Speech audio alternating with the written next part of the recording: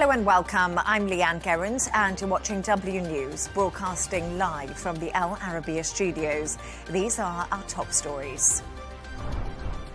Survivors of the late sex offender Jeffrey Epstein introduced Virginia's law at a press conference in Washington. Iran warns of a destructive influence on diplomacy ahead of Israeli Prime Minister Benjamin Netanyahu's visit to Washington tomorrow. Crown Prince Mohammed bin Salman meets Prince William on his first official visit to Saudi Arabia.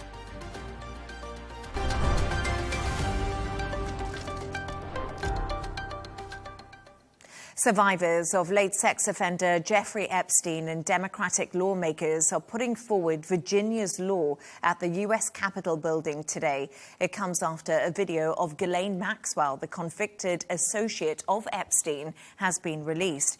It shows her refusing to answer questions from the U.S. House Oversight Committee. Take a look. At any point during your personal relationship with Jeffrey Epstein, were you aware that Mr. Epstein was sexually abusing minors and adult women? I would like to answer your question, but on the advice of counsel, I respectfully decline to answer this question and any related questions. My habeas petition is pending in the Southern District of New York. I therefore invoke my right to silence under the Fifth Amendment to the U.S. Constitution. Have you ever facilitated the sexual abuse of any minor or adult woman by Mr. Epstein? I invoke my Fifth Amendment right to silence. We can now go live to London to speak to the Deputy Editor of The Spectator, Freddie Gray. Freddie, thank you so much for joining me. First of all, we've just seen there Ghislaine Maxwell declining to answer questions from lawmakers as she continues to appeal for clemency. Was this a brazen attempt by Maxwell to have Trump end her prison sentence? I think that's clearly the legal strategy. Her legal team have made it quite clear that she can't talk unless she's granted clemency. I think one can call it brazen. Perhaps it is. There is also an interesting other side to the Ghislaine story, though, which is that her initial conviction was based on quite a lot of evidence that is hotly disputed. And I've interviewed her brother quite a few times, who's a very honourable gentleman, it seems to me.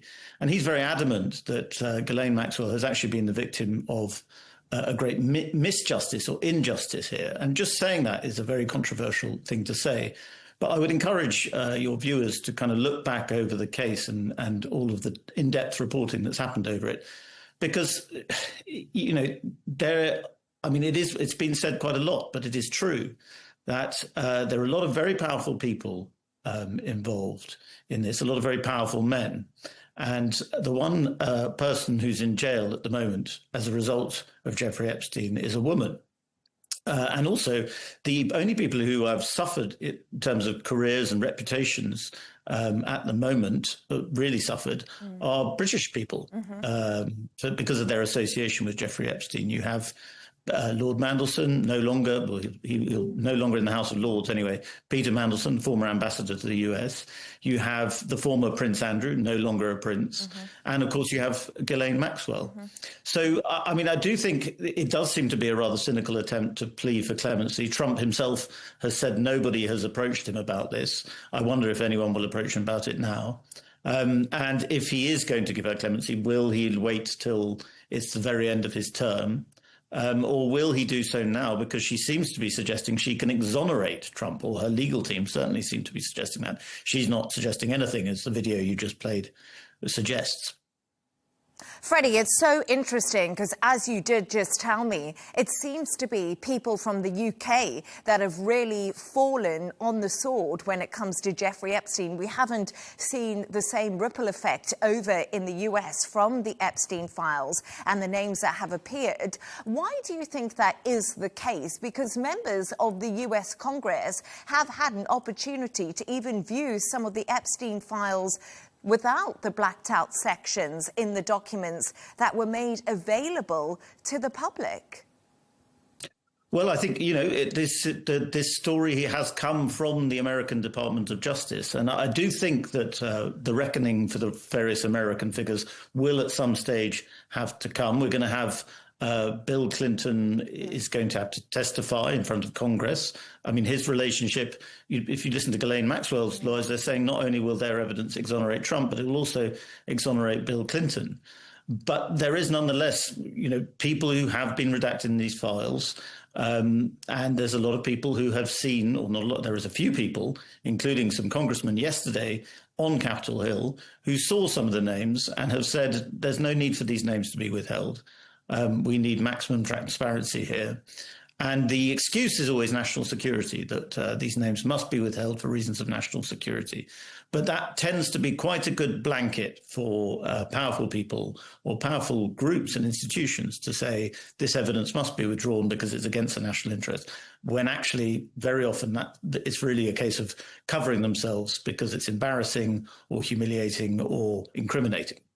And I guess the difficult part really is because people were named in the Epstein files, it doesn't mean that they were involved in any illicit activity that took place on Epstein's island or within the realms of Epstein that was organized by himself. So it's really a minefield looking at these Epstein files, isn't it? Because we talk about what Ghislaine Maxwell's brothers said to you, and it's so difficult to decisive what is actually true and what's not.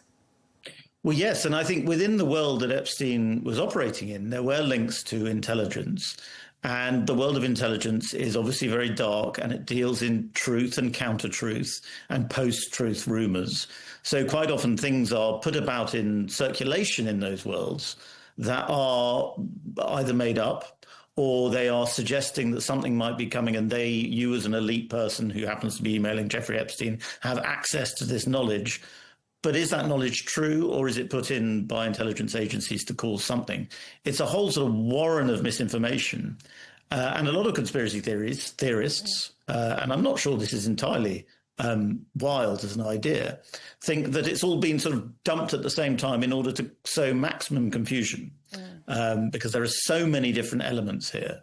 And it's so hard for your average person just sort of trying to figure out what's going on by watching the news, reading the news, or even looking through these emails themselves. It's so hard for them to figure out where the actual conspiracy lies. The truth, I think, as much as we can make out, is that for a certain period of time, there were a group of people in what you might want to call the elite who felt themselves to be kind of above the law, and they were superior to the rest of the world. They could have, sordid lives. They could deal in government activity. They could share government secrets with each other. And they were above it because they were a sort of superior caste of people. And I think they are slowly crashing down to earth. And what's really interesting is, Freddie, is that's what the survivors will say. The survivors of Jeffrey Epstein will say that we've been ignored, the victims of the Epstein case that we see carrying on. But I just want to bring it back to one thing, and just one thing in the UK, if we can. So we mentioned a prince, an ambassador, senior politicians are all in hot water following the revelations in these Epstein files.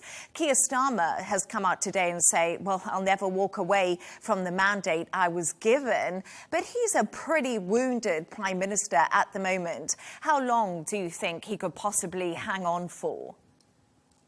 Well, the Epstein story is fascinating in so many ways, mainly because, it's about sex, money and power, which is always fascinating to everybody. But also in the way that it just sticks to people and they can't get rid of it, even if they are not directly involved. And I think we're seeing that with Keir Starmer and his premiership at the moment. The Mandelson appointment was obviously a terrible mistake, terrible misjudgment. He was, it seems, warned pretty thoroughly that Mandelson had this relationship with Epstein and it was likely to come up, and he brushed it aside and appointed him as ambassador to Washington anyway. So I think that is going to just dog him for a while, and it will be a bit like Partygate. I don't know if your viewers will remember that, but there was Partygate a few years ago after COVID, which was the idea that Boris Johnson and various people in government, while they were telling everybody else during COVID to stay locked up, they were having parties all the time. Now, that story, I think in terms of actual parties, I don't think Boris Johnson did a lot wrong. But the story just dogged him, and it led to this impression that they were living one way while the rest of the world had to live another. And Keir Starmer, again, though he's not directly linked in this story in any way, that error of judgment in appointing Mandelson is going to haunt him. And it comes at a point where he's already pretty weakened. It looks today as though the sort of imminent coup that some people were predicting over the weekend against him might have been pushed aside or pushed back a bit. But senior Labour figures are very unhappy. And so I think we're likely to see some sort of significant challenge on Keir Starmer's leadership, maybe quite soon. Freddie Gray, who could forget Partygate? Of course, that dominated a lot of Boris Johnson's premiership towards the end. But Freddie Gray, the deputy editor of The Spectator, thank you. For more on this, I'm joined by Democratic strategist Kayvan Ashroof. Kayvan, it's brilliant to have you on the show. I was obviously just talking to Freddie Gray a little bit earlier, more on the UK front, and he was saying right now, I don't know what your reaction is to it, but that it seems to be British people that have fallen on the sword when it comes to Jeffrey Epstein. We've seen the UK Prime Minister Keir Starmer in hot water, the US Ambassador also losing his job, Ghislaine Maxwell, also British, and she's in prison. Why hasn't the same thing happened over in the US? Hi, Von Schroff. Great to join you. I think, one of the questions here is not just about Britain. I think, we've seen the Princess of Norway come under fire here. It's really about Western values. And it's so interesting because MAGA here keeps touting these Western values. And yet it does seem like Trump has gotten a large part of the leaders here to abandon all morals, all values. And that's why we're not seeing consequences here yet. They can't even, Republican lawmakers here are being asked, do you support clemency for Maxwell? And they can't even give a clear answer on that when it's so clear that she has been involved in this. And I have to say, your last guest suggested there was some conspiracy here. What happened was Congress here passed a law forcing the release of these files after Republicans tried to stop that release. And so that's why it's all time to come out at the same time, because a law forced that release. So there isn't a lot of conspiracy there. I will say it is sort of a time past in this country where this type of scandal would have led to mass resignations. Somebody like Lutnick, who did give some testimony, but clearly was dishonest about his relationship with Epstein. Donald Trump repeatedly lied about his relationship with Epstein. So it's interesting for Maxwell to say she can exonerate all these folks. I'm an attorney as well. And think about that as a viewer, right? What piece of evidence could exonerate that somebody did not do something over a period of decades? There is no such evidence that offers that type of exoneration. So this is all a show by her and her legal team, of course. And it's quite interesting because I just want to say Howard Lutnick was speaking today and he said, I did have lunch with Epstein because I was on a boat near his island. Was there on a family vacation. He said, I met him 3 times over 14 years. I did not have a relationship with Epstein. So Lutnick is denying a relationship with Epstein. He is coming out and saying that I did not have a relationship with Epstein. But I want to talk a little bit about the Epstein survivors because we don't speak about them enough. And they're holding a news conference right now in Washington. The Democrats have introduced the Virginia's law bill. Can you tell us a little bit about that and why it's so significant, especially at this time? Well, it's so significant. We actually just had the Super Bowl over here and they aired a really powerful ad featuring many of those survivors because so many in media here, in the political class, the elites want this story to go away. They say it's not worth investigating. They say this is all hype and there's not a lot of there. The reality is we know there were so many of these women violated at young ages, had their lives destroyed. And the fact that there still has not been accountability is such an indictment of the systems of power here that you actually have leading Democrats like Ro Khanna, but also Republicans like Thomas Massie, who worked together on the release of these files, referring to an Epstein class, this sort of global elite that seems consequence-free, and yet they can wreak havoc on all these innocent victims. So it's super important that they're continuing to push this. It's incredibly brave of these folks to keep showing up. I mean, the amount of harassment they receive from Trump supporters on this issue, death threats. It's alarming, it's scary, and it hasn't been taken seriously. And of course, our Attorney General has been part of this cover-up, Pam Bondi, who said she had that Epstein client list months ago and then refused to release any information, which again was why Congress had to act and release these files. And it's quite interesting. You mentioned Pam Bondi, who said, yes, I had the Epstein list, and then all of a sudden didn't have the Epstein list. Kash Patel went on Joe Rogan and spoke about it. How much political traction is the handling of the Republicans when it comes to the Epstein files getting over in the US? Because as I mentioned, some of the biggest podcasters in the world are now talking about it. You're absolutely right. And, I was a delegate for Vice President Kamala Harris. And one of the big takeaways from the 2024 election was that she wasn't able to win over some of those big podcaster voices, people like Joe Rogan. But those folks are obsessed with this story. They're very focused on it. They think the Trump administration has engaged in a cover up. They haven't been honest. And I think this is the key. These sort of conspiracy theories that your last guest mentioned, right, they thrive against whoever's in power. So, I don't think that there's a lot of innocence here from what people have done and how they've reacted, because why is there so many lies and so much effort and resistance to getting this information out? But then you add the fact that Republicans control the White House, they control the Supreme Court, they control Congress, and nobody's going to believe that this is something that isn't in the control of these Republicans to actually expose and get out there if they wanted to. So a lot of these media folks, these independent podcasters, are very focused on what's the truth here, and it's really hurting the MAGA base. Yeah, it's really interesting because there has been a lot written about how the big podcasters are questioning this. But I want to bring you to an article that has been released in the New York Times, in the New York Post, I apologize. It's actually an FBI Big difference. It's an FBI, I'm glad they're friends. It's an FBI document, and it reveals Trump told Palm Beach police chief, thank goodness you're stopping Epstein, and called Ghislaine Maxwell evil. And that was apparently in a 2006 phone call.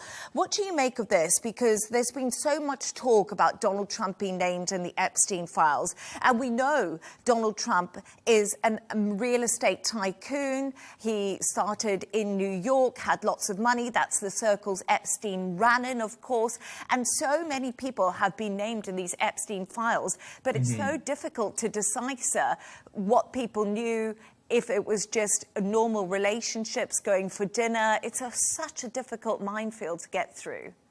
Yeah, I think reading into one email, when we know that sort of Trump and Epstein have had a back and forth relationship, sometimes they were fighting, but for decades they were friends, including well after Trump explicitly said they had cut off communication. So a blatant lie, that's highly suspect. So this one piece of evidence, but you have him lying about the birthday card that he drew and sent to Epstein with a sexual joke. Lots of tips that came out in the release of these files that are consistent and robust and detail extremely graphic behaviors by Donald Trump and Jeffrey Epstein. So I do think that this is a media strategy to try to leak anything that makes Trump look positive. But what really put these questions to rest is, why doesn't Donald Trump show up and testify, right? I mean, Trump is mentioned 38,000 times in the Epstein files. Hillary Clinton is mentioned 0 times. And yet they're trying to have Hillary Clinton come testify about this, but not Donald Trump. By the way, Melania Trump is in the Epstein files. Melania Trump, by the way, said that she was going to sue Hunter Biden for claiming that it was Epstein that introduced her to Donald Trump.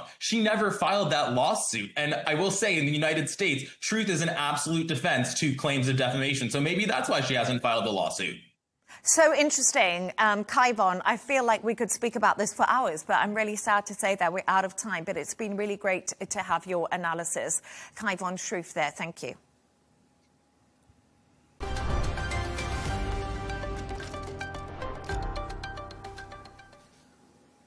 Iran has warned of a destructive influence on diplomacy ahead of Israeli Prime Minister Benjamin Netanyahu's visit to Washington tomorrow. The talks are expected to focus on U.S. negotiations with Tehran. For more on this, I'm joined by former director at IISS America and head of non-prolific and nuclear policy, Mark Fitzpatrick. Mark, great to have you back on the show. Thank you for joining me. So, no problem. Benjamin Netanyahu requested his visit to Washington be brought forward to tomorrow instead of next week. Why is he in such a hurry to meet Donald Trump? I think there may be two reasons here. He wants Trump's support both for Netanyahu's foreign policies and his domestic policies. And domestic here, I am including the most recent moves on the West Bank, which Israel sees as domestic, but most people would see as foreign. Israel made some moves that are akin to annexation, de facto annexation, and he'd like Trump's support for that. Trump has, promoted themes and policies in Gaza that are inconsistent with what Israel is doing in the West Bank, but Trump probably doesn't see the difference and may well say yes to Netanyahu on the West Bank. The other issue is, of course, Iran. Netanyahu is keen that Trump not strike a diplomatic deal with Iran that leaves any power in Iran's hands, and so he'll be pressing Trump not to give in at all to Iran's demands. And America has a large US fleet within striking distance of Iran, but Trump has really softened his tone in recent days. Does the US president want more time for diplomacy? And is this clearly frustrating Netanyahu? Yes, I think you're right. I think he wants more time for diplomacy. He would prefer diplomacy if it could result in his demands, his goals being met. I don't think that's going to happen, but he wants to give it a try. The other thing to keep in mind here is that, what we see is not necessarily what's really happening behind the scenes. Recall last June when the United States was pursuing talks with Iran, next fifth round had been scheduled, and even before it took place, Israel attacked. So there certainly is a possibility that what Trump, when he talks diplomacy, he may again be just trying to create a facade, and that he would use his military to attack. As you say, they're getting ready, they're getting close. They weren't quite in place yet in the last few days, but as we get closer, I think he will have them at his command and could well issue a order to attack. And that's so interesting, Mark, because for so many months, when you read articles, people say Donald Trump might be undecided, but he might also listen to the last person who spoke to him and possibly make a decision on that. So right now he seems to have softened his stance when it comes to Iran. But do you think there's still possibly an imminent attack on the horizon after this meeting with Benjamin Netanyahu? Yes, I thought there was an imminent attack on the horizon even before Netanyahu moved up his time to come to Washington. And what you said about Trump listening to the last voice he hears is so real. And that's another reason why Netanyahu moved up his time, in order to get into Trump's ear and talk to him and try to encourage him to, one, give a green light to Israel for a military attack, and two, for a promise for the United States to follow Israel's attack the way they did last June, and to complete whatever job that they intended last June. It was to annihilate the nuclear program. They didn't quite do that, but that's what they claimed. And this year, it might be an attack on Iran's leadership. We don't really know. And Trump has praised very good talks with Iran, but Tehran, of course, insists only nuclear issues are on the table as they negotiate. But do you think Israel is hoping for a much broader deal that will include Iran's proxy groups, which have been significantly weakened? Oh, absolutely. Israel wants any diplomacy with Iran to focus not just on the nuclear issue, but on Iran's support for these non-state actors, which are in a position to attack Israel, and on Iran's missiles, which did quite a bit of damage last June. So if the United States doesn't try to curb all those areas, Israel will be quite disappointed and wants to, Trump to hold the line on them. So far, we don't really know what's going on in the talks. We heard what Iran said, that they were only limited to the nuclear, but I think the United States may have also been pressing the missile and the proxy issue and just not talking about it publicly. Mark Fitzpatrick, brilliant to have you on. Let's see how those talks do unfold tomorrow. Thank you for your time. Thanks again.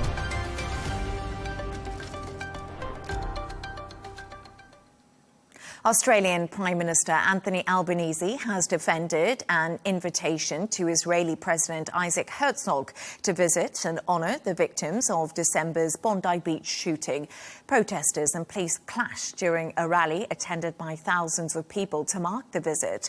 Patrick Falk reports. Ugly scenes in Sydney as demonstrators protest the arrival of Israeli President Isaac Herzog. Police say 27 people were arrested, including 10 allegedly for assaulting officers. 9 were later charged. Today, New South Wales State Premier Chris Minns defended the force's actions. What you saw last night was New South Wales police being confronted multiple times by a section of that crowd intent on disturbing and disrupting police lines. Now, what we can say today that we couldn't say yesterday is that we had concurrently 7,000 mourners down at the International Convention Centre who were mourning the horrible events of the 14th of December with the President of Israel. Just days ahead of the rally, the state introduced additional major event powers, giving police the authority to shut down areas of the city. The rules allowed demonstrators to gather, but not for them to march. Opposition Green lawmaker Abigail Boyd says she was punched while trying to leave the site. And I told them I was a member of Parliament. I couldn't go forward because there was a group of people there that I would be trampling on if I did.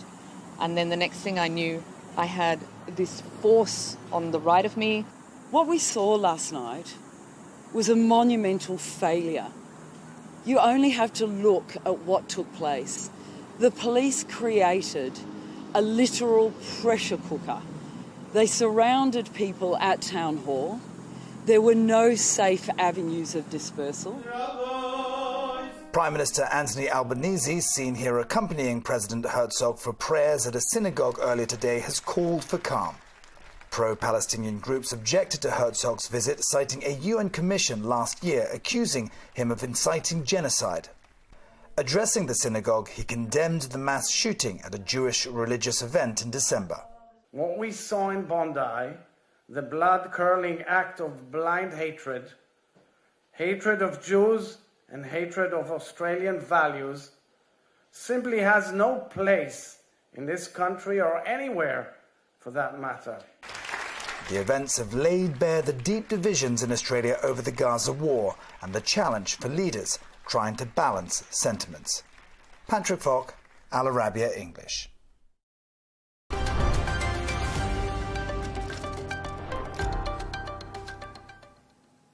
Now, Crown Prince Mohammed bin Salman has given the heir to the British throne a private tour of the At Turaf UNESCO World Heritage Site as part of Prince William's first official visit to Saudi Arabia. His tour aims to highlight growing trade, energy and investment ties ahead of the two countries marking 100 years of diplomatic relations. William, who's a prominent environmental advocate, is also expected to visit the historic city of Al Ula to learn about conservation efforts. For more on this, I'm joined by Hanan Hussain, senior expert at Initiative Features. Thank you so much for joining me, Hanan. So this is Prince William's first trip to Saudi Arabia, and it's been time to mark 100 years of diplomatic relations between the two countries. How important is this visit? I think it's difficult to understate the importance of the visit. First of all, when you look at the fact that several rounds of high-level negotiations between the finance ministers, as well as different tracks on the economy and the diversification front, have followed we've seen that the momentum is in place to advance this at the highest level. We also do see that part of the diplomatic symbolism also owes to UK's recognition of Saudi Arabia as one of its leading strategic partners in the region. We've seen growing focus on economic integration also gather pace. UK and Saudi Arabia alone have accumulated trade volume of nearly 17 billion pounds last year. And that comes as, you've also seen high-level negotiation happen in 2025, which focused on, for example, advancing cooperation along fintech and also high-growth sectors. So I think this visit at this particular time sends one particular signal on diplomatic symbolism kind of strengthening between these two countries. At the same time, UK's willingness to open up new avenues of cooperation with Saudi Arabia at a time when its own Vision 2030 gathers a lot of steam and regional traction going forward. And it's also widely expected that Prince William's visit will help Britain agree a free trade agreement with the GCC. Can he use his royal magic to get this deal over the line, which has been in the making for almost 4 years? Yeah, absolutely. I think the recognition on that front would be that it's high time to kind of seal the deal in a way that is mutually acceptable. I think Saudi Arabia and the UK's efforts going into those multi-year negotiations have been well demonstrated.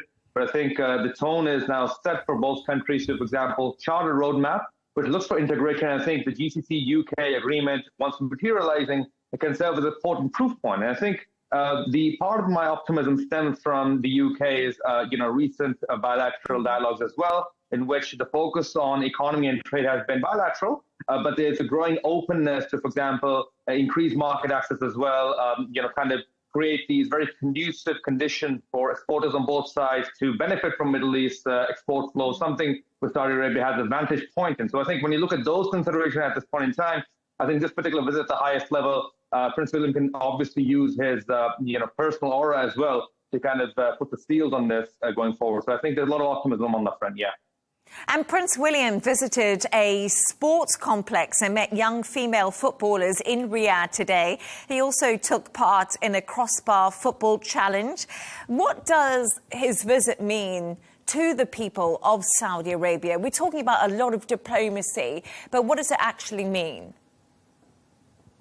It actually means, so on a couple of fronts. So, for example, when you look at the sports front, that's one particular sector which had gained priority recognition in the 2025 exchange, part of their strategic dialogue as well. So there was a lot of focus on expanding into that sector. So I think when you look at sports diplomacy as a vehicle for people-to-people contacts, for great economic leverage, I think that's the point where the UK's existing toehold on the sports front and Saudi Arabia's preparation for the 2034 World Cup is something which creates this ecosystem of a sports economy where I think bringing in more industries into play and people's aspirations going forward. We talk about women empowerment as well. So all those mixes coming in can create a broader new avenue for multi-year growth, something which I think would have an economic case on both fronts as well. When you look at the people-to-people contacts, I think on that front, Prince William also engaged with Saudi women who were part of, sports and the FIFA's preparations going forward. So I think when you look at those fronts, Saudi Arabia's existing proof point in making its sports offerings, A, internationally lucrative, and B, an ecosystem for economic growth is something which the UK is potently positioned to contribute to. So I think there's a lot of confidence on that front for a sports economy to be built, and part of the context we're focused on that.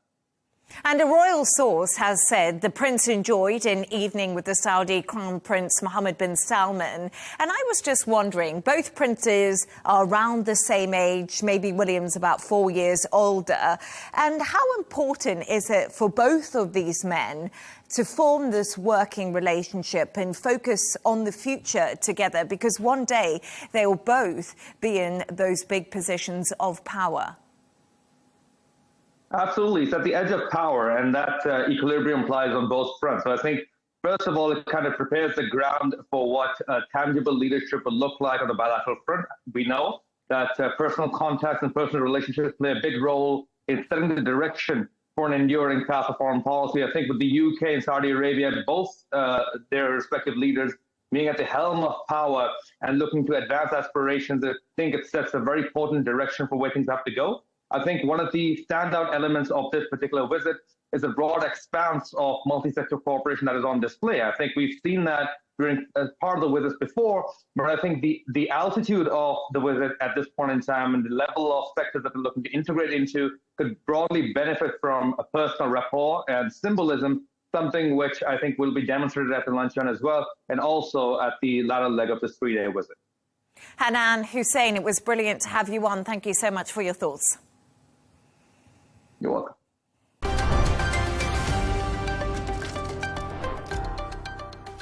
Now, Bangladesh is preparing for a high-stakes election on the 12th of February, the first in nearly 2 decades without Sheikh Hasina or Khalida Zia, with fears of unrest and political violence. Attention now on whether security forces and the army can keep the vote peaceful and neutral. Darshan Dalal has this report. Bangladesh is preparing for an election unlike any other in its recent history.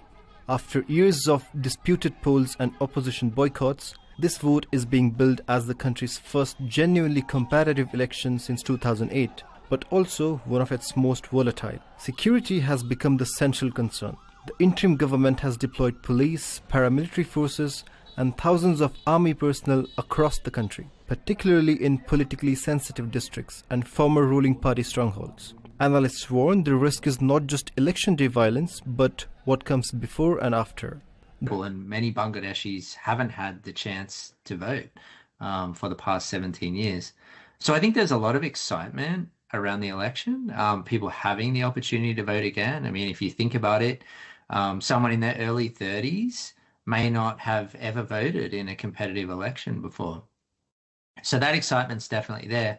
But I think there is uncertainty as to what will come next. That uncertainty is feeding into several potential flashpoints. Experts point to clashes between rival party supporters, attempts to deliberately disrupt the vote, and internal fighting within parties themselves. Conflict between candidates or supporters of candidates who are participating in the election. So that would principally be between BNP supporters and Jamaat supporters in constituencies that are considered in play where there's going to be a very competitive election. The infighting within the Bangladesh Nationalist Party has already been one of the deadliest sources of political violence since the interim government took power after Sheikh Hasina's ouster. At the same time, minorities and supporters of the banned Awami League fear they could be targeted or even detained if they turn up to vote.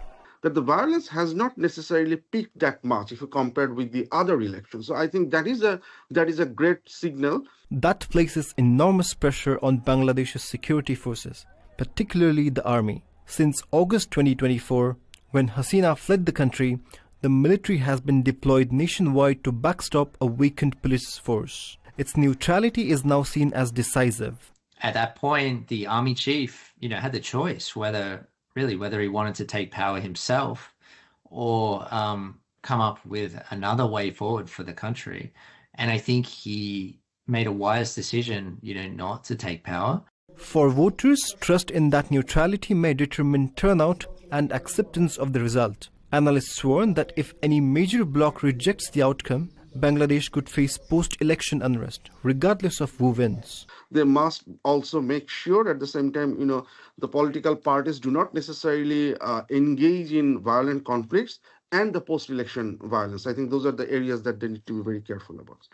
With millions heading to the polls, Bangladesh's security forces face a defining test, not just to keep the order, but to safeguard credibility in a vote many see as a turning point for the country's fragile democracy. Darshan Dalal, Arabiya English.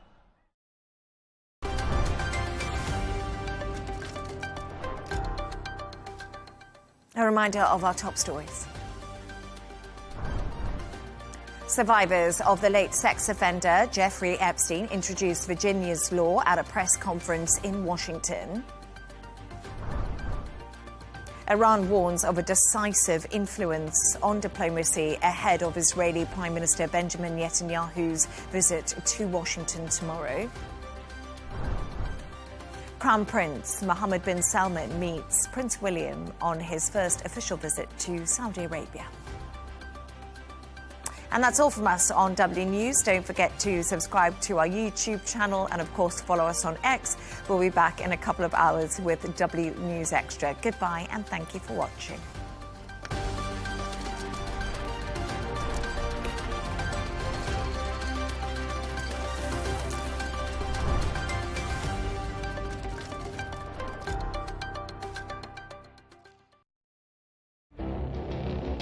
feels like decades are passing by in a matter of weeks. Seismic shifts in the world of God. Never, ever will be part of America. With so much happening and so much noise. Whether it's political upheaval, Canada has been ripping us off for years, economic shifts or social movements. And no one wins from tariffs. I think America can be more friendly to the rest of the world. The in-depth analysis and all the latest developments across the globe. To have an inclusive policy together. The meetings with Hamas gave me some hope. We're in another nuclear arms race. The most important development straight to your screen. Welcome to the dressing room. I'm on my own. I need backup. And an insightful look at the issues shaping our world today. It was not going to happen, that war, and it happened. Join us on Arabiya News, where the world talks.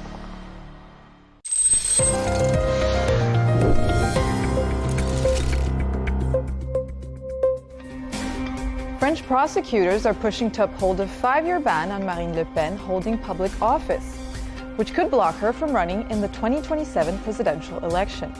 But there's a twist. A French magistrate says 2 U.S. State Department advisors quietly met with her last year to discuss Le Pen's conviction. Je voudrais vous raconter ce qui s'est passé dans mon bureau, puisqu'en fait, j'ai eu, à la demande de l'ambassade américaine à Paris, j'ai rencontré 2 émissaires de l'administration Trump qui sont venus. On devait avoir une discussion sur les droits de l'homme, comme j'en ai régulièrement avec des diplomates de pays alliés.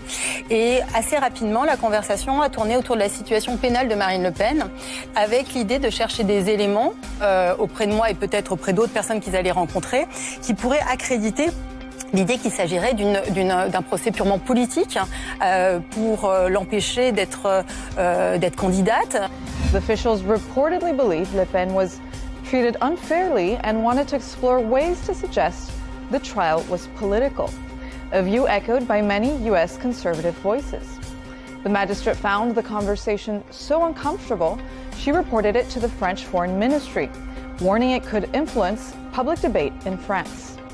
The U.S. State Department confirmed the visit, saying in a message on X the trip was to reaffirm a shared commitment to free speech, democratic choice, and religious freedom, dismissing interference claims as false rumors. Still, if the allegations are true, it's a striking case of U.S. meddling in another country's legal system, raising fresh concerns about foreign involvement in French politics right as Le Pen fights her appeal and eyes a potential presidential 2027 run.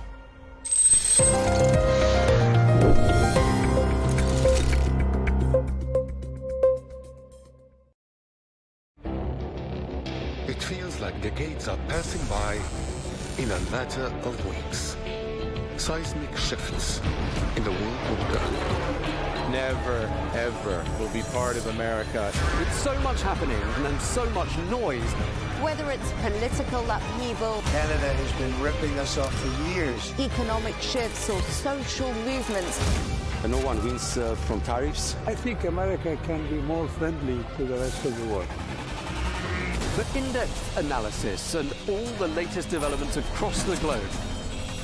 To have an inclusive policy together. The meetings with Hamas gave me some hope. We're in another nuclear arms race. The most important development straight to your screen. Welcome to the dressing room. I'm on my own. I need backup. And an insightful look at the issues shaping our world today. It was not going to happen, that war, and it happened. Join us on Arabiya News, where the world talks.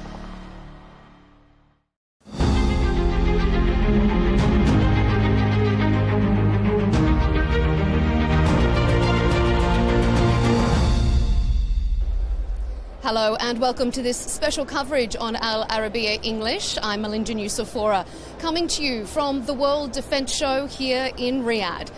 Well, globally, as defence spending continues to increase, particularly when you consider that extra commitment to defence spending from NATO countries, exhibitions like this are capturing more and more attention.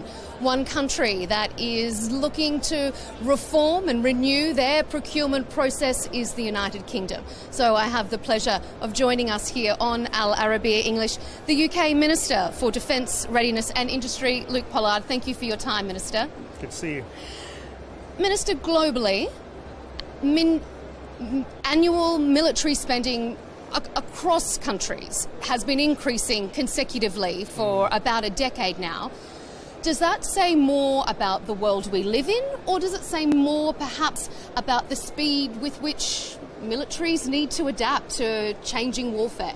Well, I think it's certainly true that we're living in a new era of threat. You can see that on your phones and on the TV with the conflicts around the world, but it is also a challenge to governments now to renew our armed forces. Certainly for a country like the United Kingdom, the era of expeditionary warfare is over.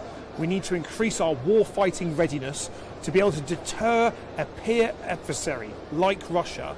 And we also need to deepen our relationships with our allies. And that includes our NATO allies, but it also includes countries like Saudi Arabia, where we enjoy a strong defence partnership. And what we want to do is deepen that, helping to create good, decent jobs back in the United Kingdom, but importantly also here in Saudi Arabia. You raise a good point. So let's talk about interconnectedness first of all then. How do you consider the cooperation, the interconnectedness between the United Kingdom, maybe broader Western allies, and the Gulf region, particularly the Kingdom of Saudi Arabia? Well, the UK's had 60 years of formal intergovernment cooperation with Saudi Arabia on defence. We fly similar planes, from the Hawk trainer jets to the Tornado and the Typhoon. And what we want to do is, when we're looking at the possibilities of working more closely in the future, how do we not just share platforms and training, being able to be interoperable with ourselves on military missions, but how do we make sure there's decent work share? Because if you look at the investment that I'm seeing in Saudi Arabia with the Vision 2030, creating amazing entrepreneurs here, incredible technologies, there's an opportunity to bring some of that to the latest generation technologies that the United Kingdom is developing alongside our allies as well. The Global Combat Air Programme is just one example of, I think, how we can cooperate more fully across air, land, sea, space and cyber in the future. Does it create kind of a unique opportunity maybe for investment, for partnerships that perhaps we haven't seen with other countries where there's been more of an established defence industry? I think that's certainly true. I mean, what really excites me about working closely with Saudi Arabia is they've got an energy and they've got a pace. The 2030 deadline is not just a clarion call for investors to invest in latest technology. It's an opportunity as a established defence power as the United Kingdom to explore new technologies, new ways of working, new production facilities with our close allies. And I think in an era where we know there's more tension and difficulties, for me a very basic principle is friends turn up for one another. And in this time, the United Kingdom and Saudi Arabia are deepening in our relationships, and that is good for both countries. You have said that defence reform in the UK particularly needs to reform beyond how the armed forces work, and particularly reform the way in which it procures. So how do you envisage that procurement process improving, and what do you currently consider to be the biggest gaps that need to be filled? I think it's about speed. It's the main thing I want to see. The United Kingdom procures some of the very best kit on the planet, but we can take a very long time in doing so. And as we move towards warfighting readiness, we have to cut those procurement timelines down. So a procurement that would have taken 5 years for high-end complex weaponry needs to take two-year procurements, needs to take 1 year. And if it took 1 year in the past, I want to do it in a few months now. Well, that's a challenge. That means we need to use more AI in our decision-making. We need to cut the paperwork and the obstacles. And if we do this right, not only will we be able to spend taxpayers' money better and more wisely, we'll be able to create a market where there'll be new players, new small businesses able to enter into the defence supply chain, growing the economy, and that works not just for British businesses, but works for businesses in the Gulf as well, because I'm really impressed by the amount of small businesses in Saudi Arabia that are now getting involved with the defence supply chain. I want to harness that ingenuity, that entrepreneurialism, that technology, and that pace that I'm seeing here in Saudi Arabia, and that keeps us all safe if we do it well. It's good to say that you want speed, and that obviously makes a lot of sense, but is that doable? Because, I mean, even when you consider it's been 8 months since we've heard the announcement about being more war ready, and we still haven't seen the investment plan yet. So can you do it? Yes, and we are already doing it. So in the last year and a half, we've signed 1,100 major defence programmes. There's a huge amount of effort coming in to remove obstacles. And for me, as the Minister for Defence Readiness, my number one priority is to move the UK to warfighting readiness. Anything that gets in the way of that is a burden and a cost we cannot afford. And so to do that, I want us to procure more with our allies. We need to be clear about how we bring technology on, but we also need to change our culture. And one of those is about failing fast. Let's innovate quickly, learn from mistakes, let's learn from other people's involvement, and let's procure stuff that actually helps all of us be safer. Now, we're making progress on that, but we're not there yet. We've got more to do, and that's why, coming to the World Defence Show is a great opportunity to meet with friends and allies, to see similar journeys that many NATO nations are on. But when you can see the energy that's coming out of the Gulf at the moment in terms of not just serious geostrategic challenges, but a real desire to grow their own indigenous defence industry, well, that is something that we want to be able to support. And as a nation that stood alongside Saudi Arabia for many, many decades, we want to walk together as we approach these more difficult times. With that speed in mind, are you disappointed that it's taken so long to have the defence investment plan finalised? No, I prefer to get things right than do them quickly.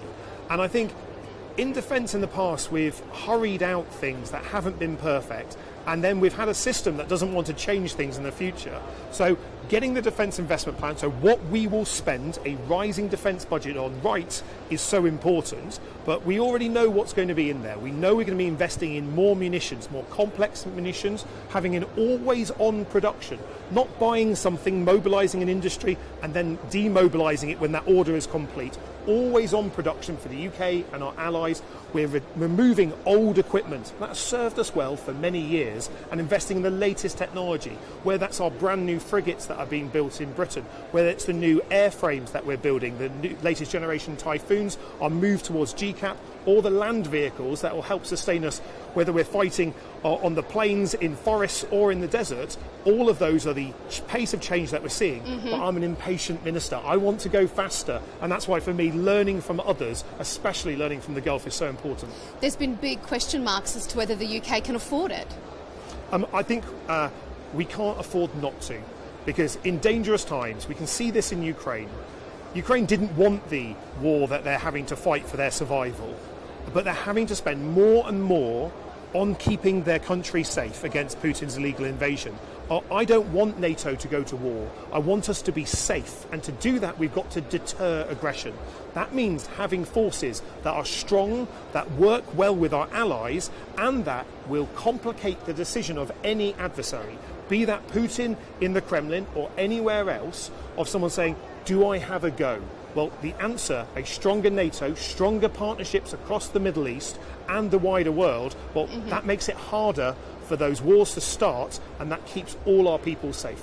I know you're pressed for time, so just one final question with regards to grey zone tactics in warfare. I mean, that is an area that can't be underestimated as the changing face of battle continues.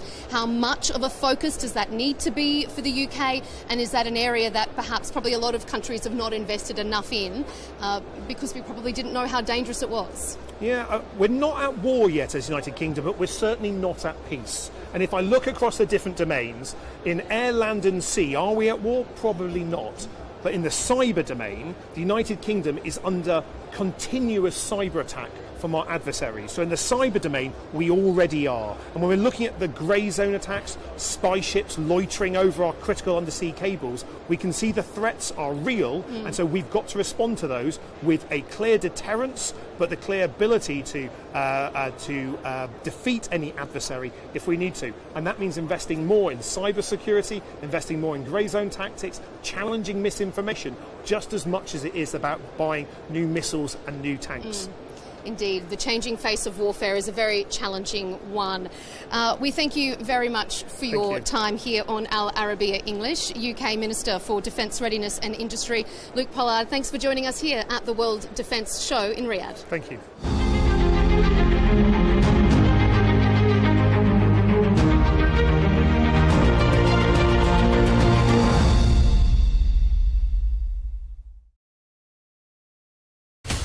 From the White House to Gaza, Kiev to Beijing, elections, economics and the environment compete with conflicts and other complex issues for our attention.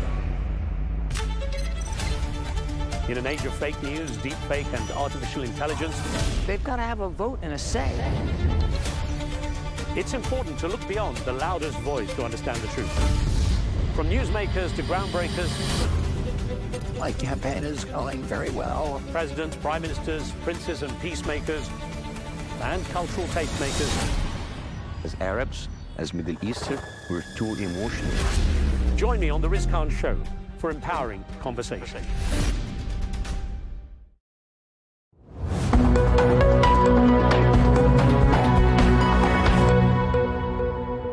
Ambassador Mike Huckabee, thank you for joining me. As you know, there are ongoing talks between the U.S. and Iran taking place right now.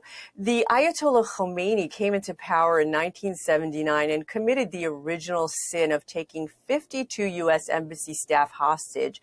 And for 47 years, this regime has been chanting death to America while having the blood of Americans on their hands. What is the Trump administration's understanding of the nature of this regime, and what do you believe is hoped to be achieved through negotiations? Well, I think the hope for negotiations is that maybe a war could be averted. Whether that's going to happen, I don't know. It's hard to say. The Iranians have never shown any sense of civilized behavior in 47 years when it comes to being reasonable. They've funded proxy groups around the world. Many Americans have been murdered because of it. Thousands of others across the planet are the victims of Iranian assassination attempts, including President Trump. So I don't think that anybody is, wanting to think that Iran is going to quickly fold, but they have a chance, and this is their last chance, and they're going to have to decide, do they want to survive? Because I think it's been very clear from President Trump, they're not going to have a nuclear weapon, they're not going to have enriched uranium, and they're not going to be able to store a large measure of ballistic missiles, the likes of which they are using to kill people. So it's their decision. But if they choose not to negotiate in good faith, not to come to a conclusion about their future, then their future may get decided for them. How important is the non-nuclear file to your U.S. negotiators right now, to our negotiators? How important are the terror proxies and the Iranian oppression of their own people? How important are those other issues? Well, they're pretty important. In fact, they're real important. The president has said that the torture and the murder of many of their citizens, we don't even know how many. Everyone thinks it's at least 6,000, 7,000. Some reports up to 35,000 people that have been murdered by the Iranian government and the regime. The tragedy of that is that the Iranian people deserve better. They're wonderful people. It's not that the entire population is crazy, but they have a government that's crazy. And that government for 47 years has been saying death to America, along with death to Israel. One of the challenges we have, Ellie, is that we've got a lot of Americans who think that this doesn't have anything to do with us. And they really have not been paying attention for 47 years. If the Iranians had a long-range ballistic missile, I assure you they would have already lit it up against the United States. They shoot them off as far as they can go. This is an aggressive nation. One of their proxies, Hezbollah, is in 12 Central and South American nations, including Venezuela. Think about that. Americans may think they're far away from this. They're not very far at all. It's in the Western Hemisphere. And we don't know how many Hezbollah agents may have slipped across the U.S. border during the time when Joe Biden opened the border up and didn't take names of anybody coming in. Are they sleeper cells ready to be ordered to attack and do terrorist activities in the United States? We don't really know. So this threat is global. It always has been. It's just that a lot of people pretended that they didn't listen very carefully to what the Iranians were saying. Well, Ambassador, you bring up a good point, and as somebody who was born in Iran, I couldn't agree with you more about the seriousness and the global nature of the Iranian threat. However, some would argue that in Washington, there's been almost a traumatic response to America's history in intervention in Iraq, and there's almost an allergy to the notion of regime change. What's your response to that, and in particular in terms of Trump administration policy? I think the president certainly is not for nation building. He does not think it is the responsibility of the United States to go in and take down a nation and then take over the building of that nation back up. That was a big mistake that the U.S. made in Iraq and Afghanistan. It didn't work out very well. I think what President Trump is looking at is how can he help the Iranian people move for their own future? That's what really he's been talking about, is that they have a right to self-determine. He said the same thing about people in Gaza. They ought to be able to leave if they want to, stay if they want to. The people of Iran ought to be able to have some say in whether they're going to remain thirsty and hungry. This regime has taken the money that would have built a great country, and instead they used it to finance terror activities around the world. And when their people speak up against it, they get murdered, they get shot. I know people here in Jerusalem, one gentleman in particular has family in Iran. 4 members of his family have been shot during this process. They're still alive, thank God. But that just gives you some idea that if every family in Iran has people who have been shot or chased or put in prison over the protest, it's probably more expensive than the reported numbers really say. And I think the world has a responsibility to stand with these people who just simply want to have their lives given back to them. I can remember, Ellie, when the Persian culture was the most enviable culture on the planet in fashion, music, medicine, art, antiquities. There was just nothing quite like the Iranian culture and the magnificence of the Iranian people. I have a feeling that there are a number of them, even younger ones who weren't there 47 years ago, who would love to see a revival of the nation that Iran once was and that it could be again. Well, yeah, and again, Ambassador, as someone who was born in Iran, I agree with you incredibly so. Looking at the youth from Iran, they very much are hoping for American intervention right now, and this is something that we hear on social media a lot, people asking for President Trump and the United States right now to intervene. So my last question on the topic of Iran is, how optimistic are you that the Iranian regime will take this branch of negotiation and the ability to salvage their country right now? I try to remind people that, I was America first from the beginning, but America first, and Donald Trump's the only one who gets to really define what it is, but it's never been America only.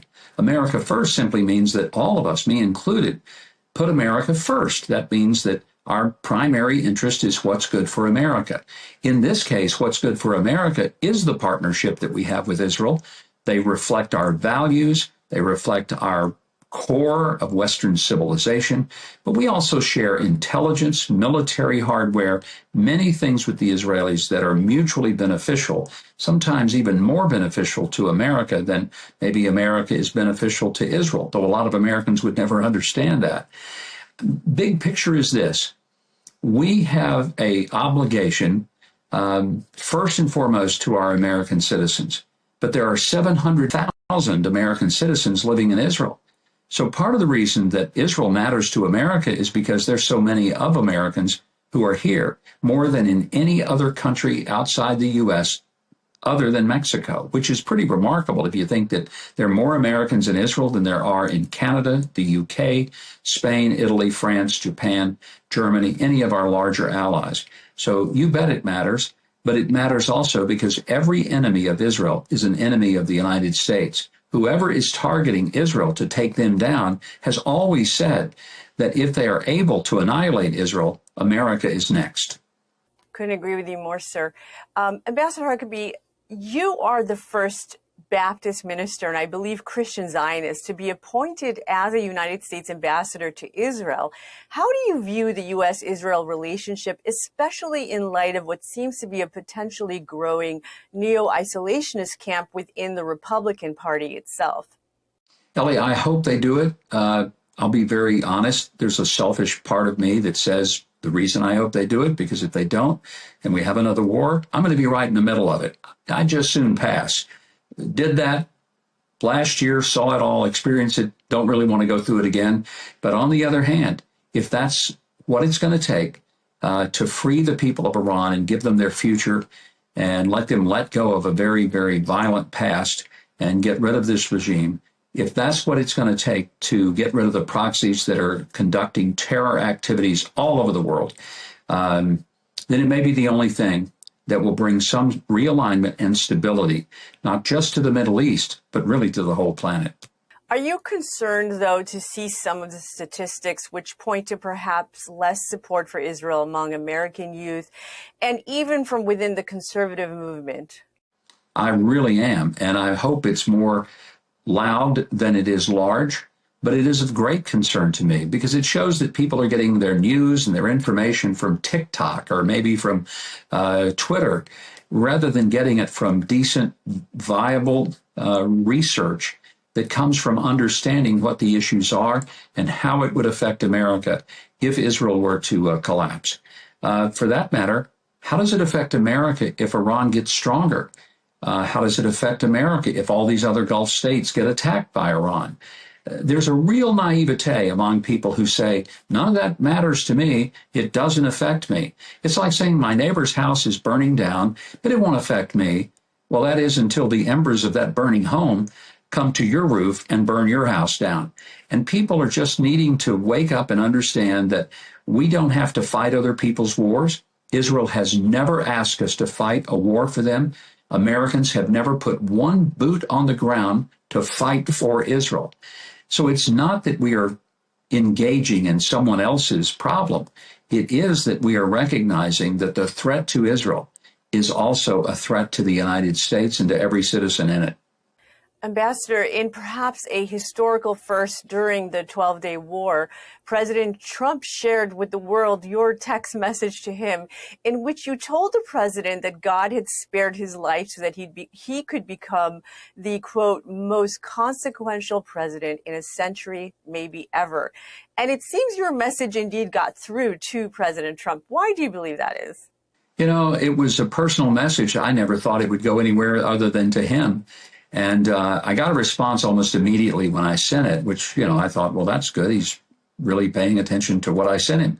And he said, thank you. I've read it over and again, and it really has touched me. And the next thing I know, I mean, within a few minutes after I received that from him, I started getting responses and hits on my text and email from people I hadn't heard from in years from all over the world.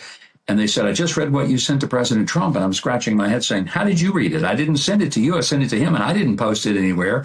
And then I realized he had posted it on social media, and it had gone viral.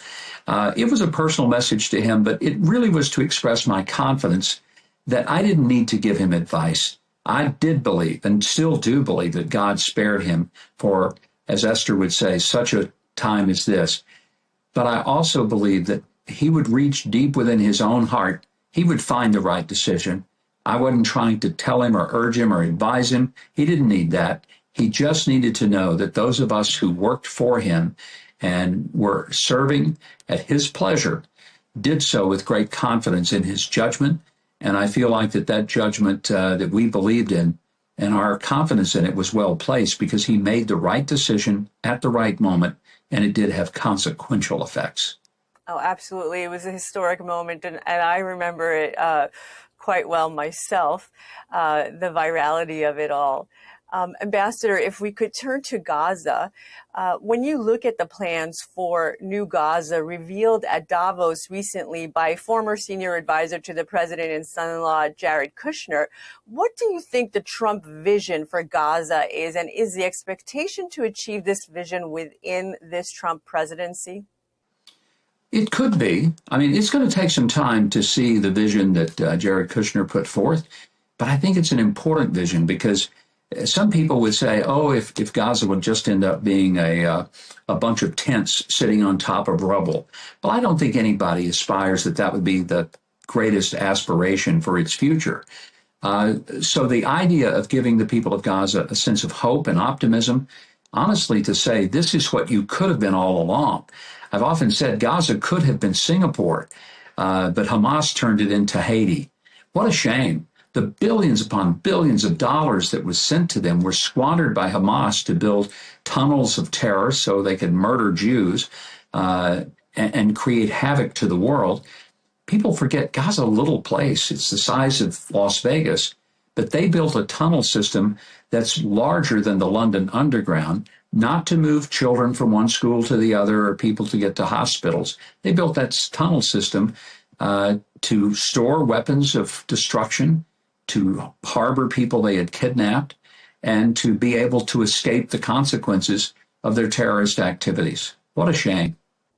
Yeah, absolutely. And you raise Hamas. We saw this week progress with President Trump's plan to end the Gaza war with the reopening of the Rafah crossing between the enclave and Egypt. So clearly there's a lot of progress being made, but difficult questions remain unaddressed, including whether Hamas will disarm. What are the options available to the president on that front? I think it's fair to say the president has never wavered. He's said it over and again. Hamas will disarm, they will demilitarize, and they will have no future in Gaza. I don't think he could be more clear or more consistent than that.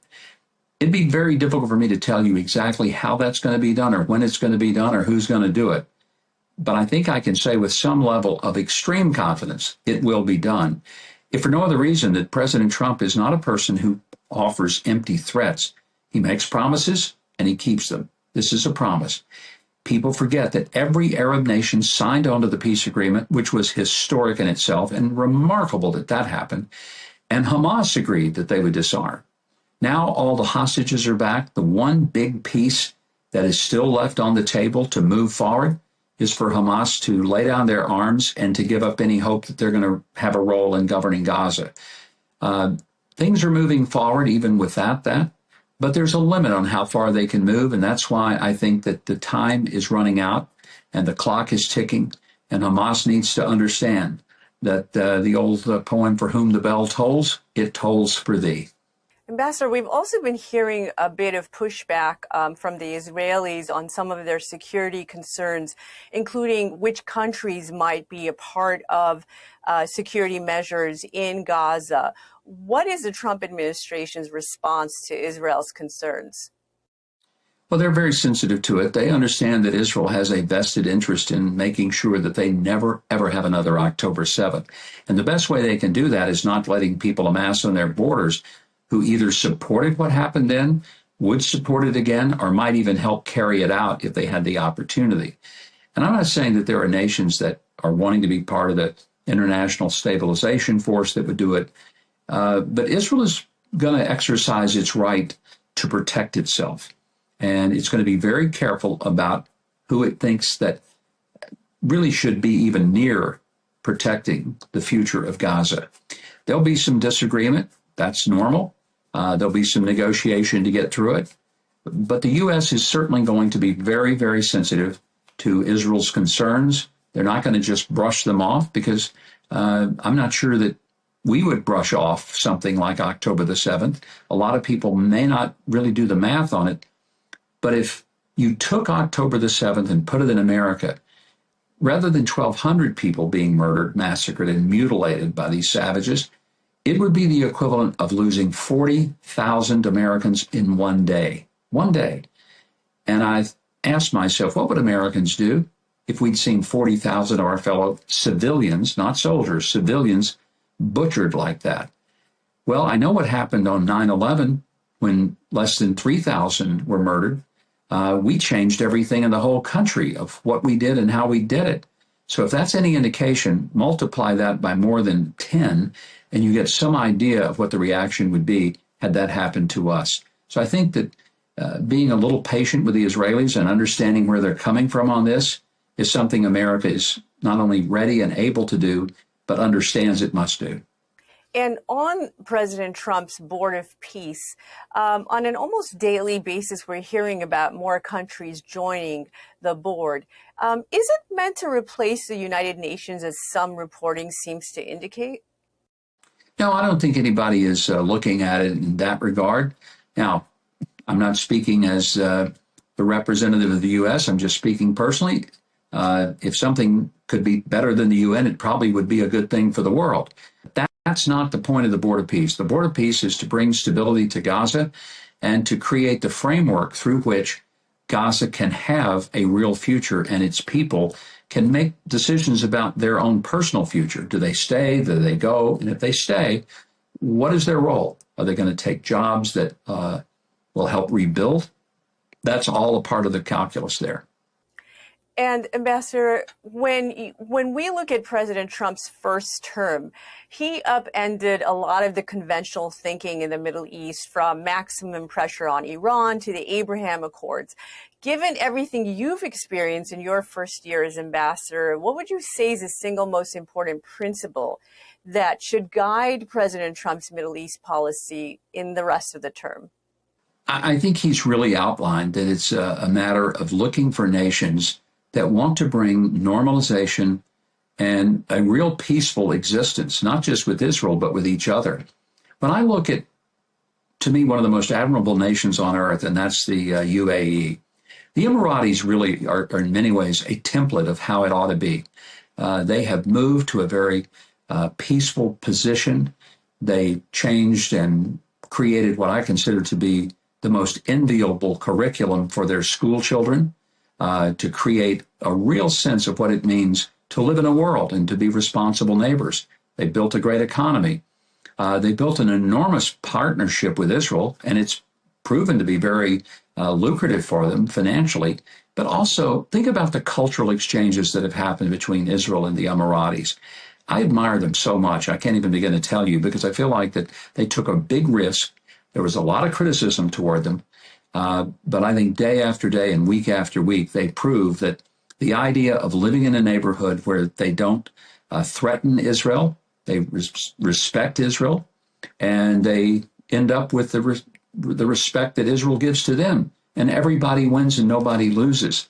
I think that's the world President Trump would love to see expand and grow and become really the model for the rest of the world. And so how much of the Trump administration's foreign policy priority would you say those peace deals and normalization in the Middle East is? It's a big part of it. This is an area of the world that has seen very little peace, even in my lengthy lifetime. And for the president to look at this area and see the same mistakes being made over and over, one thing I love about him, he doesn't just say, oh, okay, let's keep doing what we're doing, because it's failed miserably, so let's do it again. He says, it's failed miserably, let's quit doing that. Let's do something completely unconventional. That's why I think he's such an effective president. But he also has his eye on China. He has his eye on Russia, Ukraine. He's already been in the middle of negotiating an end to nearly 8 wars across the planet. Some may wonder, how does he have time and energy to do all of these things? But he's really passionate about it. And I don't think people who have, maybe they haven't been around him, they don't understand that this is genuine on his part. He does not care for war. He does not like to see people, particularly innocent civilians, end up becoming the collateral damage in a war. He will do everything he can to avoid it. But he also, I will say to people, he is President Trump. He is not President Chump, and he will not be played a fool. So these countries that think they can just tinker with him and delay him and play games with him, I wouldn't recommend it. It doesn't end well. Yes, and I think that the experience of Maduro in Venezuela is certainly testament to that. If we can pivot to Israel's north for just a few more minutes, Ambassador, of your time. When you look at Lebanon, how optimistic are you in seeing Hezbollah fully de-armed and disbanded as the Trump administration has demanded? I'm really probably more optimistic than most people because I'm very close to it. I'm in the middle of dealing with pieces of that.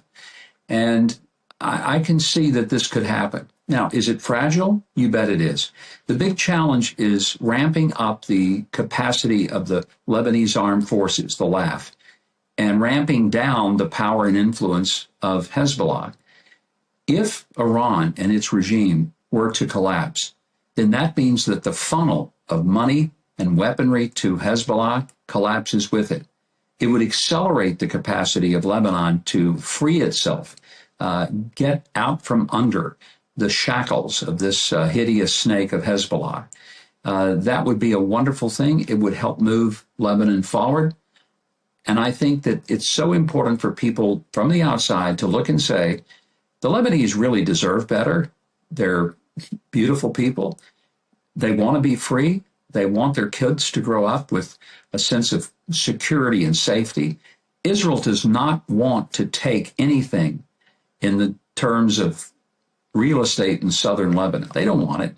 They just want to protect themselves. So the faster that we can get to that place where Hezbollah isn't threatening Israelis on the north, Israel is able to pull back and just simply defend its own border, and that's it. And Lebanon will have freedom of movement, freedom of future, that they don't have as long as Hamas is there to take its ugly head and stick it into the life of the Lebanese people.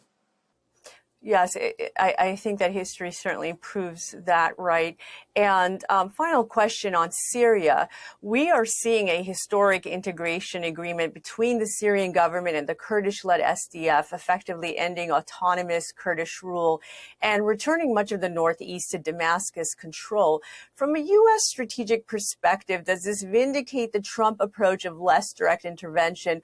Or is it, as some would argue, a strategic defeat for the Kurds and a window for Iranian and Russian influence?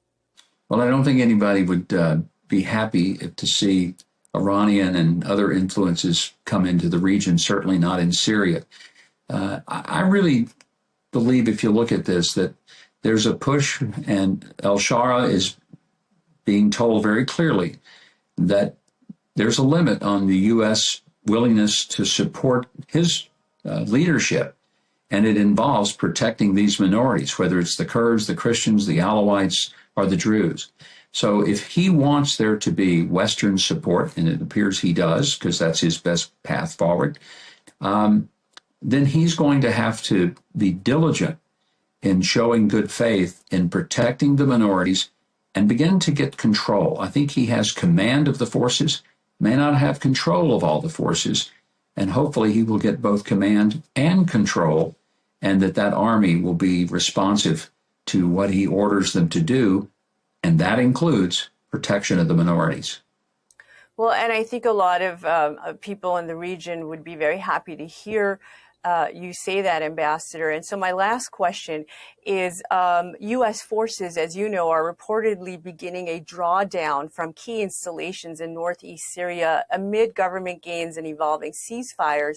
Given simultaneous renewed U.S. air and drone strikes against ISIS remnants, how should U.S. policy balance a reduced footprint with preventing an ISIS resurgence? And what do you think the risk of a withdrawal poses to regional stability?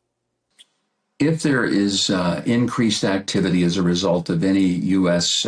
drawdown, I think it would be one that would be met with an extraordinary sense of displeasure, possibly even to the point of re-upping those troops back where they were.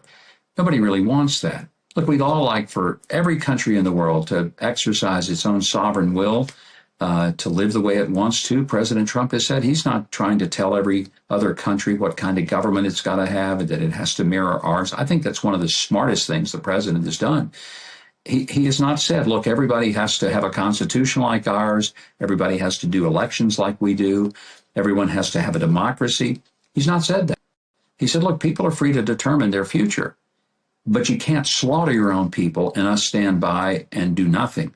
And especially if those people you're slaughtering are our allies and our friends and people that have been helpful to us, we simply are not going to abandon those people. So it's sort of in the hands of those, like in this case, al-Shara.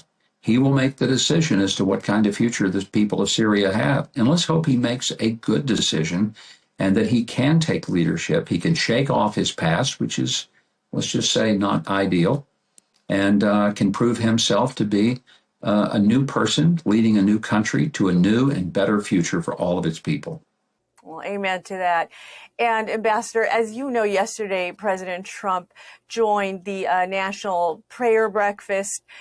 He gave a real message of faith to the United States. And so I was wondering if, as a final thought, you might share your own thoughts on that topic. Well, as you know, Ellie, I'm a person of faith. I believe that my life belongs to God. It's not mine.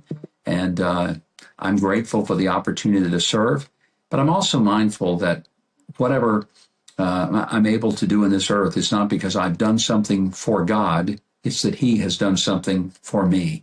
And I always reflect that my hope to get to heaven is not because I say, God, look at what I've done for you, because I've done nothing for God that he needed. But I look at it and say, God, what you have done for me, and by your grace, you still, knowing everything there is to know about me, you still love me. And I find that remarkable. And it's why I cling to my faith as the center of my life. Well, we're so grateful to you for joining us, Ambassador, and we'll hope to have you back again soon. Thank you so much, Ellie. Great to be with you. Take care.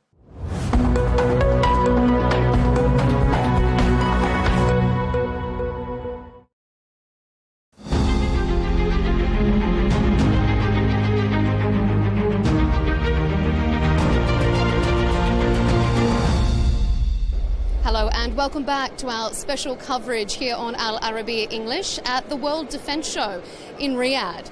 Well, one of the major exhibitors here, one of the ones that is attracting a lot of attention, of course, is Airbus. European leaders in defence, security, also a leading space business. We are very fortunate to be able to welcome the President of Middle East and Africa for Airbus, Gabriel Salemos, to Arabiya English. Thank you, sir, for being here. Thank you very much. Before we get into specifics of Airbus, I just want to talk about the World Defence Show briefly first. Talk me through your impressions this year and how you think the World Defence Show differs and compares to other exhibits like it around the world. Absolutely. So, I mean, this year's show, you just need to turn your back around and see the number of visitors that we have. Extremely busy. We have devoted a lot of presence this year in the show.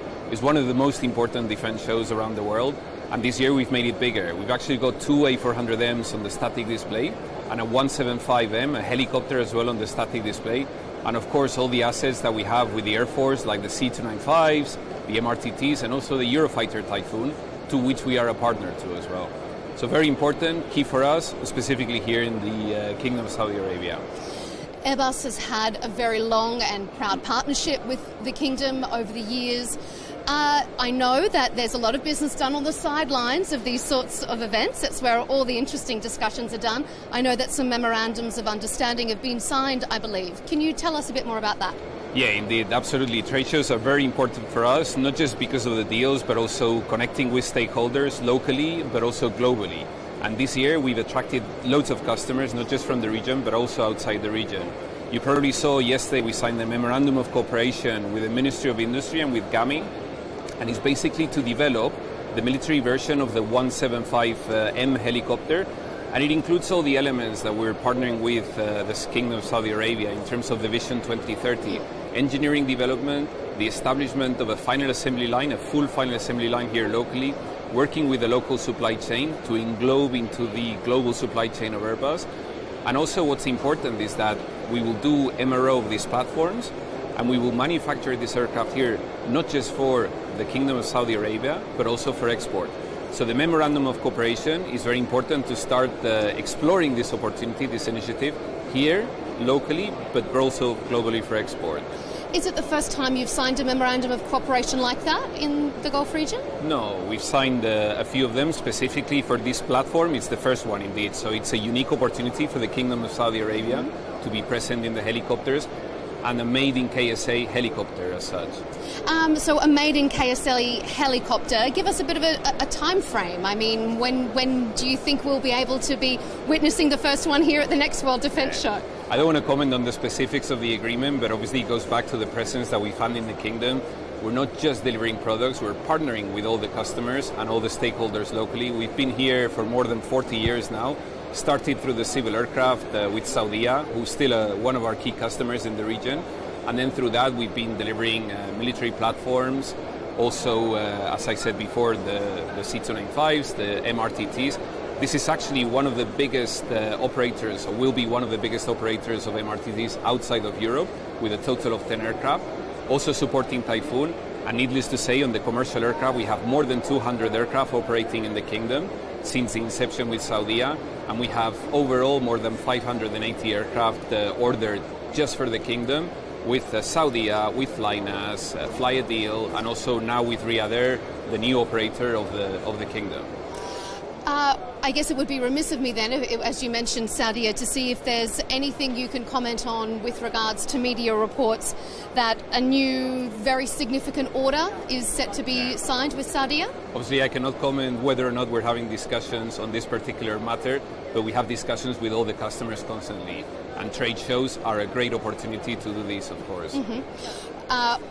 Specifics then of that particular matter aside, I know back in May that you did sign a significant deal with the kingdom. It was the largest ever of aircraft deal for Airbus in the kingdom. How important is Airbus's operations here to the company globally? I mean, how much of a focus is this region?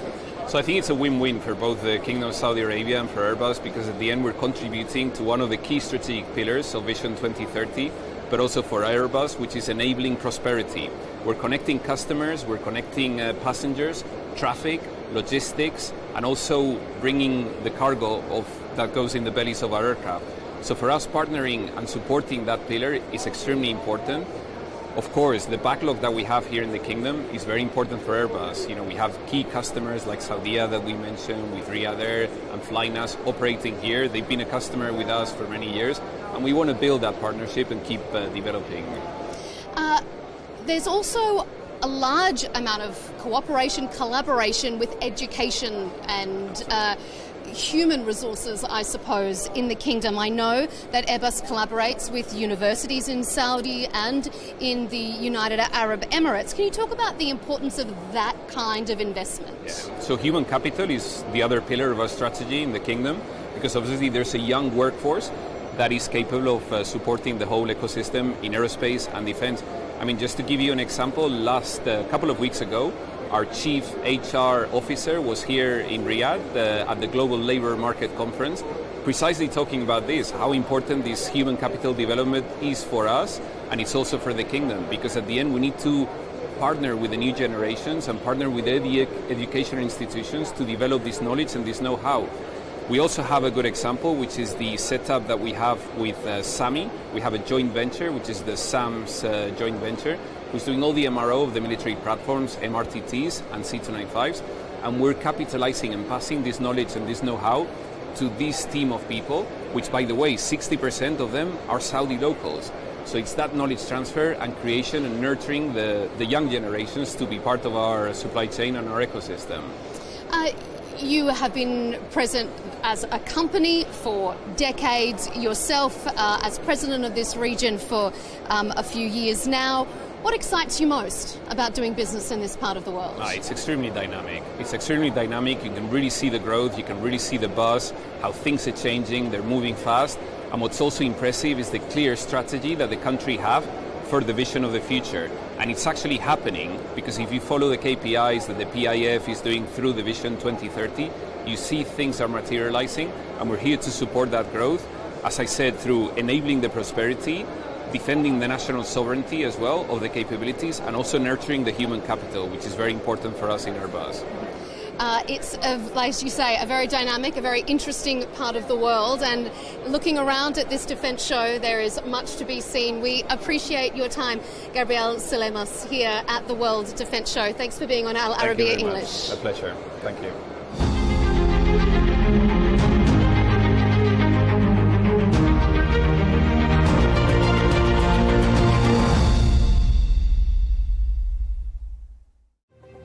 Is the threat of a regional war enough to bring the US and Iran back to the negotiating table?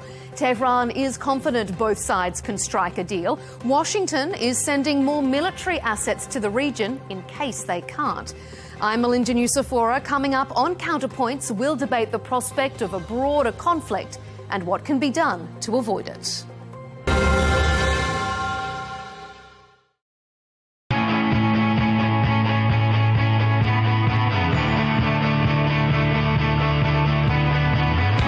Welcome to the metropolis, the big city.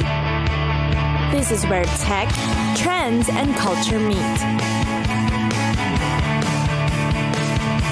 Meet the people. See the sights. Walk the city streets. And experience the lifestyle.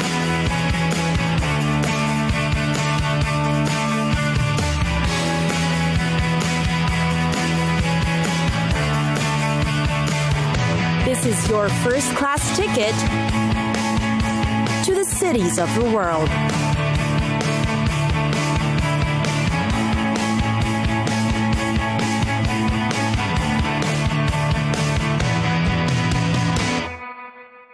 Istanbul, definitely a glory of the world.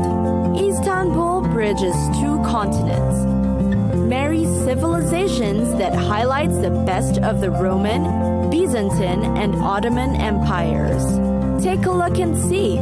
Perhaps the most popular among tourists is taking the Bosphorus cruise in Istanbul. They say a trip to the city won't be complete without taking this route. It provides a majestic overview of the city, taking both European and Asian shores. You'll see century-old places and mansions to marvel at. There are also several options of cruises to take for your convenience. The Hagia Sophia is definitely a sight to see too. It's a splendid church-turned-mosque-turned-museum that's considered one of the world's greatest architectural treasures. Also head over to the Archaeology Museum in Istanbul. It is considered one of the city's hidden gems, displaying one of the world's richest collections of classical antiquities. Here, you'll find the marvelous sarcophagus of Alexander the Great, depicting important phases of his life, the blue-tiled Karaman Marab, the beautiful tiled pavilion, and the Treaty of Kadesh, which is known as the world's earliest surviving peace treaty. When it comes to shopping, Istanbul has its Grand Bazaar. You can go bargain hunting to your heart's delight. It is over 500 years old, but still one of the largest covered bazaars in the world. Locals visit the place every day to shop and bargain like pros. The Grand Bazaar is also known for its carpets, leather, ceramic, jewelry, plus souvenirs you can bring home. Not to be missed are the local markets that will allow you a taste of different cultures of continents. Turkey's kitchen is in fact known to be the richest of all. Their dishes are known to be made with only fresh produce. Plus, you can buy the ingredients firsthand at the local markets. Then, of course, you can't miss the Galata Tower. It is one other way to see the best of the city. You'll get a 360-degree panoramic view of Istanbul. Its very high tower also has a restaurant and cafe for you to dine in at the 9th floor. Feel free to enjoy the view and the food too. Definitely a great way to see, experience, and absorb the beauty that is Istanbul.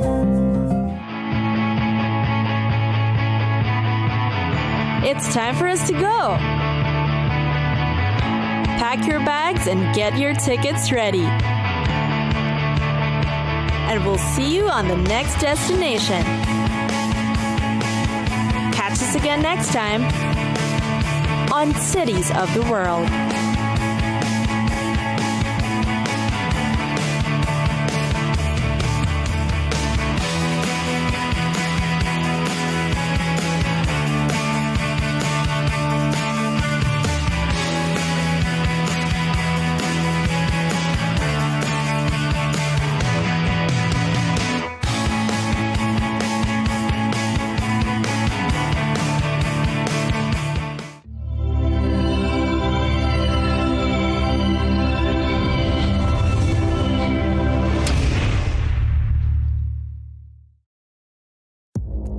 Our allies, in many cases, are worse than our enemies. Stay informed and connected with the latest international headlines.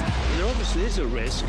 From breaking news to in-depth analysis, it would appear that this war is coming to an end. Who buys this stuff?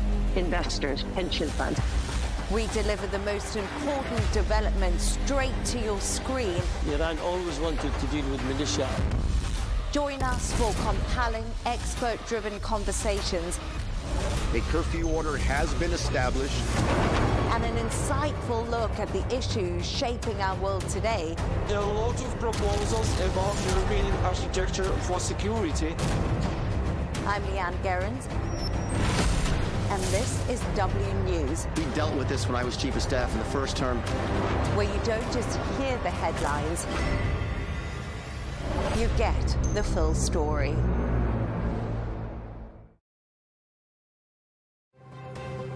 Is the threat of a regional war enough to bring the US and Iran back to the negotiating table?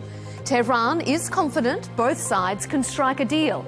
Washington is sending more military assets to the region in case they can't.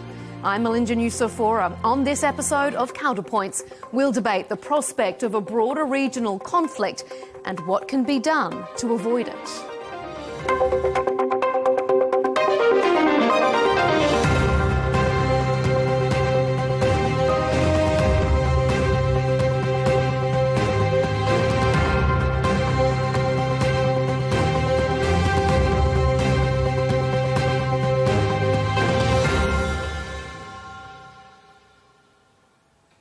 No nuclear weapons and stop killing protesters. They're the two big demands the US wants satisfied before it turns its warships around.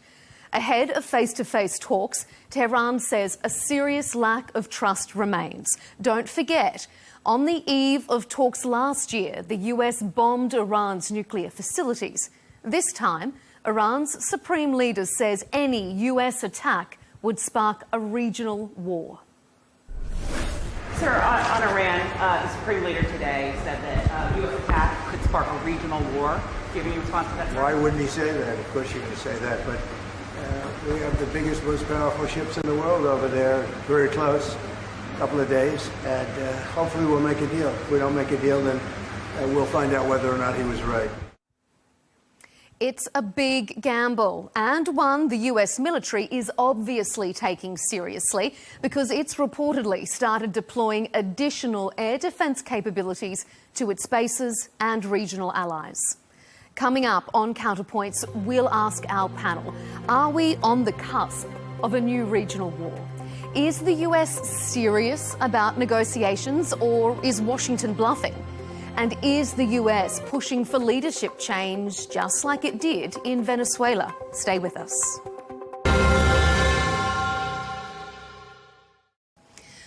Joining our debate is Kian Tajbash, an Iranian-American scholar and professor of international relations at New York University. Major General Dr. Rajan Kochhar is with us, Senior Advisor at the Indian-based think tank Defence Research and Studies, and also the Manohar Parrikar Institute for Defence and Strategic Analysis. And Bijan Kian is rounding out our panel, President of the Institute for Voices of Liberty and a former US official. Gentlemen, thank you all and welcome to Counterpoints. Well, since January, all eyes have been on US military assets as they maneuver and make their way around the Middle East. As they get closer to Iran, tensions have been increasing. There's been widespread speculation that a US strike on Iran is imminent, but for now, the US is keeping its powder dry. Iran's supreme leader has warned any American intervention would spark a regional war. US seems to be taking that threat seriously because it's deploying additional air defence capabilities to strategic regional bases. So, Kian, let me start with you. How close are we to a regional conflict? Well, hello to you and to your viewers and my panelists. I think that currently we are probably closer to a potential regional conflict than we have been in a long time. But as you mentioned, I think that the United States is preparing its options more than preparing for military action. That is to say, it is sending a very strong signal to Iran that it is very serious on the preconditions for the negotiations which are to be started later on this week. So I think that the very large concentration of military assets that the U.S. has put together is primarily a signal to the Iranian regime that it is resolved. It has strong resolve to follow through with its demands, but that it would prefer not to engage in a regional war, but that it is prepared to go that route if the negotiations breaks down. So I think that although we are closer to a potential regional war, I think we are quite a long way from that, and hopefully the Iranian regime will be able to meet some of the demands of the United States and avoid a regional war. Major General Kochar, we've heard some very strong words from Iran saying that any US action would spark a regional conflict. Do you agree or disagree with Kian that we are closer than we have been in a long time to a very real and present danger? Thank you, Melinda, and my greetings to my fellow panelists and to the viewers of your channel. I tend to agree what Kian's assessment is because we are close to a regional conflict, but yet far from it. Because there is a dichotomy here. A situation is quite sensitive, I would say. And why I say it is because the U.S. Armada is deployed there in large numbers. And the U.S. has brought in its 2 aircraft carriers. It has got its gunboats, missile boats, submarines, etc. Everything is there to start the war, and it's got its Tomahawk missiles and B-52 and B-2 bombers also in place. So I think the U.S. has put a coercive pressure on Iran before the talks have commenced. Now, what are the overlapping fault lines here? Because 3 major points for discussion have emerged. First one is the nuclear program. The second one is the missile arsenal of Iran is being talked about, that it needs to finish off its missiles capability. And the third is funding of the proxies or the axis of resistance, the Hezbollah, Hamas, as well as the Houthis. So I perceive, as far as Iran is concerned, two of those points which are up for discussion are not acceptable to them. I'm going to come to the specifics of these talks and negotiating positions a little bit later in our debate. So I'm just going to interrupt you briefly there and hand it over to Bijan just to turn us back to the prospect of conflict before we get too deep into those negotiation specifics. Do you think the US, Bijan, has its finger on the trigger, so to speak? Without a doubt, and in a very serious way. Greetings to our fellow panelist, General Dr. Taj Bakhsh. I believe we are facing a situation where unintended consequences may trigger neither side, what neither side is, not expecting. The incident of the drone flying so close to USS Abraham Lincoln could be an example. The United States, my understanding is President Trump wants a headline that reads like this: I brought the Islamic Republic of Iran to its knees without firing a shot. That's the headline that he's seeking, but is fully prepared, because if you know President Trump in any way, you know President Trump doesn't like to lose. He says, I like to win. And he is prepared to do that. And he has all the means, all the resolve, all the capacity. However, as we all know, diplomacy, as painful as it is, must take its course. And that's what's happening here. However, I don't put the possibility completely out that both escalation and de-escalation can happen at the same time.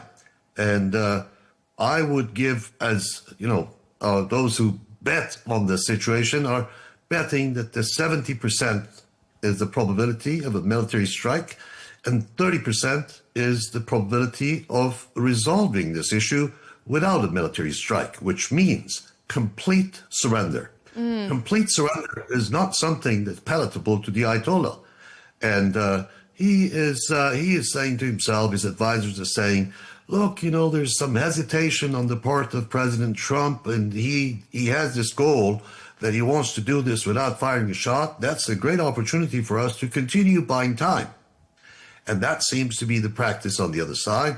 Oman is accommodating, but Oman has been a completely credible, interlocutor, because they've said things in the past and it just hasn't happened. It is protecting their own interests. Obviously, the Islamic Republic is counting on Oman, as it didn't count on Turkey, wanted to move away from Turkey, and it celebrates the success. But there's another part to it. The scope was expanded by Secretary Rubio to include treatment of their own people. That is an unprecedented addition, so strongly at this point, right before the negotiation starts on Friday, tomorrow. That addition signals an escalation, and Islamic Republic is going to have a hard time. I don't dismiss diplomacy, but I don't have high hopes that it will result in anything Islamic Republic wishes to accomplish. Kian, could I jump in? Please. I jump in and build on those, I think, very constructive comments. I think that the question which is on everyone's mind, whether there will be a regional war, I think that I think it's important to understand that we are in a new situation. The rules are different since the June 12-day war. For the United States, this is no longer about containing a nuclear Iran. It is the first time that the nuclear issue, regional proxies, and direct U.S. military power have fully merged into one crisis. So on the one hand, we have the United States that for now has put these preconditions, not negotiating points. The demands that our fellow panelists mentioned, capping ballistic missiles, removing enrichment on Iranian soil, giving up the 400 kilograms of highly enriched uranium and sending them outside the country, and blocking all support for proxies. This is for the first time we now have these merged into one crisis with U.S. military power. However, I think it's very important to understand, given the devastating crackdown that happened in Iran over the last 2 weeks, the bad news seems to be a regime that is willing to kill thousands of its own citizens in just a couple of days seems unlikely to compromise easily with foreign powers. And so at this point, it looks like a bit of a standoff and who will blink first. So I think that the question of a regional war is one that is really in the hands of both, first, the Iranian regime, but then secondly, the United States administration about how they will deal with the breakdown of these negotiations. Major General Kochar, President Trump has said in the past that he's obliterated Iran's nuclear capability. Israel says it's crippled Iran's military capability. So what threat, if any, does Iran now pose? You see, in case the statement from President Trump saying that nuclear capability has been obliterated, then why is America now trying to attack Iran? Because in case the US is convinced that the nuclear capability of Iran is no longer potent, then the matter is closed. So I think that's an understatement. The nuclear capability of Iran is still very much there. You have been able to kill a few of the nuclear scientists, as we actually saw the Mossad intelligence operation, and a few of them were killed in their homes. And apart from that, the uranium and the fissile material, I think, is still intact. What has been damaged is a few of the reactors, a few of the nuclear equipment, but the raw material per se, which is the main source for making this nuclear bomb. And as far as the enrichment process and the technology and the expertise is concerned, I think it is still there with Iran. So what about with its military capabilities? Do you think Iran still poses a threat? Or have they really been decapitated, as Israel has said, with regards to their military strength? No, I don't think their military capability has been decapacitated. What has been decapacitated is their command and control and the air defense centers. But do remember, in this intervening period, Russia and China both have made up their capability in Iran. There are intelligence reports to suggest that a tremendous amount of equipment has been flown in from the Chinese as far as the air defense is concerned. HQ-9, HQ-16 are already there in place. And also, there are intelligence reports that S-400 has also been supplied to Iran from Russia. So I would tend to disagree with this statement, which says that their military capability has been destroyed. And one important aspect, Iran has close to around 3,500 ballistic missiles, and they had fired approximately around 500 of them. So these missiles are still available in large numbers to Iran. And what is the military capability of Iran? It is not their air force. It is not the Navy, it is the missile capability, which I think Israel is a bit skeptical, because in this 12 days war, what we saw in the last 3 days of the war, there was quite damage on Israel as far as the missile strikes were concerned. And of course, this is an open media information. I don't know what is the exact situation in Israel, but Israel was not able to generate those kind of interceptors in that period, and many of those missiles have actually struck the targets. So if that is the case, a similar kind of scenario can play around again. In case we have a war with Iran, and Israel is going to be the first target. then the American air bases are going to be targeted, and these air bases are in the Gulf countries. And that is why the Gulf countries don't want this war, because in case these bases are going to be targeted, then in all probability the other areas also in the country will get targeted, because no missile lands accurately all the time.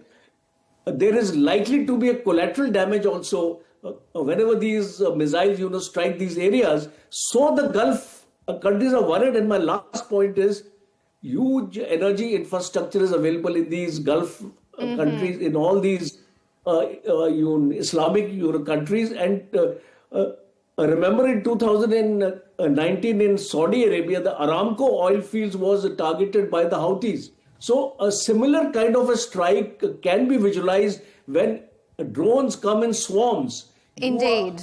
There is no air defense system in the world which can prevent 100% the swarm drone attack. And that is why the Gulf countries are worried. Okay, Bijan, should they be worried? I mean, has Israel, has the US been able to take out the threat that Iran poses? Its proxies in the region aren't as strong. Is it in the US and Israel's interest to gamble that their proxies won't come to their support the way they have been able to in the past? Well, when you talk about the proxies, you have to examine them one by one. Who are you talking about? Hezbollah, severely degraded. Who are you talking about? Kataib Hezbollah in Iraq, Hashd al-Sha'bi. The only one that's left is Hashd al-Sha'bi in Iraq. There's some scattered information, unverified. These situations are difficult to verify for sure, but people are paying Iraqi Hashd al-Sha'bi fighters to come in and kill Iranian people. And that's the only thing that's left for them. They don't have Assad. Assad's gone. Hezbollah is gone, mainly. And their interlocutor has a little bit of a problem with that Houthis office in Muscat, which makes Saudis very uncomfortable with Oman being the interlocutor here. Islamic Republic really doesn't have much in its hand. To pose the questions, did United States completely destroy? Well, maybe it didn't completely destroy, but command, control, communications is not there. If you look at the behavior of IRGC senior officers, they get into meetings with no communication gear on them. They're not using the electronics at all. Obviously, everyone knows what they're afraid of, and their fear is substantiated. It's happened before. It's not a rumor. There is absolutely no chance to see a meaningful lever for the Islamic Republic to be able to have the upper hand. By no means. They have nothing. I remember President Trump's words on this very, very clearly when he was talking to President Zelensky in a different meeting. The tone is the same. You have nothing in your hands. This is what Trump is telling the Islamic Republic, and it's not bluffing. Islamic Republic doesn't have what it needs. It's all, big talk, no action, and it's a pattern. It's a pattern. Ayatollah Khamenei is miscalculating, as his advisors are, completely out of the realm of logic, because the reasons they bring about for wanting to buy time is well known. That story is old. No one trusts the Islamic Republic anymore, and obviously there's a problem with the interlocutor as well. So yes, they saw Tehran sees Turkey, Ankara as a rival, and wanted to move away to Oman being a more friendly, but that's not even causing any meaningful lever. I believe President Trump just upped the ante, escalated to make sure that he will do what is needed, and that is complete removal of Islamic Republic's capabilities. Now, when we talk about regime change, I pause and ask the question, is change an act or a process? And at what point we can confidently say that there is no way that this process can be reversed? We are at that point, in my belief. The process cannot be reversed. We're going to go to the potential for leadership change in the final segment of our debate, so I'm going to put a pin in that comment and we'll circle back to it. You mentioned trust, though, and that's a really big one because Iran says it's lost trust in the US. We've been seeing a flurry of regional diplomacy trying to avoid this direct conflict. In an interview with CNN, Iran's foreign minister said war was not inevitable, and he was still hopeful that a deal could be reached. But let's not forget what happened last time. Iran and the US were in the midst of their nuclear negotiations. Kian, we've heard the US talk of its desire to negotiate before, but then in the next breath, it carried out those strikes on Iran's nuclear facilities. Are they serious about negotiations, or is this a ploy? Are they bluffing? Well, first of all, I think it's important to always remember that in international relations, diplomacy without deterrence is meaningless. That is to say, these are two sides of the same coin, of a single coin. So on the one hand, you enter into diplomacy because all states would prefer to achieve their core objectives without entering into a war which is extremely costly in blood and treasure and in regional stability. So that's why there's always negotiations and talks. The question is whether the two sides can reach a accommodation or a compromise. Now, I think it's important to also emphasize something that probably many people know, but sometimes when we talk about negotiations, we forget the extraordinarily unique character of the Islamic Republic of Iran. It is one of the most ideologically rigid countries in the world. It has it has accepted and in fact often welcomed the sanctions, the isolation, the pressure from the outside world, because it is not like Venezuela, a criminalized cartel. It is a revolutionary ideological state. And I say this because throughout the last decades, you can see how the Islamic Republic has been willing to sacrifice many of its own soldiers, a lot of its money in supporting proxies throughout the region. It has stuck to a very, very costly eliminationist policy vis-a-vis Israel, even though Gulf states have moved slowly and in some cases formally towards a normalization with Israel. Iran is committed to an anti-American, anti-Western foreign policy, and this has informed its nuclear program, which by all accounts has been weaponized and has been, they have been seeking not just civilian nuclear power, but it has been revealed by various sources that they have sought the weaponization of the nuclear program.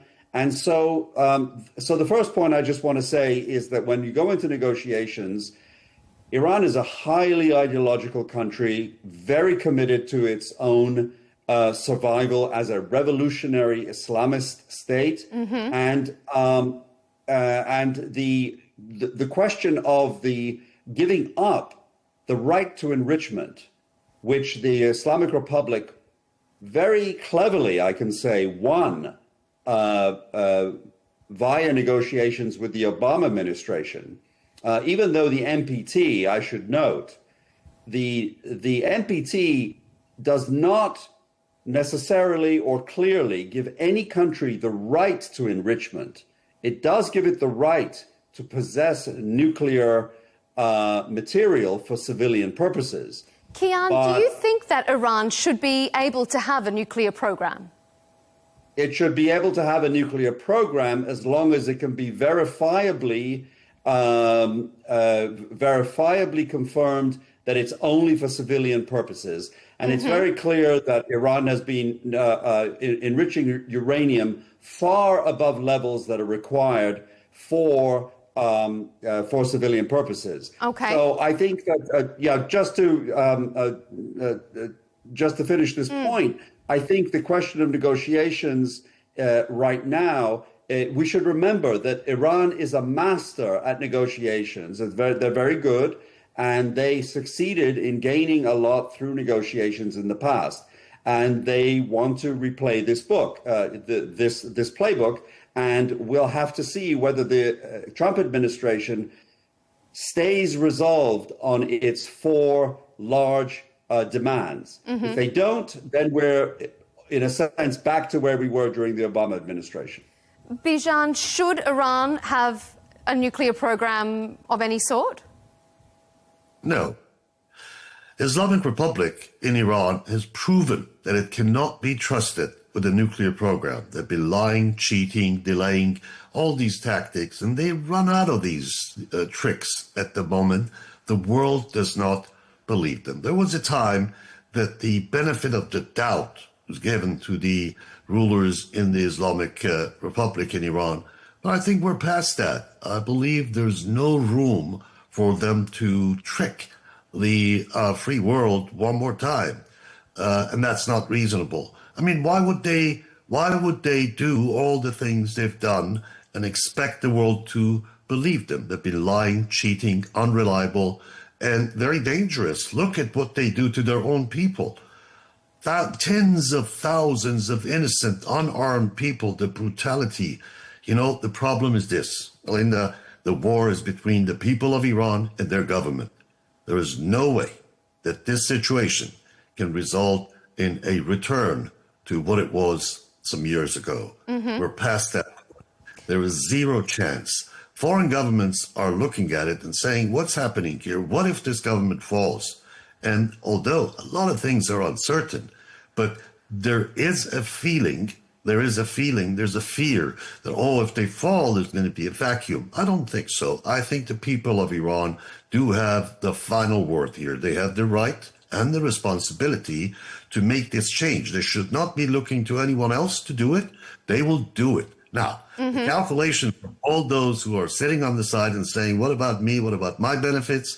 I think if they bet on Islamic Republic, they lose. If they bet on the Iranian people, they will win. Why? Because it is not sustainable. Islamic Republic cannot kill its way all the way to half the population to stay in power. It's not sustainable. Okay. They cannot manage.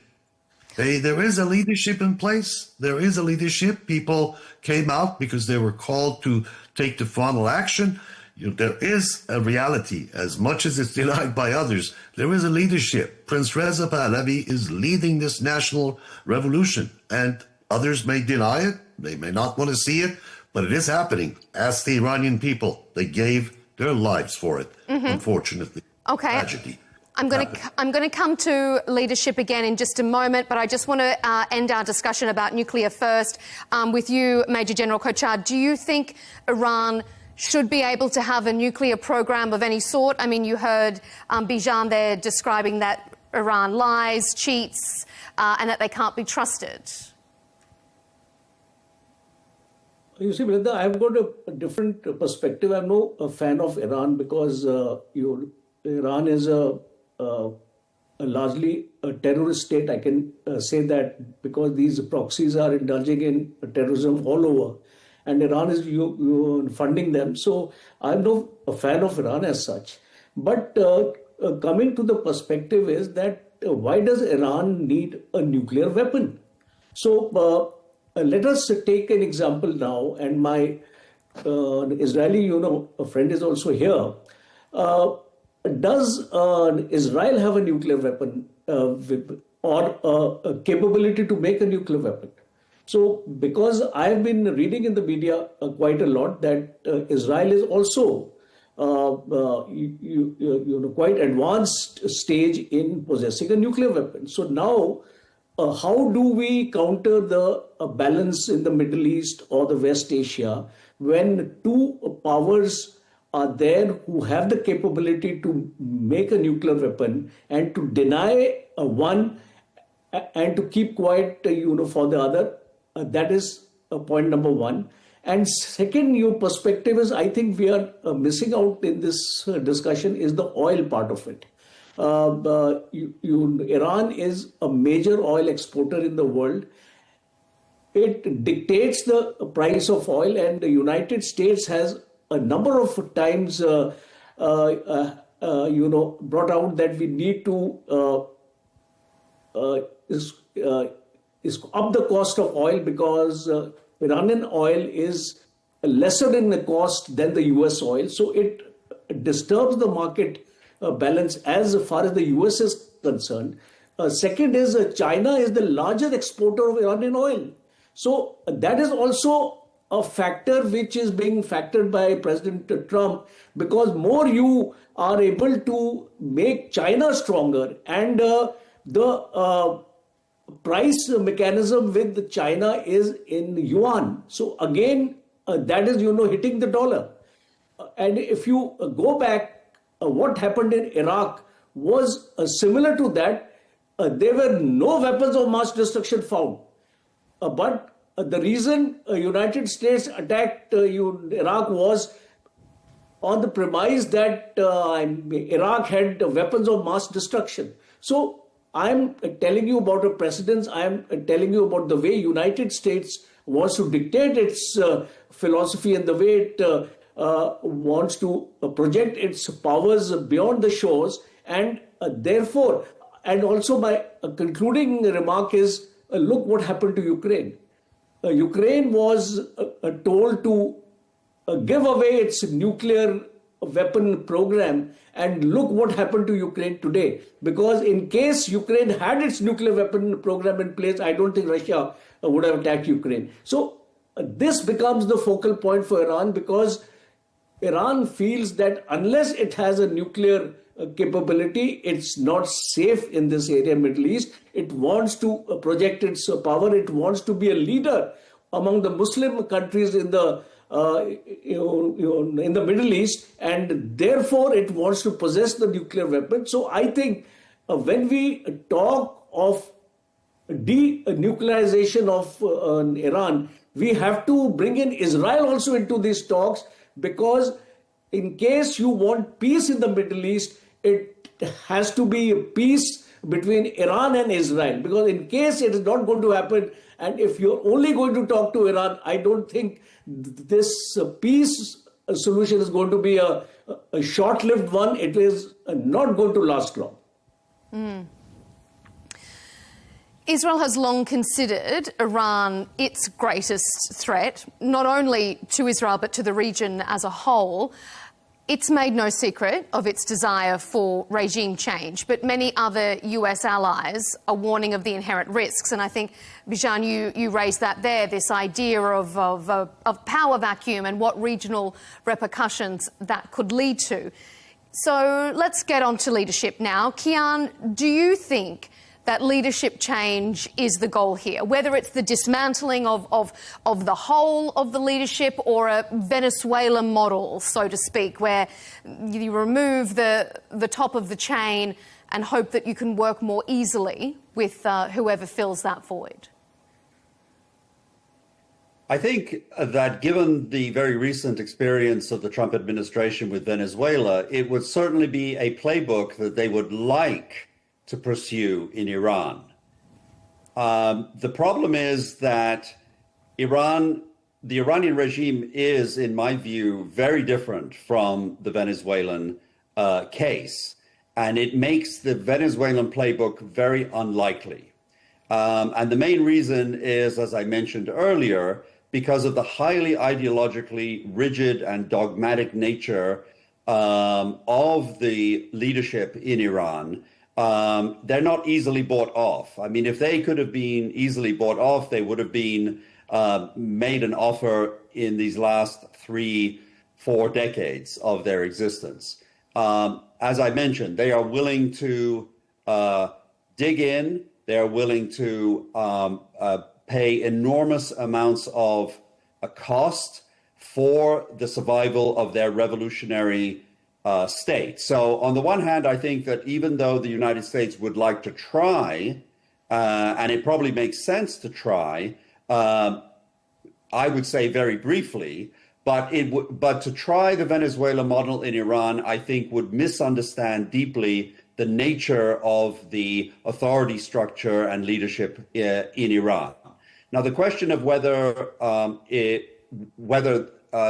United States should go for regime change in Iran, I would just make a very broad point, given the fact that the Iranian regime has been a thorn in the side of the United States and the Western world for almost half a century. And as my fellow panelists mentioned, it has also been at war with its own people, most tragically shown 2 weeks ago when many thousands of people were brutally killed to suppress the protests. So I think that the United States has a chance now to weaken the regime and try to go for regime change. I have argued that there may be a sweet spot in terms of the American strategy, and the sweet spot basically is, on the one hand, United States pursues its self-interest together with its regional partners, which is essentially degrading the threats to the United States and its regional partners, the ballistic missiles, the cruise missiles, a raid on the southern coast of Iran pointed towards the Gulf countries, the drones, and the naval assets. This is all really what Iran has left.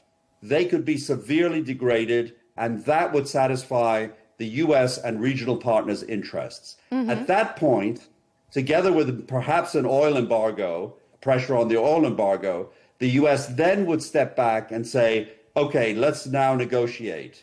If there still isn't negotiations at that point, the hope is, this is the sweet spot for regime change, the hope is that the regime's repressive apparatus would be so degraded that millions of Iranians would pour into the streets demanding a change of regime. Unfortunately, if we think through that sequence, what will happen then is a regime that is just willing to kill, let's say 10,000 of its own people, would say we're willing to kill much more. Mm-hmm. At that point, the whole world would be faced with a kind of Libya situation, an R2P situation, responsibility to protect in the face of a massive massacre. And then I don't know what will happen. I can't speculate, but the world would have to sit and watch if the regime, back on its heels, facing millions of people in the street, then decides to crack down. I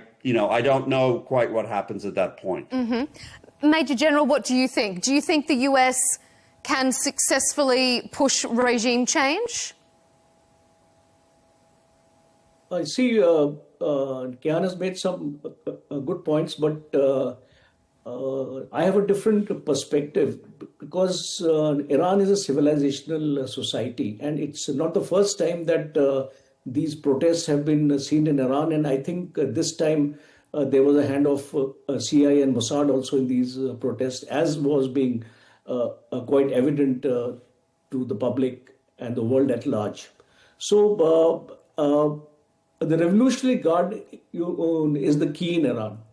And the United States has tried over a period of time, over a number of years, to try to infiltrate into the Revolutionary Guards and try to create a situation for a regime change. And so far it has not succeeded. And I don't think, because being an institutionalized society, a civilizational society, the people, by and large in Iran, and I have got some Euro friends whom I talk to, are basically anti-American. They don't favor any kind of oppressive action or interference by America into their own internal affairs. So that is going to be the biggest challenge for the United States, because President Trump has clearly said that he doesn't intend to have boots on ground. Because unless you have boots on ground in Iran, it's not possible to make regime change. And I think Trump has realized that, and that's why he's delaying the military action. because the military action has consequences in the Gulf region. It is Strait of Hormuz is almost 20% of the world trade is flowing through this place. It's going to destabilize the supply chain, and China and Russia are also exerting pressure on the US now to come to some kind of a settlement with Iran. So I think in the larger context, the very talk of regime change is not going to happen, even if United States is able to degrade most of the military assets of Iran, which I think in all probability, in case there is an attack, United States will be able to achieve that because of its superior weaponry and forces and technology. And a second point is that we all must remember that Iran will be also able to inflict some kind of damage on Israel as well as the air bases, American air bases in this region, which in all probability cannot be ruled out. So that is the reason. It's not going to be a one-sided story that you pump everything out from Iran. And even if you have a cyber attack, you see, Iran is not Venezuela. It's spread over a large number of areas. So more than 100 missile sites are there. You cannot target all the missile sites at the same time. So this will be the greatest challenge for the United States. I'm sure they would have wargamed this entire thing, and that is why the delay in action is taking place, and they want to negotiate. President Trump is time and again saying that he wants to talk to Iran, and the hardline stand of Iran is what I was reading in the morning is that missiles is out. They are not going to talk about anything about their missile deployment or its program. The funding of the proxies is out. So the only thing on the table is the nuclear program, which I think Iran is willing to talk on it and maybe try to give a guarantee to the United States that they're not going to go for the nuclear weapon. Okay. So that is, I think, the crux of the problem today. Because in case Iran agrees on its nuclear program, I think this entire thing will be fizzled out, and the Americans will, withdraw its forces. As it is, Trump is facing a lot of pressure, within his own country, and I think he's also looking for a solution of this kind. Bijan, round us out. Do you think that leadership change is possible? Major General Kochan there saying not possible without boots on the ground. Is an external intervention for leadership change ever successful? Look, if you're betting on Islamic Republic's resilience through its ideology, you're wrong. That ideology is worn out, is tired. It cannot be as effective as it was in the beginning. You see that in the behavior of the leaders of Islamic Republic. If you count on the resilience of ideology, you may want to think again about that. Don't bet on it. If you're counting on the proxies, you may want to rethink that. Yesterday is not today. The Islamic Republic does not have the choices that it had before. If you're looking at that resilience interpreting into endless wars, the Islamic Republic does not have the capacity. I agree with Kian in his assessment that it's very, very ideological, and it wants to portray itself, and it's very good at posturing because it understands the weaknesses of diplomacy. It understands that you cannot close that door. It says, so I'll make it longer, longer, longer. But how long? How long? If you're betting, on the other hand, on a world where there could be stability in the Middle East, you must have leadership change. Without leadership change, it will not happen. I mean, look, I look at a future where India, Israel, and a free Iran, not this Iran, have the greatest points of cooperation because there are historical, cultural issues. Today, the government of India and the people of Iran face the same problem, the Islamic ideology. And of course, when we bring other people, like neighboring countries, Pakistan, others, it all gives impetus to the idea that if you want peace and stability in the Middle East look to encouraging leadership change by the people of Iran. They're determined. Why would the world go against the will of the people who are willing to die? And they know what they want. They don't want this regime. Now, they are shouting the name of an individual. Now, is that an indication? Statistics, academically, they're shouting the name of an individual, and that's Prince Reza Pahlavi. He is extremely popular. Look at the campaign to try and bring him down. It means it's important. It means that he has a place, and leadership change is the only solution right now. If you're seeking a stable Middle East, if Saudi Arabia doesn't want to worry about Aramco being hit, that worry goes out. We must have leadership change.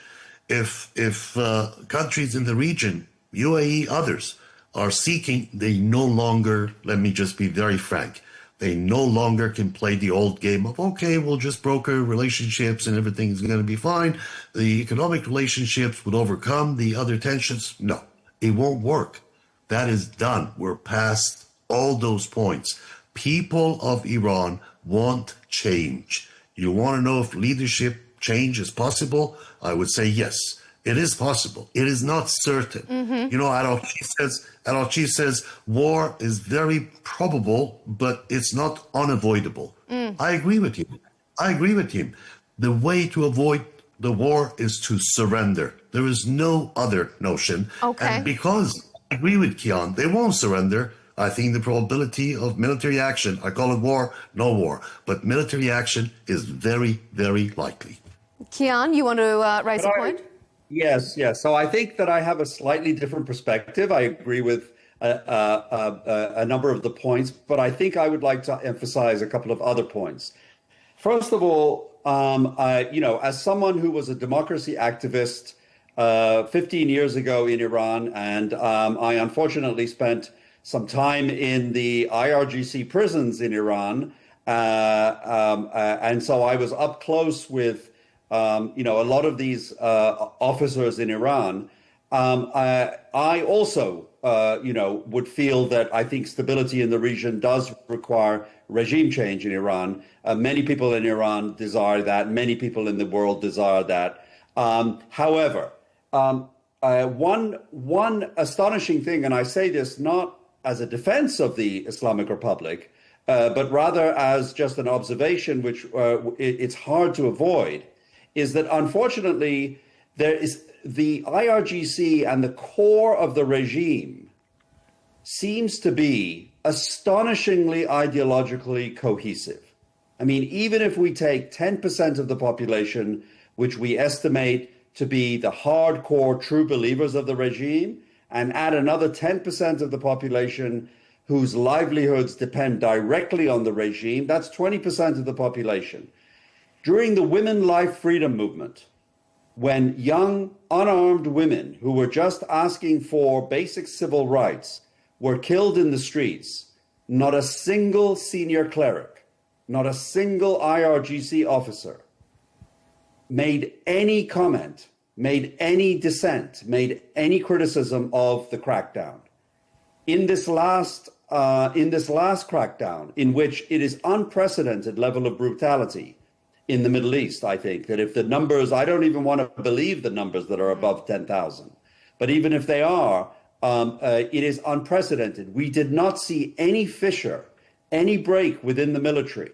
In classic cases of regime transition, whether it was in Egypt, whether it was in Spain, from Franco to a democratic republic, there was always a break within the military, even in the Philippines.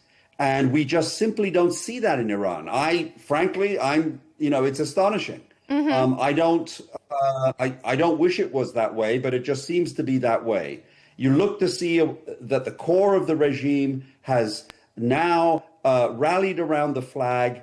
Even people who called themselves reformists are now defending the regime. And the general makes a very good point.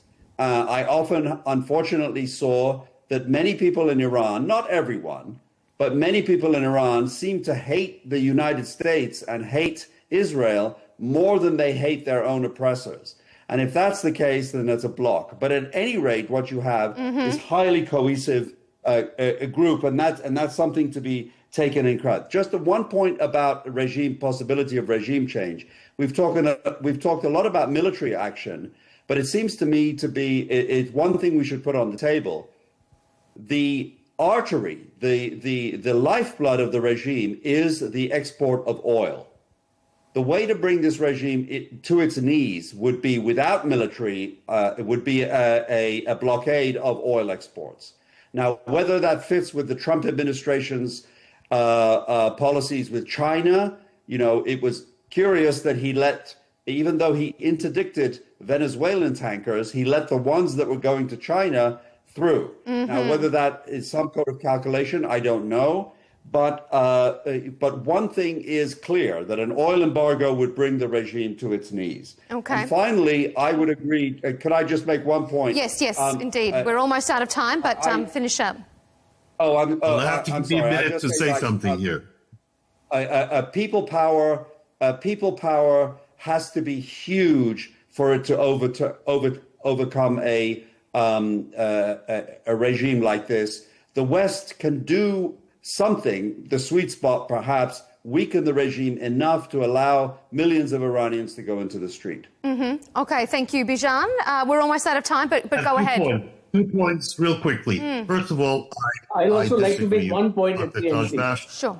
I'm sorry, vehemently, on not seeing the fissures. You say there is no fissure, really? So top nuclear scientists could be taken out. Top commanders could be taken out. A very important guest in the heart of the protection of RTC could be taken out without cooperation from inside. Impossible. If you don't see the fissure in the ranks of command, control, communications demonstrated, if you're looking for people to come out and say, I'm a general and I'm against this regime, that's an unreasonable expectation. You have to look for fissures to see them. If you don't look for them, you don't find them. Look for the answers in these areas. The other thing is this thing you said about people hate America and Israel more. Maybe some people have that notion, but the reality is Israel cannot live with something that resembles the Islamic Republic, and the threat will be there. Israel cannot afford that. And by the way, foreign help. How come Ayatollah Khomeini came to Iran with foreign help? Was no problem. He came, Air France, the French helped, everybody helped him. That was foreign aid. America, Lafayette, Rochambeau, Kosciuszko, others who came here, there's nothing wrong with that if they don't come to occupy the land. And they will do what's in their best interest, regardless of these, hopeful, optimistic issues that are brought up to justify in some ways, the reasoning that this regime can't stay in power in some ways. I don't see any reasons to be able to so optimistically put assumptions on the table that don't hold water. There are fissures, and foreign help is not something Iranian people reject. Who are you listening to, Kian? Who are you talking to? They are shouting for help. They are saying, come, help us. Don't you hear them? Okay, all right. Let me let Kian quickly respond to that, and then we'll go to the Major General. Kian, do you want to quickly respond to those comments very briefly, and then we'll move it on to the Major General? Yes, I mean, I tend to agree. I mean, we're on the same page, Bijan, on this, on what our desire is for the future. I think the question of the fissures, I look to see, is there enough fissures that would break away a part of the military in support of a revolutionary overthrow of the regime. That's what I'm not seeing. And yes, I agree. It's not a problem with. I have no problem with foreign intervention. But sometimes there are different groups in Iran which resist that, let's say. But I mean, we're on the same page, basically, in terms of what we would like to see. Okay, very briefly, Rajan, wrap us up. Your comments? Yeah, I'll just conclude. I'm also in agreement that there is a need for regime change in Iran. There's absolutely no doubt about it, because this kind of leadership is not conducive to the world peace, and especially in the Middle East. Absolutely no doubt about it. Will it happen? There is a question mark on that, because we have discussed that there are absolutely no fissures within the Revolutionary Guard today. And the way the Revolutionary Guard are selected and brought into the system, we need to study that in detail. Only then you will come to know that how difficult it is to make a fissure into the Revolutionary Guard. And my last point is, it's about this blockade and economic sanctions and oil. It is already happening, because Iran has been sanctioned a lot. As a matter of fact, India has not purchased any Iranian oil since the last 18 months. So there has been a substantial reduction in the export of Iranian oil. So that is not working any longer. You see, these people, there is so much of resilience. Unless the people want a change in Iran, no external pressure can bring in regime change. This is my reading. The people of Iran, the day they want a regime change, I think it may be possible, and it can be actually facilitated then, by the Americans. But right now, if I see the situation as of today, I don't think those conditions are there in Iran from the people of Iran to bring in a regime change. And my last point is, who is the alternative? This Reza Pahlavi, whom we are talking about, the Shah of Iran's son and things like that, the Prince of Iran and things like that, he has no political standing within Iran. He is just not popular among the people. So there has to be a political figure, a kind of an alternative who can be thought of to make the regime change. And unless you have an alternative, I think this is going to be very difficult. Unfortunately, we're going to have to leave it there. Some very interesting points made. I wish we had more time to delve into it a little bit deeper, but we're up against the clock. Kian Tajbakhsh, Iranian-American scholar and professor of international relations at New York University, thank you. Major General Dr. Rajan Kochar, senior advisor at the Indian-based think tank Defence Research and Studies, and Bijan Kian, president of the Institute for Voices of Liberty. Thank you for joining us here on Counterpoints. And thank you to you at home for tuning in to this episode. Keep up to date with all of our latest debates and interviews by subscribing to Al Arabiya English on YouTube. And of course, you can catch us on X and TikTok. We'll see you next time.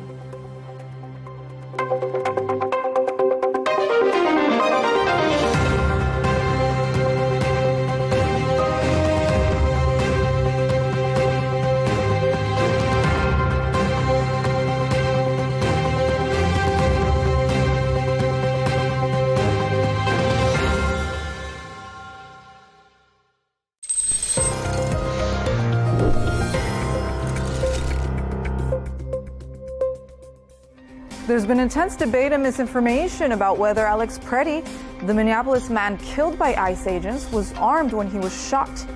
And a lot of that hinges on one big question: where was the gun?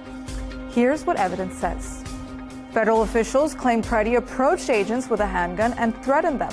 This looks like a situation where an individual wanted to do maximum damage and massacre law enforcement. But multiple videos from the scene show something different. Preddy is seen holding a phone, not a gun, moments before the confrontation. One widely shared clip even shows an agent searching his body after shots were fired and saying, "Where's the gun?" So what happened? Video and forensic analysis suggests that Preddy was disarmed by an agent. In this video, you can see an officer removing a gun from Preddy's waistband while he was on the ground. And then 10 shots were fired. Seconds after the first shot is fired, the officer in a gray jacket is heard saying, "I got the gun," and walks towards the officers surrounding Preddy.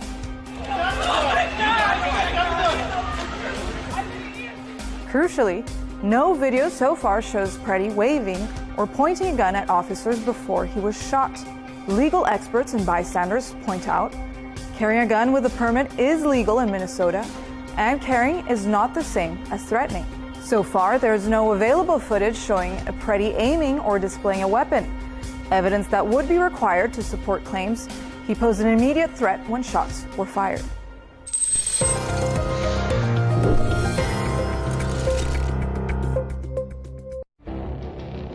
It feels like decades are passing by in a matter of weeks.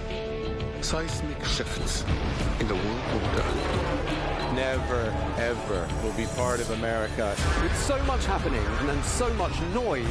Whether it's political upheaval, Canada has been ripping us off for years. economic shifts or social movements, And no one wins from tariffs. I think America can be more friendly to the rest of the world. The in-depth analysis and all the latest developments across the globe. To have an inclusive policy together. The meetings with Hamas gave me some hope. We're in another nuclear arms race.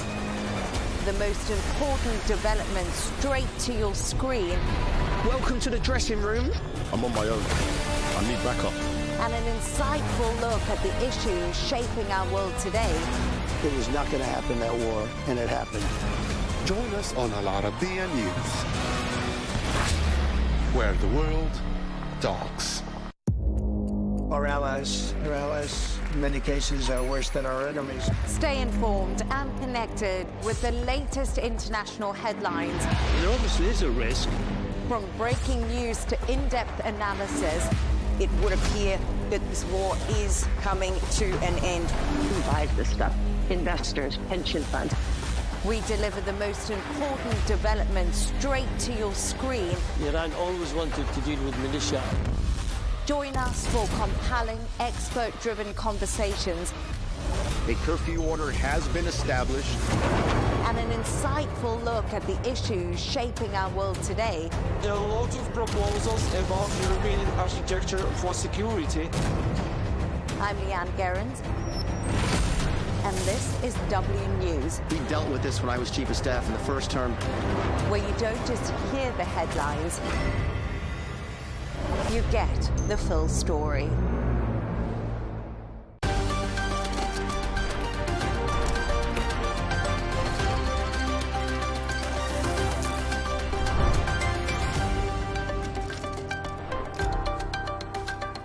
Hello and welcome. I'm Leigh Ann Gerrans and you're watching W News Extra, broadcasting live from the Al Arabiya studios. These are our top stories. Survivors of the late sex offender Jeffrey Epstein introduce Virginia's law at a press conference in Washington. Iran warns of a destructive influence on diplomacy ahead of Israeli Prime Minister Benjamin Netanyahu's visit to Washington. And Crown Prince Mohammed bin Salman meets Prince William on his first official visit to Saudi Arabia.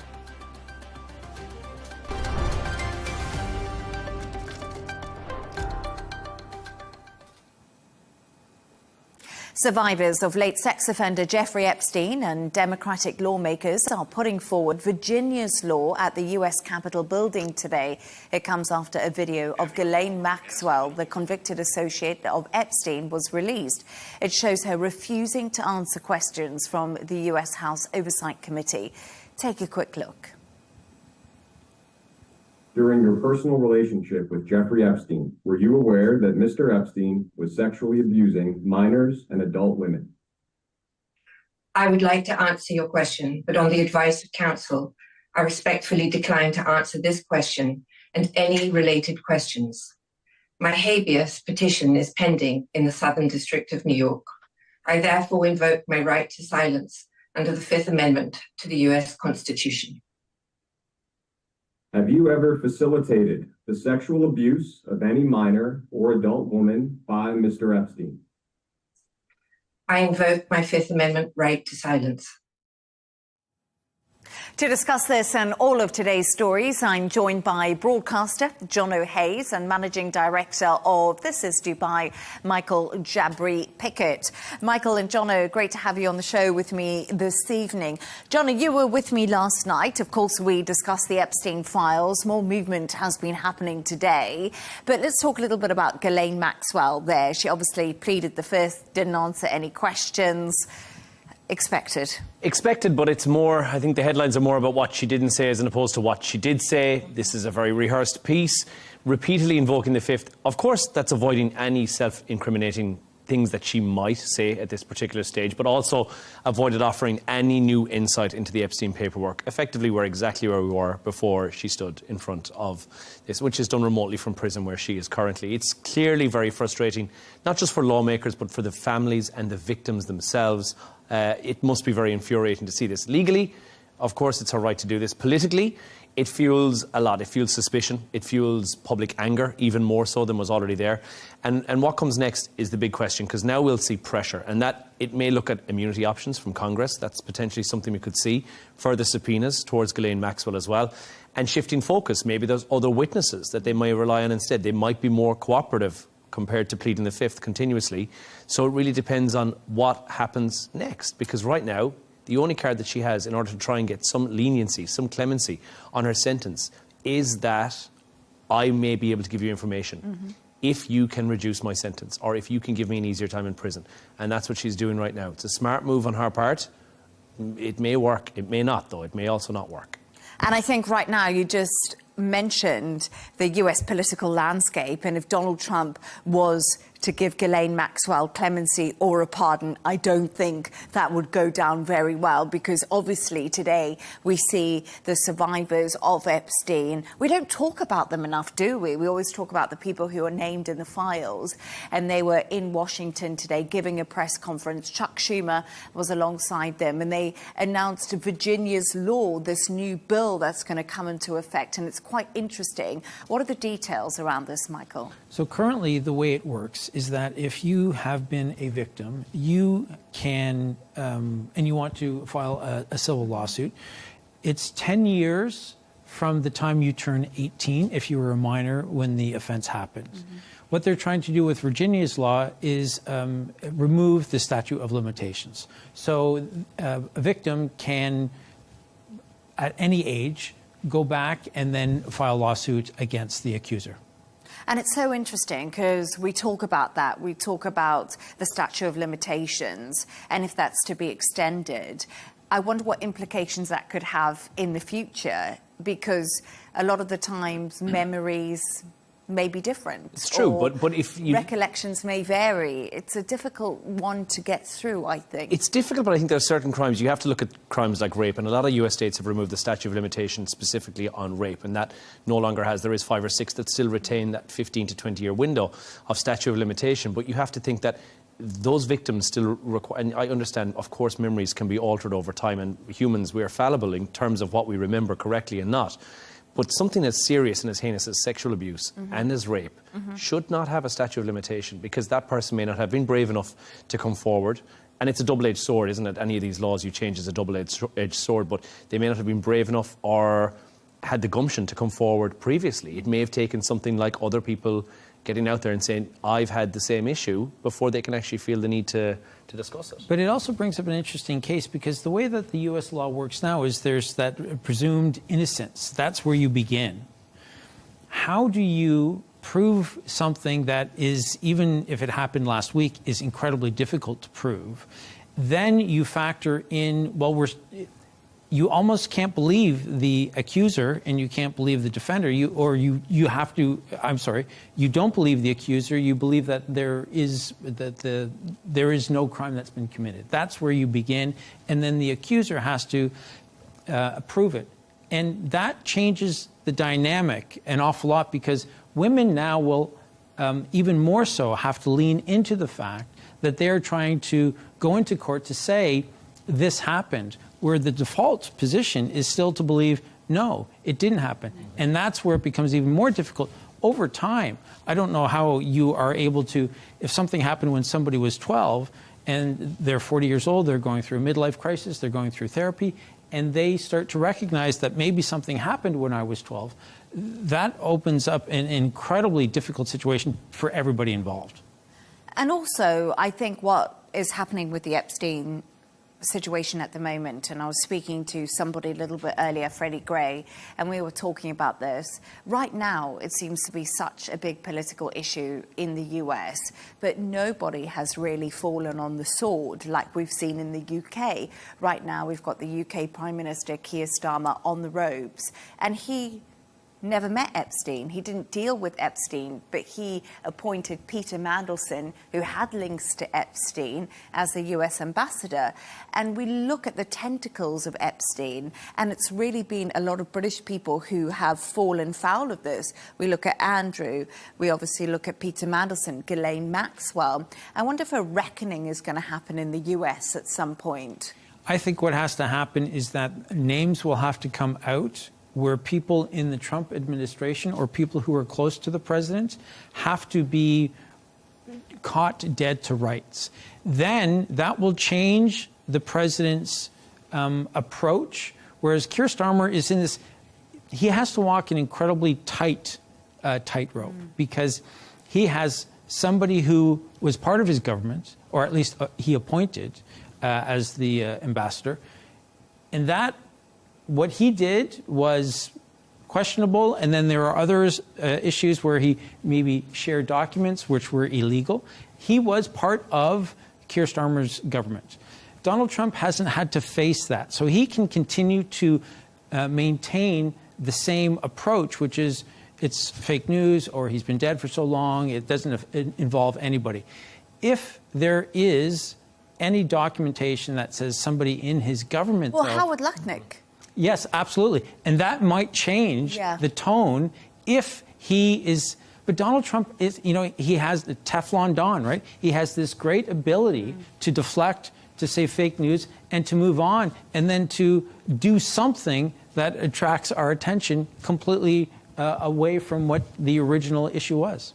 Well, who's not Teflon at this stage? And we know the people who are named in there. The allegations against Andrew Mountbatten-Windsor and Mandelson that are in there as well. There is no DNA evidence. Here's where it's tricky. When we look at the statute of limitation and where it currently lies, you can overcome the statute of limitation on cases that are rape-orientated if there's DNA evidence and it's more than 15 years, you can still use the DNA evidence. We don't have DNA evidence for any of these crimes. So you have to look at who we're going to get into court to testify. And it's going to have to be people like Andrew Mountbatten-Windsor, who will go into court and testify. I don't see that likely happening. Mandelson will likely have to appear in court. Bill Clinton will likely to have to appear in court because allegations are against them from the papers.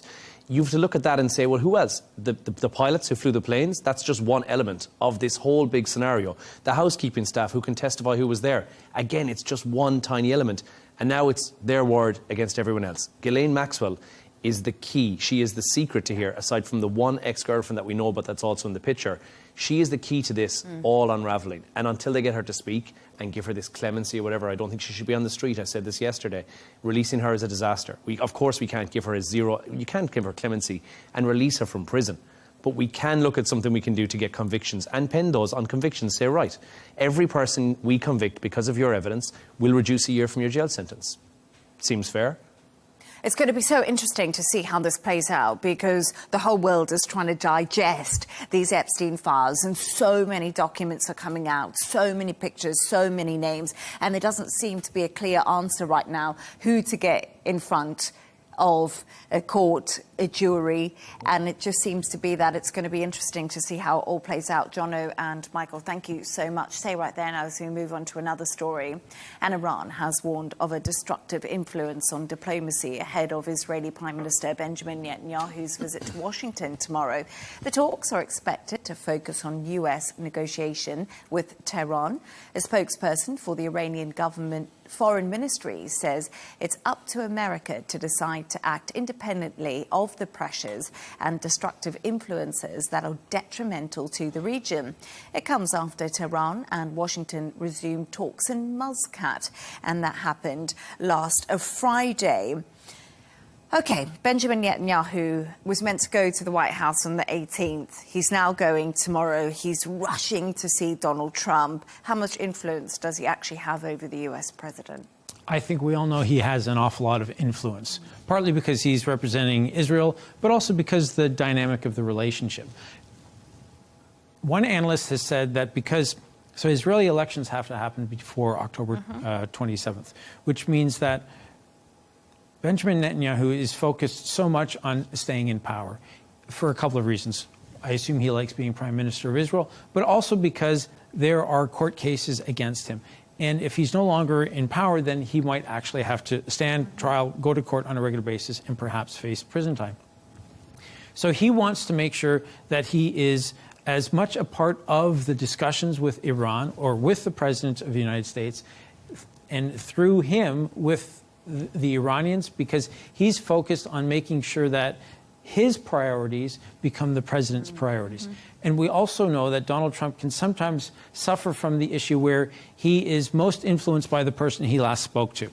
So for the Israelis, it's not just about the nuclear issue. It's also about the missiles. It's also about, Hamas and Hezbollah as well. And making sure that Iran is in a position where Israel, my belief is that Israel wants to be the hegemonic power within the region. And the traditional big powers have been Syria, Iraq, and Iran. And they're all, Iraq and Syria, different places, much weaker. And Iran is struggling with protests back at home. So this is an opportunity for Israel to be very independent and to do what they want to do. During the war with the Palestinians and Hamas, we saw how many, I think it was 5 countries that they attacked.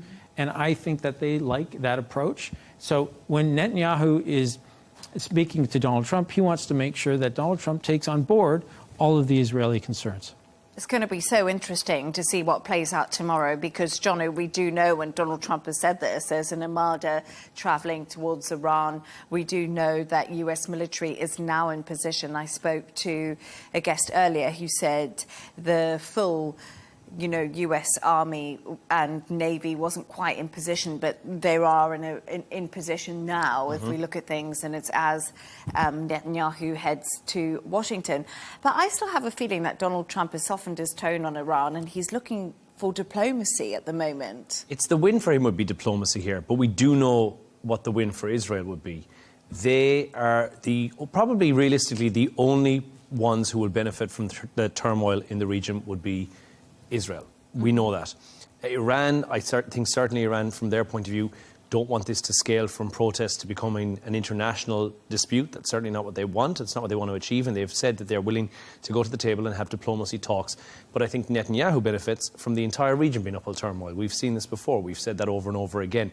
When the region's in turmoil, Iran comes to the fore. And that's what we're seeing with this renewed annexation, and that's the best way to describe it, a form of annexation in Gaza, which is taking place at the moment, which is causing great concern. The unfortunate issue is we're unaware of it in the media right now because it seems to have fallen to the back burner, mainly because there's so much other stuff going on. It's getting lost in all the noise. That doesn't take away from the fact that over the weekend there was 24 Palestinians killed in Gaza by Israeli strikes with women and children in Medic City, close to Gaza City as well. Earlier in the week, reports that 21 Palestinians were killed, and then there was 3 killed separately, along with 2 cyclists, I think, yesterday in a drone strike, which was very near the ceasefire line. This is continuing in Palestine on a daily basis. Unfortunately, not making the headlines is that right now. And we're hearing the reports of this form of annexation and land grab that's taking place by the Israeli forces on the ground. That's still going on. There is still absolute turmoil there. The Board of Peace, they're there, they're formed. We know there's some countries that are holding back, but they're effectively ready to roll. They are there and they're supposed to be operational, but the peace is not there. And I think that is what a lot of people are thinking right now. And we look at the West Bank annexation, which you are clearly talking about, and it just seems to be that Donald Trump has before said he would not support Israel's annexation of the West Bank. But as you said, Israel is now going ahead with plans that have been put into place. I wonder if this is something Donald Trump is going to say, actually, Netanyahu, this is a red line. I might let you get away with a few other things, but the West Bank, because the two-state solution is so important to Donald Trump and is so important to accords that he wants signed in the region. So I don't think it's so important to Donald Trump. I think it's so important to the people who fund Donald Trump's various initiatives. I think there have been many countries, Arab countries, I think it's 8 that I last counted, 9 if you include the UK, who have come forth and they've said, this is our red line, this cannot happen. And I don't know that, I can't remember the last time Donald Trump had a harsh conversation face-to-face with somebody. He might stand up on stage at Davos and say to Mark Carney, Mark, you shouldn't be saying that. But he doesn't have the difficult conversations with people. And that's where I think he fails. He might think he's doing it in a passive-aggressive way when he goes on social media. But for him to say to Benjamin Netanyahu, this is a step too far, he would delegate that to somebody, and the Israeli prime minister would know he himself could get away with doing whatever he wanted. It was just the other day that they announced that there's a new law that they're going to enact so that it's easier for Israelis to purchase land in the West Bank, and they're doing that just on the eve of Benjamin Netanyahu going to Washington. It's almost I dare you to say something to me. We're going to speak out publicly about what it is that's happening with these talks, and we're going to speak about what you should be asking for. I dare you to say something to us to stop us from doing it. It's just not going to happen because it hasn't. And Benjamin Netanyahu is smart enough to recognize what he can get away with and where he can push. And because it's an election year, he needs... One analyst in Israel said that the big issue on the campaign will be what kind of relationship does the Israeli prime minister have with Donald Trump? And so this is an opportunity for him to start that campaign so that Israeli voters can see that Benjamin Netanyahu does have the ear of the U.S. president. And it's likely with these, a lot of the time we hear of the sideline conversations that went on as well. Very likely when Netanyahu's there will be a sideline conversation. It could be Marco Rubio, who's on the executive board for the Border Peace. It could be from the Gaza executive board, which is Steve Witkoff, Jared Kushner, take your pick. They could have conversations off the sideline from this actual full-front meeting of Trump and Netanyahu, where he says, this is a red line. You can't do this. We're trying to work towards something here. And what you're doing with this, it's a de facto annexation, is against what we want to try and achieve. Possible. Let's see what happens, but it'll be interesting to see what comes out of the meeting and if that West Bank annexation is brought up. Jono and Michael, thank you so much. Let's move on now, and Crown Prince Mohammed bin Salman has given the heir to the British throne a private tour of the Aturaf UNESCO World Heritage Site as part of Prince William's first official visit to Saudi Arabia. His tour aims to highlight growing trade, energy and investment ties ahead of the two countries marking 100 years of diplomatic relations. William, who's a prominent environmental advocate, is also expected to visit the historic city of Al Ula to learn about conservation efforts. So, Jono, Prince William is over in Saudi. How is his tour going down? Well, it looks like it's going very well. It's been very measured, very carefully choreographed as well, focusing on some of the key things that both of these heir to the throne are focusing on, like youth engagement, diplomacy, economic cooperation as well. This is much more about the optics and how this looks for the world. And in terms of a trade agreement, this is a wonderful introduction between two gentlemen who are, as we said, heirs to the throne, have got a lot in common, should on the surface of it be strategic partners as well. And this is something the UK needs right now. The UK is looking and eyeing up a big GCC trade agreement, which post-Brexit, let's be honest, any trade agreement that the GCC can bring to the UK will be massive. We've just seen it on the back on the foot of China and their trade agreement, which was very lucrative for the UK. And now we're seeing this as well, which I think is a nice use of the soft play of power that the royal family from the UK normally bring to the party and bring to the table. And I think that's what we're seeing take place here as well. And it's making for some wonderful viewing for sure. And we're seeing best foot forward from the point of view of Prince William coming to the GCC region and seeing the best that there is to offer. I think it's certainly from an outside point of view looking in, it looks very friendly and very warm and very promising for a potential trade agreement. Yeah, absolutely, because it is this UK trade agreement with the GCC that is front of minds right now. Because obviously, of course, Prince William just doesn't decide he wants to go to Saudi Arabia. The UK government asks him to go to Saudi Arabia to have diplomatic relations and that soft power. And we've heard the UK Trade Minister talking so much about how they're so close to this deal, but they just need to push it over the line. So this could be the charm offensive that they've needed. But, you know, you mentioned that they two crown princes, one prince, one crown prince. They're not that far apart in age, actually, and they're meeting each other on the world stage. It must be good to build a future relationship because they're probably going to have many years in the spotlight together. Absolutely. And just to get back to your earlier point about soft power, we saw Prince William, for instance, his father was using that same soft power with Donald Trump because we know that Donald Trump has that fascination with British royalty. And, you know, he had the second grand sort of welcoming that a U.S. president hadn't had before. And the same thing is happening here. There's just 3 years that separate these two young men. I think MBS is the same age as me. So he was born, he was born in 85. Oh, then Leigh Ann is younger. But I do think that's reinforcing the UK's, it's strategic in the UK's part, and it's wonderful to see this as well. They've had a long-term relationship, as we said, 100 years with Saudi Arabia. It's wonderful to see that. This is pragmatic, this is not political, nor should it be. And I think the royal family of the UK always do a great job on staying away from politics.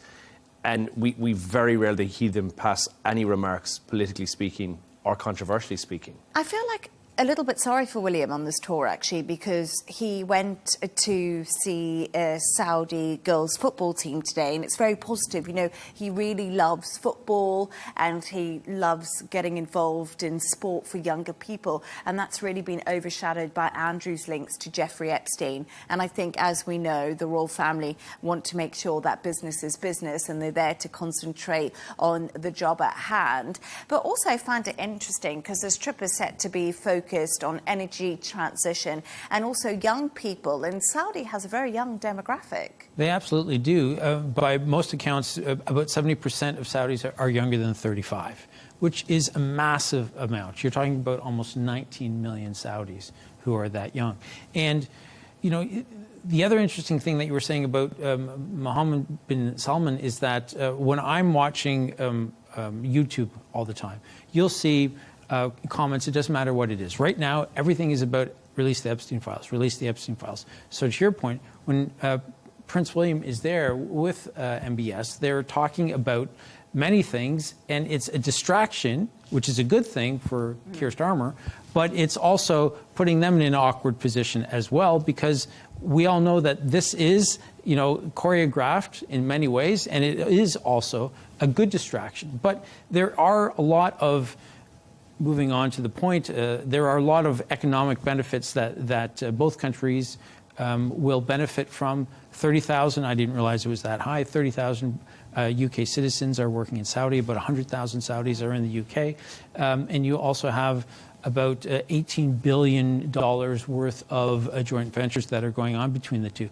So there is an opportunity to close the deal that the UK and the GCC countries have been trying to close for many years. Hopefully, this is, you know, the visit that's going to put it over the edge.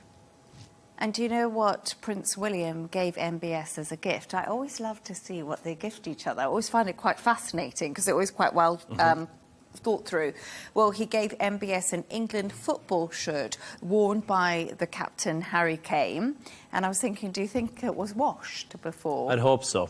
Washed and then signed afterwards. Washed and signed. But, you know, the gifts are always a great insight into the relationship and what they have in common with each other. So thank you so much for your thoughts on that. Stay right there as we move on to another story now. And how much should you know about your partner's finances? According to a new survey, 3/4 of Gen Z and millennials say they find personal finance knowledge attractive in a potential partner. So is it time to break the traditional taboo about money? So, Michael, is it time? Is it a good thing that you speak about money with your other half straight away or pretty soon on? I would have thought that, you know, 50 years ago would have been a good time to start having those conversations. But I do think that so let me say this. A 2022 Harris poll found that 15% of Americans have signed prenups.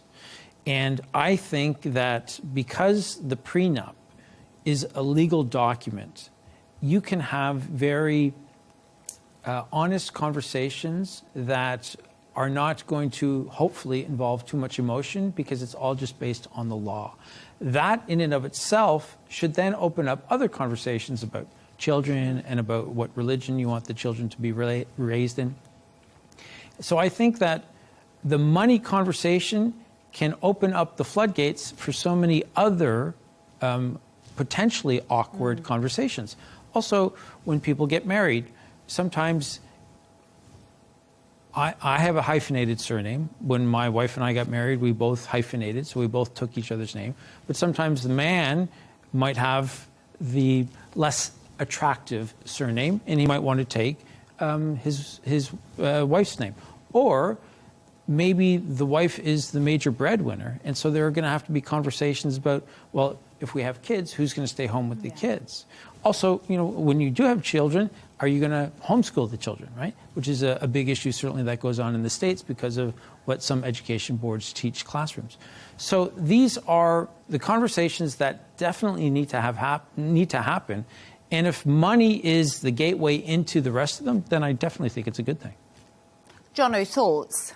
Well, the last thing you want to do is end up with someone who's broke, isn't it? So you have to have that conversation on the first date, I would say. Money has always been kind of one of those no-go subjects traditionally, certainly for my parents' generation. It's kind of one of those things you don't really know how much somebody earns. You can kind of judge from their car or their house.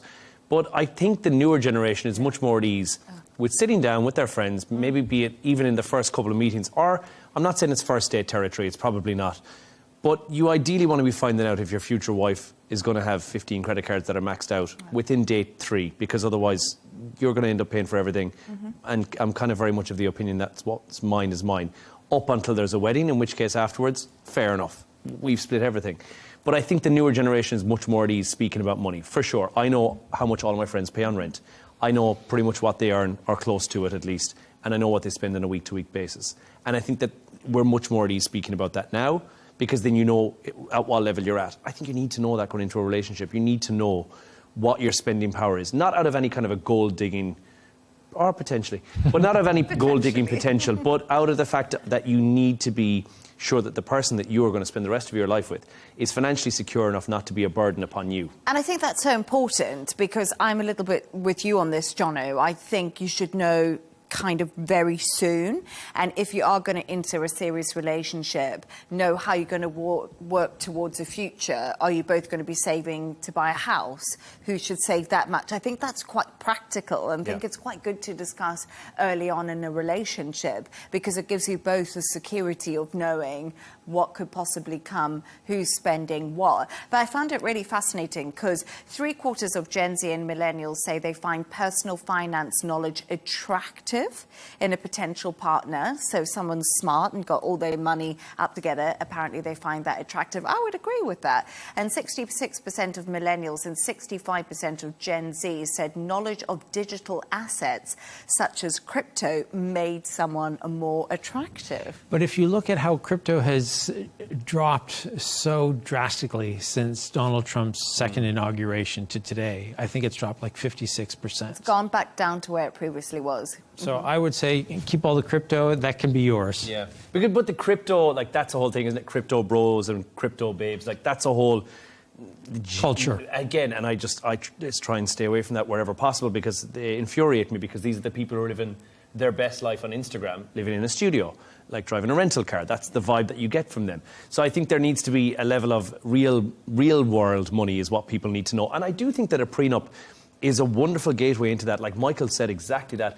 You're then deciding the future of your kids, what's going to happen, what happens if there is a divorce, you know, how do you make those decisions afterwards.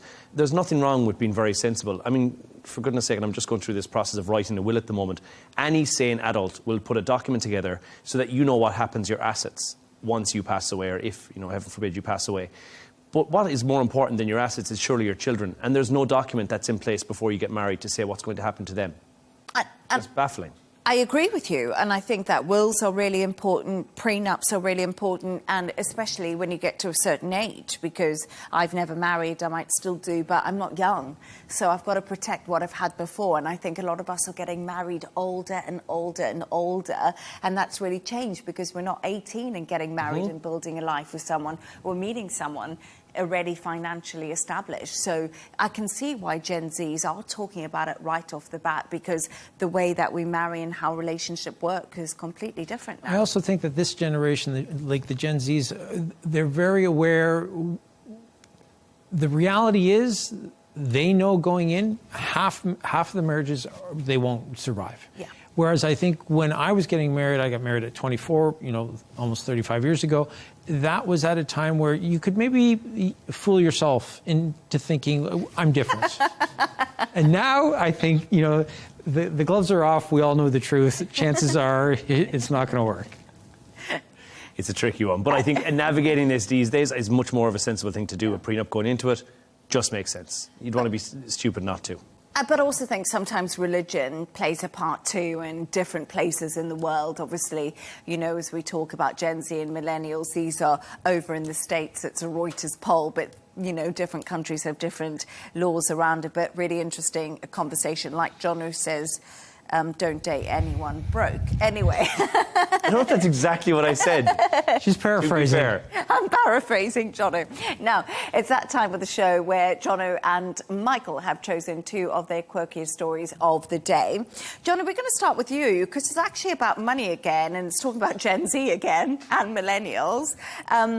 And their thoughts on Valentine's Day. Yeah, well, first of all, I should say, by the way, happy Red Tuesday. Today is the day, traditionally, when breakups are most common before Valentine's Day. So today is officially the last day that you can cut it off and save yourself some cash and not buy any gifts this weekend for Valentine's Day. But the good news, if you're Gen Z, it's always a Gen Z story these days, 77% of them prefer small, sweet gestures over big romantic displays. And in fact, 30% of them are not even celebrating Valentine's Day this year at all, which means they're just going to do something that feels less fake and something much easier instead. They would prefer small gestures. You want a list of the gestures they want? Of course. Complimenting my outfit would be a nice gesture. I told you had a nice. A good morning text. Watching your favourite movie together. A simple how's your day going vibe check. And remembering your favourite sweet treat along with your favourite go-to spot for a nice light lunch. These are the things, coming up with a new cute nickname and knowing their exact coffee order. This is what Gen Z love instead. Very easy to please. But I would argue that's common courtesy. Those aren't even gestures. I was just thinking that. I was just thinking that is actually just normal. But we're not Gen Z. So maybe the new generation is not doing these things, so they feel like this is something they require more in their life. But, the question is, do you want something big for Valentine's Day, or would you prefer something small that says, here's a token gesture that shows you how much I love you, I haven't spent a whole lot of cash on this, but you want 5,000 roses? If a text message is a small gesture, a large gesture for them would be flowers? Getting a cup of coffee? A chocolate bar? Yeah. Again, I think it's just about showing your love more than paying for the love. I don't believe this. I really don't. I just think this is rubbish. Because I'm sorry. Gen Z. Well, Gen Z. No, they're not rubbish, but they love the Instagram, Gen Z. And often when I go on Gen Z, the show of affection is really important for them, like the big gestures they like to do in the day and the life. And so I don't know if these small gestures are something that they would actually be keen on, or they're just saying it because in reality we see a different thing on social media. Yeah, they might be lying about it as well, but I would play it safe. From a personal note, I'd play it safe. I'd be getting the flowers and the exact order latte from the coffee shop at the same time and bringing them both together. Then you can't really go too far wrong. I like lavish gifts. Yeah. Such as? We guessed. Handbags.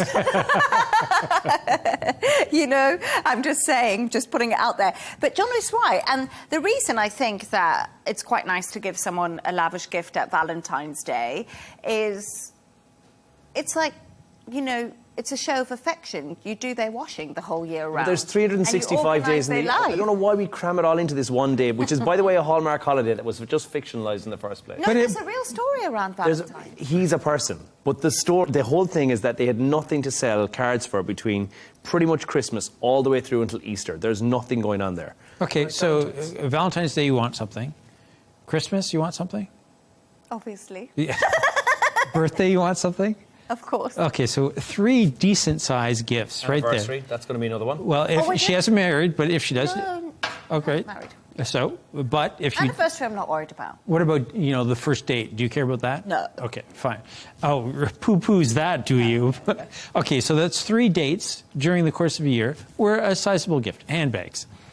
After 5 years, 10 years, 15 years? It keeps going? No, of course not. I don't think so. I don't think it can always be lavish. I think there has to be... So the small gesture would be okay? It's actually quite interesting because I was having a look at some restaurants for Valentine's Eve here in Dubai to go to, and I contacted a restaurant, not to be named, 1,000 dirham each. That's crazy. 1,000 That's dirham. And roses increased fivefold. We know that price-wise. And do you know what? I actually said to my boyfriend, we're not going to go here. We're just going to cook a nice dinner at home together. We've both got each other nice gifts. Let's just do something small together at home. Because I look at the prices of that, 1,000 per person. The good news is when you get older, the presents become more sensible. My dad bought my mum a gift years ago. She hasn't used it yet, thankfully, touch wood. But he bought her a headstone and a grave as a family gift. And he bought that for her as a Christmas gift. And every time we ask what he got her this year, he says, she didn't use what I got her last year, so I didn't get her anything this year. So when you get older, it becomes different. And for your boyfriend, did you get him something lavish? I haven't bought him anything yet. Will it be lavish? I don't Or will it be a coffee and a text message? Yeah, it might be a coffee and a text message. God love him. No, I will get something. I just haven't quite got there yet. Michael, and after all the Valentine's Day chat, yours is about this bridge between the US and Canada. You are Canadian. Donald Trump's not keen on it opening. What's the story? He wants America to own half of it. Now, the Canadian government paid for this $4.4 billion bridge that is going to be, I believe, the third now crossing over the Detroit River from Windsor into Michigan, into Detroit. It is, people are going to be able to walk it as well as ride bicycles and, of course, drive their cars. It is something that's been in the works. It's been under construction for 8 years now. Labor unions on both sides built it. And it was signed, the deal was originally signed by a Republican governor of Michigan back in 2018. So the Canadian government paid for it, and the Canadian government will own the tolls for the next, for 36 years once it opens. It's supposed to open at the beginning of this year. It is named in honor of Gordie Howe, who is Canadian but played for the Detroit Red Wings in the NHL for 25 years. And Donald Trump is saying on social media he's adamant that half of this should be owned by America. In fact, he goes so far as to say that they didn't even use American steel. So this year, Canada, the U.S., is supposed to be renegotiating NAFTA, what we call in Canada. So I'm going to stick with NAFTA, North American Free Trade Agreement. And who knows if he will actually make hay out of this when it comes time to negotiate. But it is something that's been in the works for a long time. Now, I want to say this. The Ambassador Bridge, which is the existing bridge, is actually privately owned by an American family. And they went to court to fight the building of this new bridge because they believed, and rightly so, that it will cut into some of the profits that they're earning. And of course, there aren't that many privately owned cross-border bridges. But anyhow, so the Gordie Howe Bridge, I think it's the Gordie Howe International Bridge. It's supposed to be opening up very soon. In November, studies said that it was 98% complete, so presumably it's done now. But Donald Trump, as I say, on social media, he's adamant that half should be owned by America.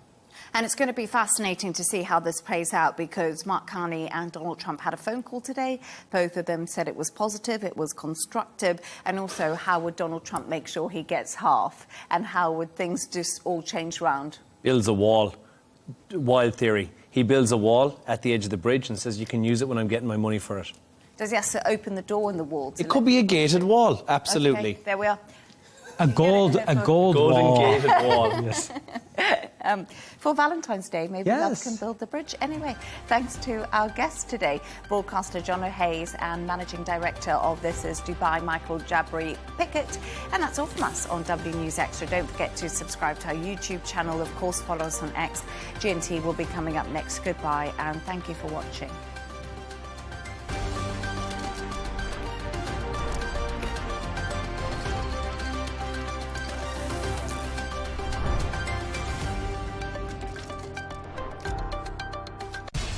We have to take care of our people, and we're going to take care of our people first. For in-depth analysis and all the latest developments across the globe, Make sure you join us every weekday. President Trump is trying to negotiate a ceasefire. With so much happening, so much information, and so much noise, International law will have no part in his administration. it can be hard to keep track. Tariffs will just fuel inflation. We're going to fight these tariffs. But you can count on us to tell you what you need to know. We stand by your side. Join me, Tom Burges Watson, for Global News Today, right here on Al Arabiya News.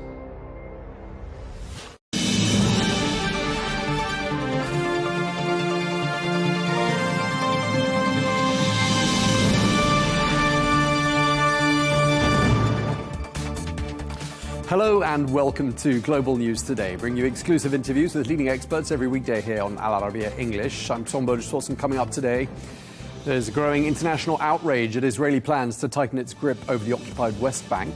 The foreign ministers of 8 Arab and Islamic countries, amongst them Saudi Arabia, condemn this. Iran expresses unease ahead of talks in Washington between President Trump and the Israeli Prime Minister Benjamin Netanyahu, talks at which Iran is expected to top the agenda. And in the latest standoff between the US and Canada, President Trump threatens to block the opening of a new bridge linking the two countries, which had been due to open later this year.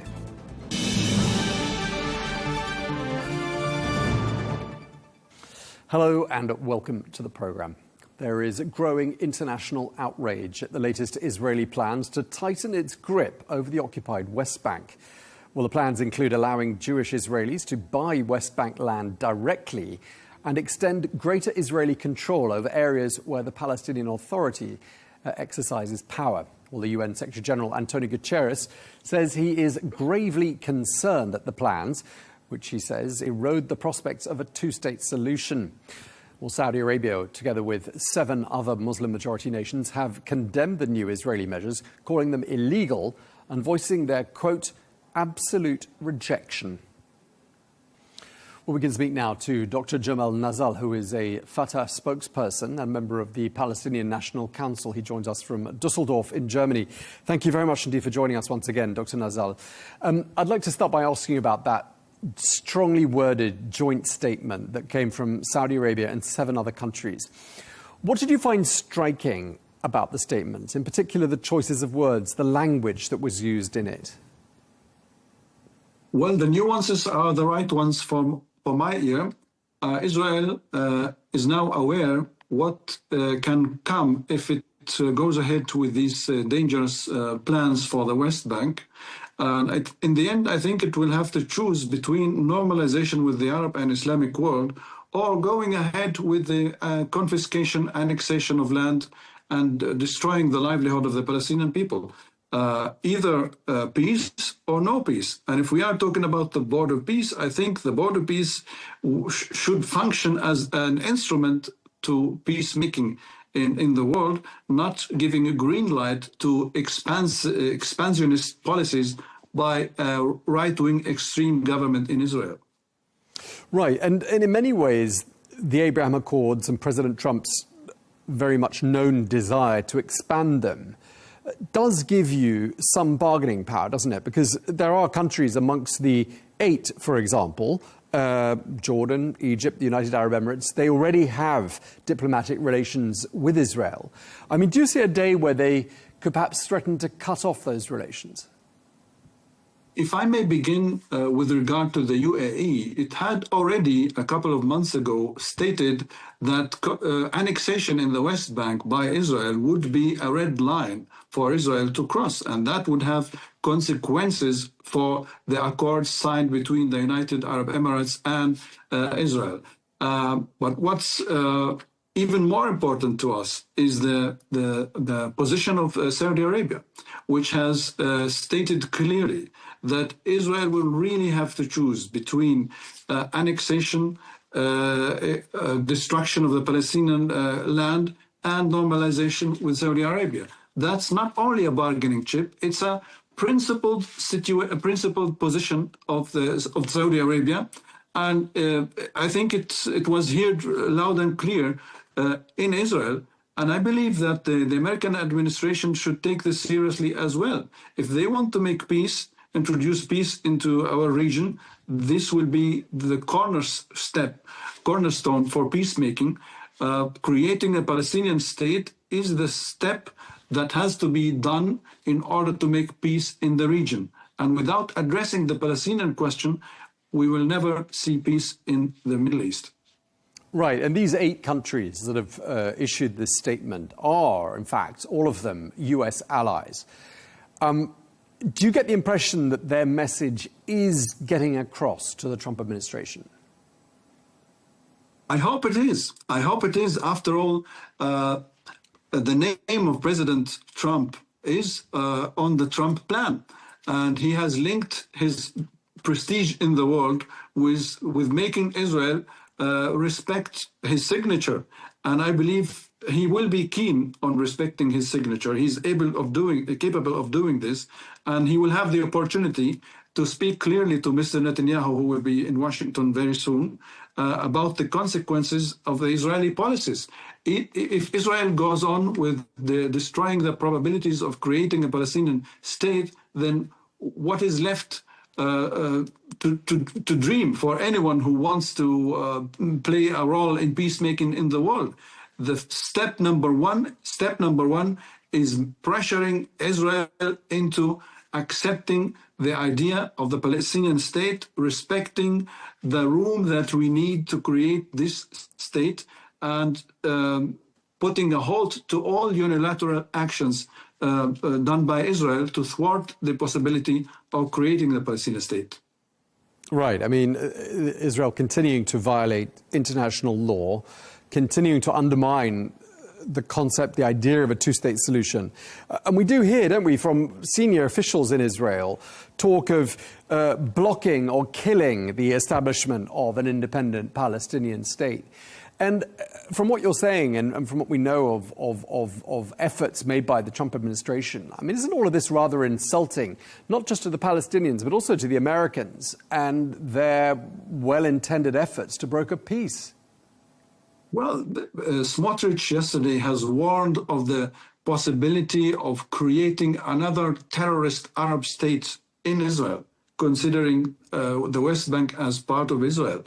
Well, the dangerous changes they are introducing to the system are really far-reaching. They have introduced changes to the land registration, planning, enforcement systems, which will lift the ban on private purchasing of Palestinian land by Israeli settlers, turning Palestine into Israel, treating Palestinian territories as if they were Israel proper. That is a message to the Western countries who always use this mantra of the common values with the state of Israel. I don't know what secret values they are talking about, but if they are talking about democracy, equality, then this is the contrary of what Israel is doing. That is why nobody should be more keen on blocking these Israeli expansionist steps than the Western world itself, because Israel is exposing how hollow these values are when it comes to establishing an apartheid state on the back of the Palestinian people. That is not democracy, that is not equality, and that is not peace. So all those who are talking about common values with Israel, they should choose either the values of apartheid are their own values, or Israel is not a democracy. They have to choose.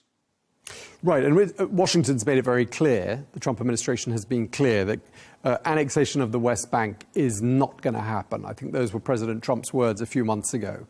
But couldn't we argue, looking at what Israel is doing and announcing measures like the measures they have just unveiled, that they're doing this anyway? They're just doing it in the more roundabout way. I mean, death by 1,000 cuts, to use a much-used metaphor. Well, they have been trying to introduce death on the Palestinian national aspiration for 80 years now. But the dream of independence and statehood is alive and kicking, because it will live as long as we exist in Palestine as a Palestinian people. And we have 7 million Palestinians living between the river and the sea, much as almost as many as there are Israelis. Well, you know that Israel has introduced some changes to this equation when it has killed 10% of the Palestinian population in Gaza. So as the time goes by, Israel is seeking to destroy the foundation of the existence of the Palestinian people. And while time is running out for creating a Palestinian state, the world should be aware of the dangerous Israeli government and the foundation it's built on, that is extremism, racism, and warmongering.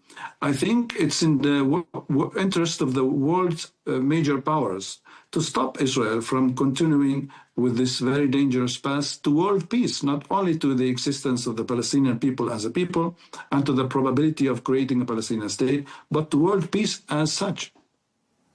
The United Nations is looking and sounding pretty powerless at the moment. They've got no money.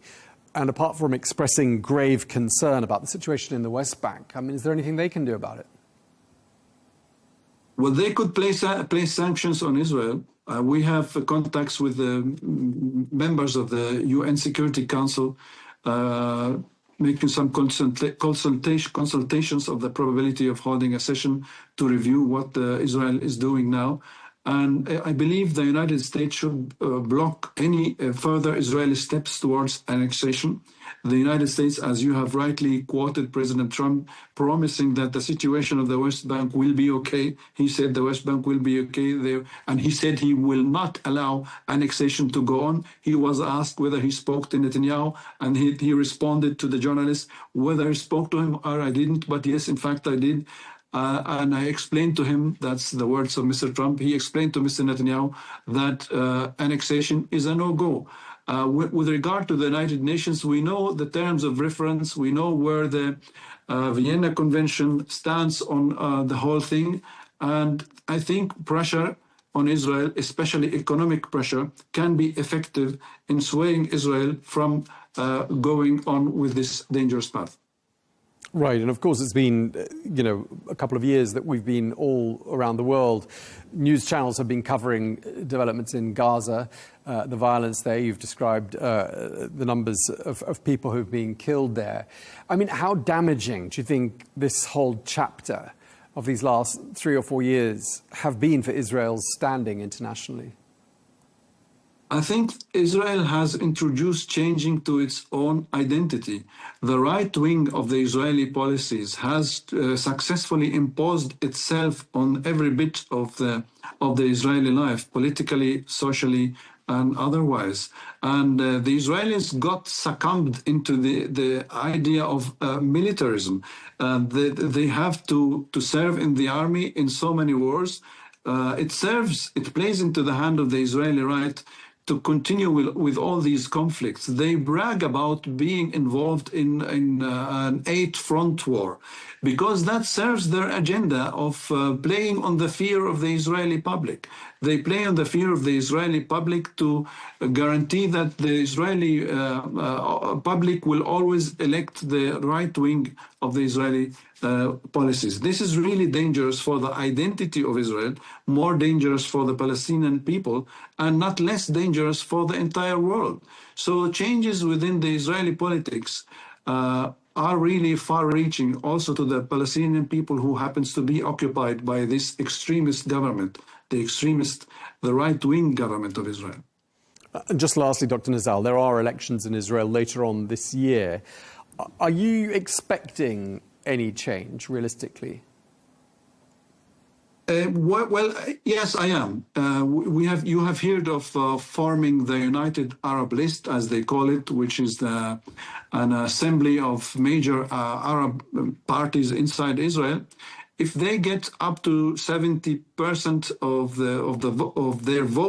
their electorate, they can deter any right-wing Israeli government from being formed by any right-wing parties. And I hope that they will intensively participate in these elections, and we will see some changes in the Israeli politics. We've seen coalitions in Israel in the 90s who themselves wanted a separation from the Palestinian people, like the government of Rabin. Later, Mr. Barak tried, And even 2008, Mr. Ehud Olmert tried to reach a peace accord with the Palestinian people.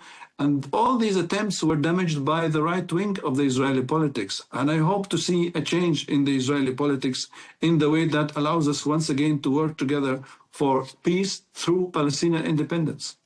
Okay, so just going back to where we started, what is your message to Washington? What's Fatah's message to the Trump administration with regards to these latest Israeli announcements?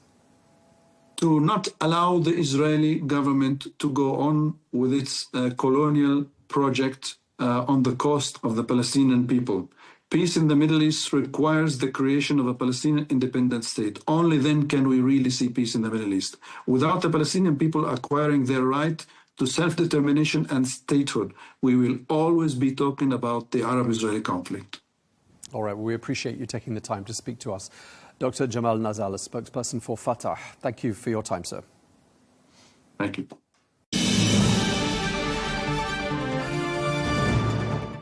Well, as we've been saying there, the Israeli Prime Minister Benjamin Netanyahu is due to hold talks in Washington with President Donald Trump. Talks at which Iran is expected to top the agenda. Well, ahead of their meeting, Iran expressed unease, warning of Israel's, quote, destructive influence on diplomacy. Well, on Friday, Tehran and Washington resumed dialogue with a view to lowering the tensions.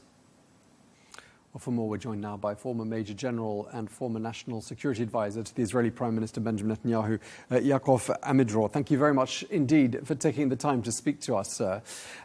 It looks like Prime Minister Netanyahu is on his way to Washington, and he's going to be holding talks with President Trump. That'll be their 6th meeting in Washington since President Trump returned to office last year. What message does Prime Minister Netanyahu bring with him? The Prime Minister said that it is the 7th meeting, but I don't want to argue between you and him. Now, the 7th one was in Jerusalem. One was in Jerusalem. This is the 6th in Washington. No, the Jerusalem is the 8th one. This is what the Prime Minister said. I don't want to be between you and him. I think that this is a very important meeting for Israel. We understand that the Americans are negotiating with the Iranians to prevent a war in the Middle East. And it is very important for us that in the agreement, all the interests of Israel will be on the table. The Americans will take it into account, and the agreement itself will take care for those issues which might be very sensitive for Israel. For example, the number of ballistic missiles that the Iranians will have, the range of these missiles, and so on and so forth. It's not only the nuclear project, which is for sure the main subject on the table. Right, that was the main subject when the Americans and the Iranians met on Friday in Muscat. Do you think these other issues will now be introduced to the agenda for talks moving forward? From what I heard, Secretary Rubio was very clear about it. He said that the issue of the missiles and the finance of the Iranians to the proxies in the Middle East and the treatment of the dictatorship of Tehran towards its people are 3 subjects that should be on the table, and not only the nuclear project. What will happen in the next meeting between the Americans and the Iranians, I don't know. But taking into account what was declared by Secretary Rubio, I believe that it will be part of the negotiations. I mean, the readout from the Friday talks, last Friday's talks, was pretty upbeat on both sides, considering how tense things had got. And clearly now the Iranians are uneasy about the talks that are happening because they see Israel as being saboteurs to these diplomatic efforts with the United States. They said Netanyahu's visit will have a destructive influence on diplomacy that is detrimental to the region. Are they right to be worried? Look, it's very ironic that the most aggressive country in the Middle East, the one which built Hezbollah and Hamas, which made the atrocities of the 7th of October, the one which built the Islamic Jihad and the Houthis in Yemen, are speaking about diplomacy and sabotaging diplomacy. There is this connection between what they did in the Middle East and what they say about the Middle East. So with all due respect, and I don't have respect to these people in Tehran, I think that what they say should not be taken seriously by others. Okay, but nevertheless, do you see Prime Minister Netanyahu managing to persuade President Trump to reconsider elements of the US approach towards Iran and some of the issues we've discussed? Yes, it's very important for us that the agreement between America and the United States of America and the Iranians will be a good agreement. It is our interest, and we want a good agreement. For us, a good agreement is better than any other option. And the visit, the purpose of the visit is to make the Americans understand what is the stand of view of Israel, what is the perspectives of Israel about a good agreement, and that should be adopted by the Americans, because the Americans are, in a way, representing the interest not just of America, but the free, liberal world, which want peace and should do whatever is needed to constrain the ability of the aggressiveness of the Iranians. And this is why it is so important that the Prime Minister is going to visit the President in America. I mean, obviously, Prime Minister Netanyahu is very wary of any more deals being done with the administration in Iran. I think a lot of people in the expatriate Iranian community would also be disappointed to see a deal done. They saw the momentum there for perhaps some pretty significant changes in Iran. What do you see President Trump and his inner circle's approach to Iran being? Do you think they want a deal? I always try to convince people that, with all due respect that I have to our capabilities, Israel is a very, very strong country. Regime change in Tehran is not our job, and it is behind our capacities. We cannot make the job of the Iranian people. We cannot build an opposition in Iran, and only an opposition can make a regime change. What the Americans think about it, I don't know. I remember the president urging demonstrators to go to the street, saying that America will come to save them. And in a way, it is the credibility of the president, not the credibility of the Prime Minister of Israel. It's the credibility of the President of the United States of America on the table. And we are not urging the Americans to do anything relating to regime change. What they are trying to make the American understand what are the most critical interests of the state of Israel that should be taken into account in the agreement. How do you rate the chances of the leadership in Iran still being leaders of Iran in, say, a year from now? Look, if I look at it from the Iranian point of view, the chances should be very limited. They didn't deliver strategically. Remember that 12-day Israel was over Tehran, and we did almost what we wanted to do. They couldn't defend themselves. The economy is collapsing. The people in Tehran don't have water. The rial is crumbling, and it's 1,500,000 rial for a dollar. Standard of living is going down all the time. So if you look at it from the strategic point of view, from the domestic point of view, from the oppression of the regime, which killed probably between 20 to 30,000 people in those nights and days of the oppressing of the demonstrations, I think that from the Iranian point of view, they should not survive, but it is not an Israeli job to do it. It's an Iranian job to make it. There is obviously considerable US military material and hardware in the region, not to mention the USS Abraham Lincoln, which I gather is still in the waters not so very far away from Iran. What do you think the effect was of negotiating with all of that equipment in the region? First of all, it gives the American time to organize more forces and to move them to the Middle East. They will be better prepared because they are coming from outside the Middle East, and they have to go in and to do what is needed, first of all, to defend their forces, and then to prepare the forces for the attack, if it will be an attack, I don't know. So if there is one clear consequences to the time since the beginning of the negotiation is the ability of the Americans to be better organized. I think that in a way, all these forces are part of the negotiations. It's to make clear for the Iranians what is the alternative. What is the alternative of an agreement? If they don't have an agreement, if the Americans and the Iranians don't have an agreement, the Americans are making very clear what is the alternative that they are building. And the Iranians should take it into consideration when they are negotiating. President Trump likes an element of surprise, and he's surprised us on many occasions in the last 13 months or so. Do you think, just deciphering what you were saying there, I mean, are you seriously saying that perhaps dialogue is aimed at perhaps buying some time, getting the Americans better positioned, and then they will attack? Is that a scenario you think is likely? No, I think that the Americans really want an agreement. But I hope that the Americans understand that bad agreement is much worse than don't having an agreement. But the preparations are part of the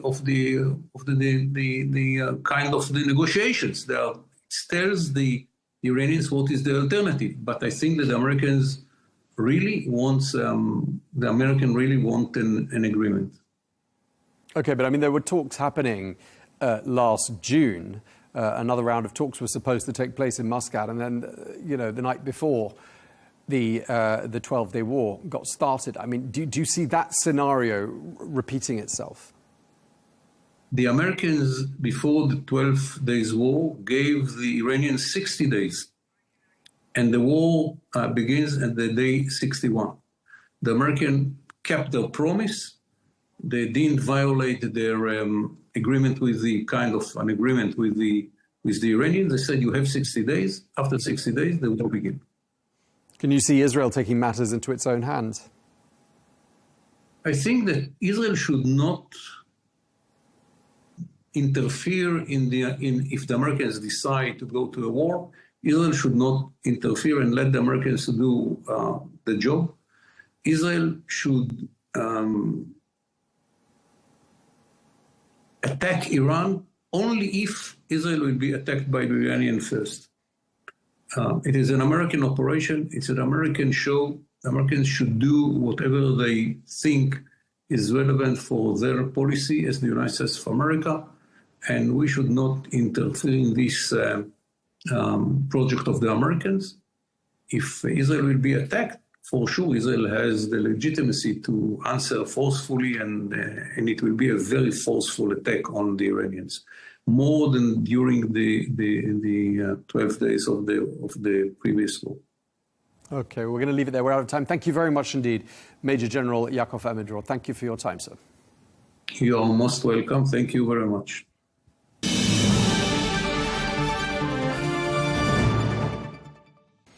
Now, President Donald Trump is threatening to block the opening of a new bridge that links the United States to Canada. The Gordie Howe International Bridge, which cost $4.7 billion, connects Detroit to Windsor in Ontario. Well, it was paid for entirely by Canada. Well, President Trump has voiced objections about the bridge's ownership, as well as retaliatory trade measures that have been taken by Canada and recent trade talks with China. This, he says, has stood in the way of the bridge's opening. Well, we can speak now to Eddie Goldenberg, who is the former Chief of Staff and senior policy advisor to the former Canadian Prime Minister Jean Chrétien, who joins us from the capital, Ottawa. Thank you very much indeed for joining us.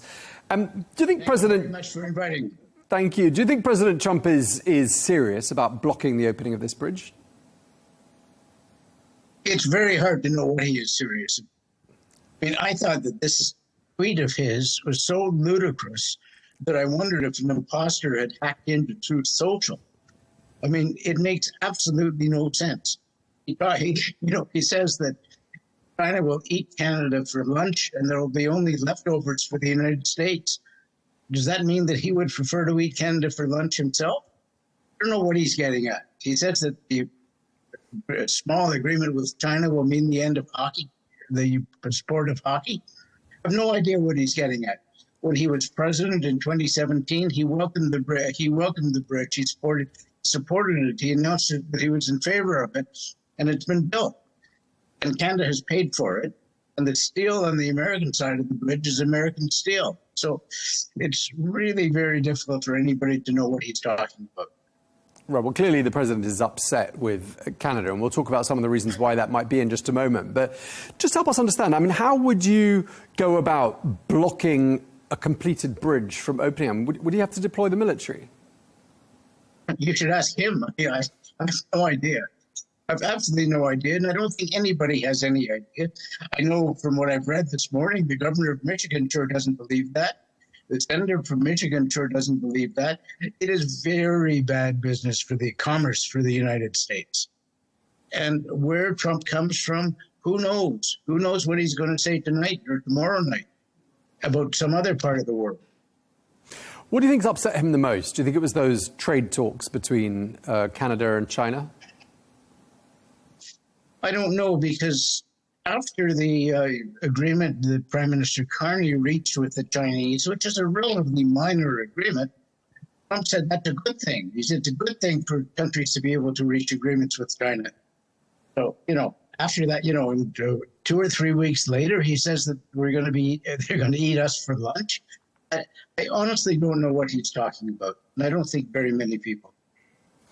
There was also that address at Davos that your current Prime Minister, Mark Carney, gave. And I'm wondering how much of an affront that might have been perceived as having been by the Americans. I think that you're asking a very good question. And I think, we don't know that. It obviously hurt Trump. Trump didn't like being upstaged by anybody, and Prime Minister Carney clearly upstaged him at Davos. But it's, it's Trump that has ruptured the world, the normal world order, international rules-based order. It's not Canada that's done that. And what Prime Minister Carney did is he called him out. And maybe he doesn't like being called out because he's not being used to being called out. It's too bad.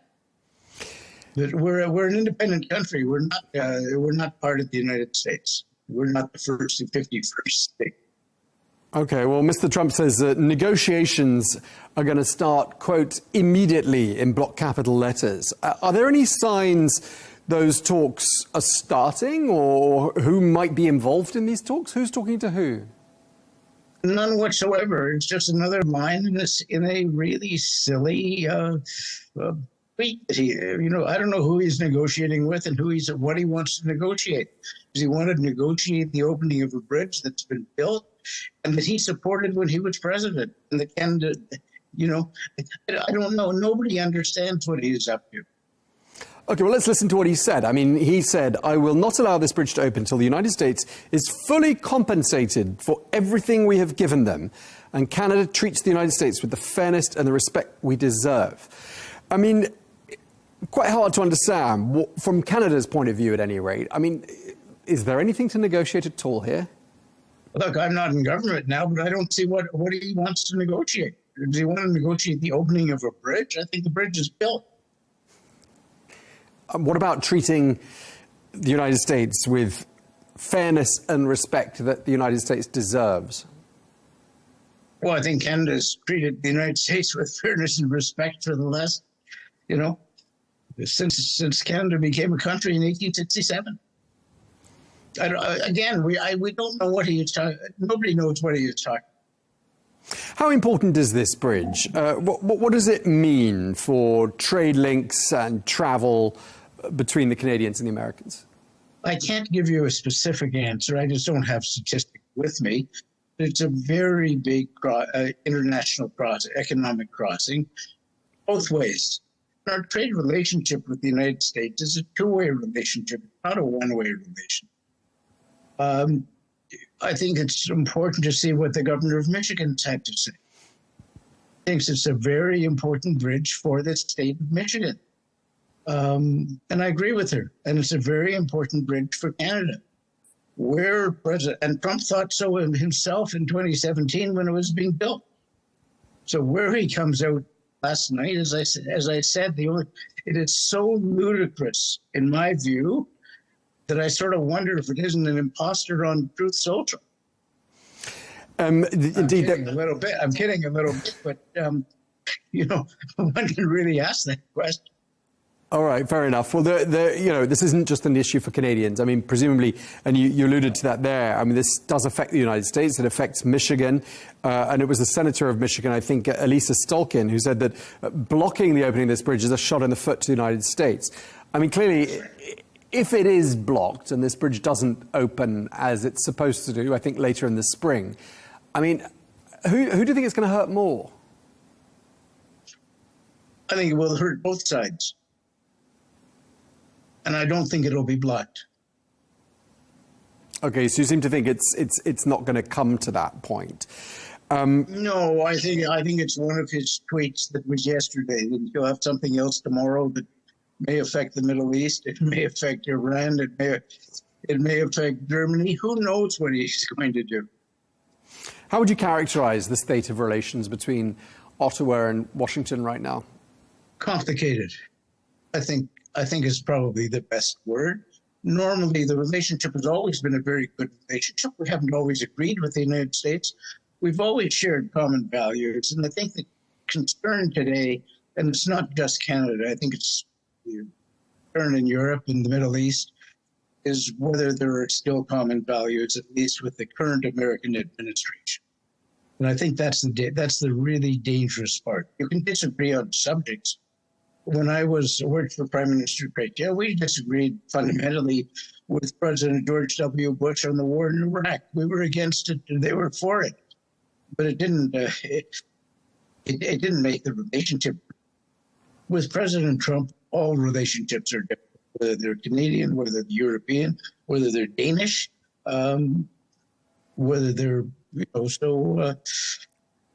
we have to carry on. What the British say during World War II, they said, keep calm and carry on. I think that's the best approach right now.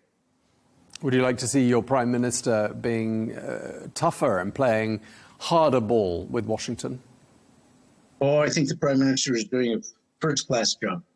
I think he's walking on a tightrope, and he's doing it extremely well. I think his speech in Davos, which was praised internationally, was extraordinarily important. And, we have a very good trading relationship with the United States. We'd like to maintain it. He would like to maintain it. But he is prepared to understand that if the Americans don't want to maintain it, or if the current administration does not want to maintain it, then we have to control. We can only control what we do. What we do control. And we have to diversify our trade, and we have to buy and sell more within the country. I mean, there are these accusations that the United States is somehow fomenting sort of separatist sentiment in parts of your country. And I'm just wondering whether that, combined with the trolling, the comments about turning Canada into the 51st state of the United States, is this having the effect of boosting Carney's popularity? Or are people thinking, actually, President Trump has got a point here and perhaps making President Trump a more popular figure in Canada? It may have boosted Mr. Carney's popularity, or just Mr. Carney himself. By the way he's governed for the last 10 months, it's boosted his own popularity. But there's no question that what President Trump has done and what Secretary Bessent has done has been extraordinarily helpful for Canadian patriotism. I don't think Canadians have ever felt as patriotic as they have since last January 20th. I mean, only on Sunday night, and we were talking about this yesterday with a minister in Greenland, President Trump reposted that map that has got Canada, the United States, Venezuela, and Greenland all cloaked in the US flag. I mean, how does that go down in Canada? Do people think he's sort of half joking? Do they find it funny, or do they find it quite offensive? No, I don't think anybody finds it funny. I think people find it very serious, and it's very concerning.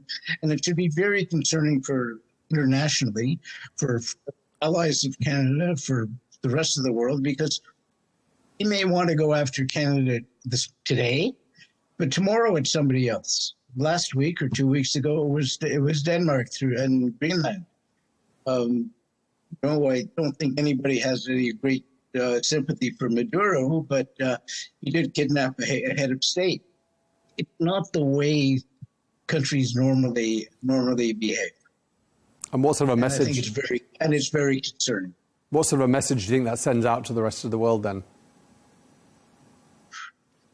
I think the message sent out to the rest of the world is the rest of the world better get its act together, because it no longer, at least as long as he is president, trusts the United States.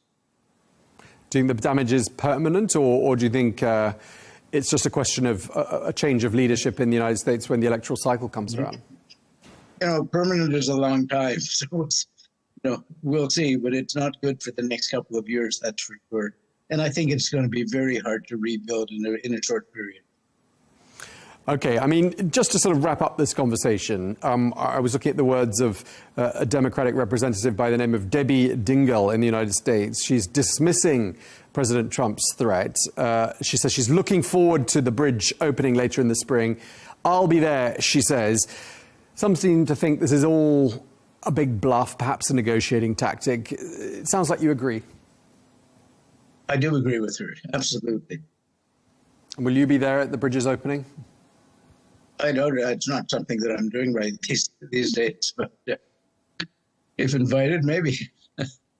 All right. We really appreciate you taking the time to speak to us. Thank you very much indeed.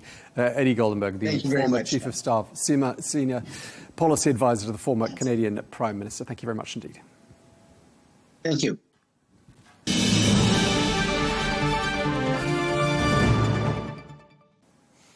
Well, we're joined now by Greg Swenson, who is the chair of Republicans Overseas. Greg, thank you very much indeed for joining us. Now, this bridge is potentially quite a close issue to home for you, because it links Canada to Michigan, which isn't so very far away from where you reside when you're in the United States.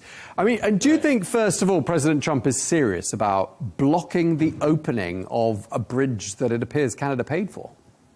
Yeah, that's an easy answer. I do not think he's serious. And I think this is typical President Trump. You know, he starts out with something provocative. He's got an end game in mind. He wants some results or some outcomes that he's interested in that will be good for America, but also be good for ultimately for Canada too. So, he's got a funny way of doing it. But yeah, I don't think he has any serious intention, unless they get into an argument that can't be resolved diplomatically, and he'll go ahead with it. But I think that's more of a threat right now, and I think that it will end up opening on schedule. Right. I mean, clearly, President Trump is upset with Canada, and I'm just wondering what you think's upset him the most. Is it the trade talks they've been doing with the Chinese? Was it Prime Minister Carney's address at Davos? What do you think's really triggered this? Yeah, I think it's all of the above, Tom. And I think that it's really wise that you pointed out that this is not just a singular issue about some bridge that no one's ever heard of in Michigan. It is the bigger picture of what Canada's been up to. And yeah, I think it's both. I think, doing the trade deal. I mean, there's nothing wrong with doing a trade deal with China. I mean, the United States is also doing a trade deal with China. There's nothing wrong with that specifically, but I think it's the way that Mark Carney handled it and, sort of ran off to China in a spat. And then, of course, the speech at Davos was very anti-American. He wasn't brave enough to name President Trump by name, but it was very anti-American in sentiment, and well received in Davos, because Davos is a progressive left, globalist institution. And I wasn't surprised at all that Mark Carney was applauded there, and the speech was well received. So, yeah, the president, look, it's not traditionally presidential or traditionally diplomatic, but he does punch back. And if he thinks that someone is acting in the interests that are conflicting with United States interests, he's going to punch back, and that's what he's doing here. Right. Okay. So it sounds to me like you think this will be resolved somehow or other, perhaps with some more dialogue that solves most problems. How important is this bridge? I mean, you said not many people had heard about it until quite recently, but locally it could resolve, couldn't it, a few issues, a few bottlenecks when it comes to traffic, some trade links. What sort of an impact will it make? I mean, it's maybe it doesn't move the needle in terms of the United States GDP, but surely in Michigan, which is a really important border state, it borders Canada first of all, but also it's still a pretty great manufacturing hub for the U.S. And there's a lot of cross-border changes to different components. So it's not like we just import one thing from Canada and that's the end of it. It'll cross the border several times during the manufacturing processes, especially in the auto industry, which is the dominant industry in Michigan. So no, I think this is an important bridge for both Canada and the United States. And in the simplest terms, it just takes 20 or 30 minutes off of a trip, and you know, to a trucker, to people that are doing business on both sides of the border. I think that's important. So no, this was a good project, and so many projects done. Many projects at the state and local level are sort of wasteful. You know, the trains to nowhere, like in California, where some governor just wants to put their name on something. But in this case, I think it's pretty productive, and that's why I think it will ultimately be fine. And if the president has an issue with the ownership, granted the Canadians financed it, but it's still, you know, probably something where if it's cross-border, it should be, and if they're taking tolls, you know, it should be shared between the two countries. Okay, we were just talking before we crossed to you, to Eddie Goldenberg, who's the former chief of staff and senior advisor to the former Prime Minister of Canada, Jean Chrétien, who I think was around some time ago. He seemed to be suggesting that, reading what President Trump wrote, a lot of block capitals on his posting there on Truth Social, he said it wouldn't surprise him, or words to the effect that it seems like someone might have got hold of his account and started impersonating the president. What would you say to that? Yeah, I mean, I think that might be a little bit much, but I understand that, you know, people from that sort of traditional diplomatic world, you know, of the establishment parties, they're just not getting this, right? They don't understand that traditional diplomacy and well-mannered politicians on both sides of the aisle have just failed, you know, for generations now, especially since 1990 when China was accepted into the WTO. And I think, you know, a little bit of aggressive behavior is probably uncomfortable for a person like that. And that's not to criticize him or the prime minister that he worked for, because I think most prime ministers of Canada, even the ones on the left, you know, were productive and they were decent. It was only when Justin Trudeau was in office that the Canadian economy and the Canadian standards of living and freedoms, you know, with, you know, what he did to the truckers, for example, it really wasn't until Trudeau that any American would even know who the Prime Minister of Canada was.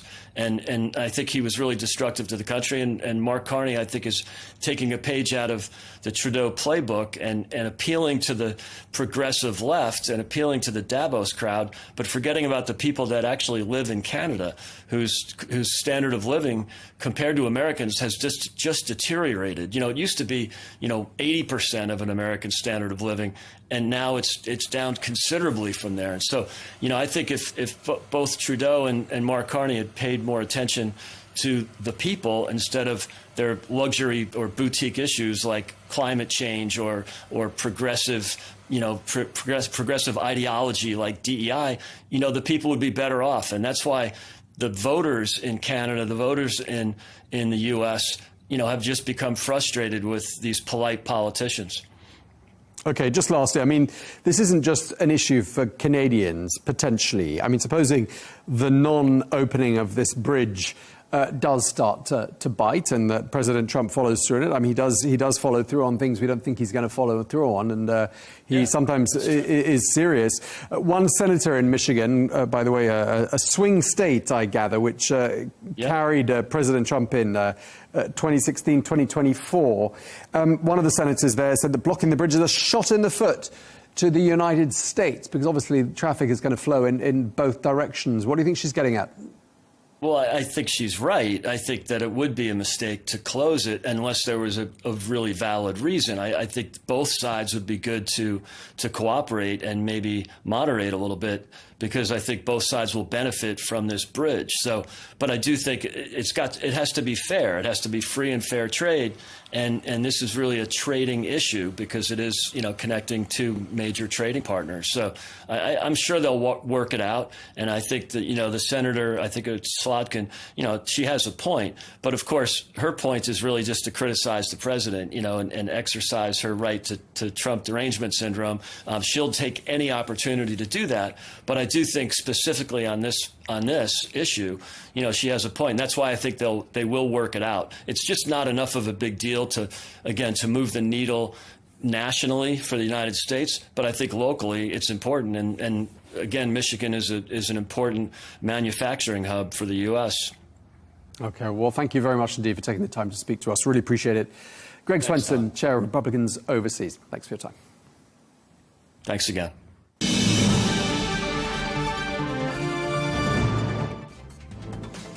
Well, that is all we have time for on Global News today. Thank you very much indeed for watching. Look forward to seeing you again tomorrow. We'll have some more interviews for you then. Until then, goodbye.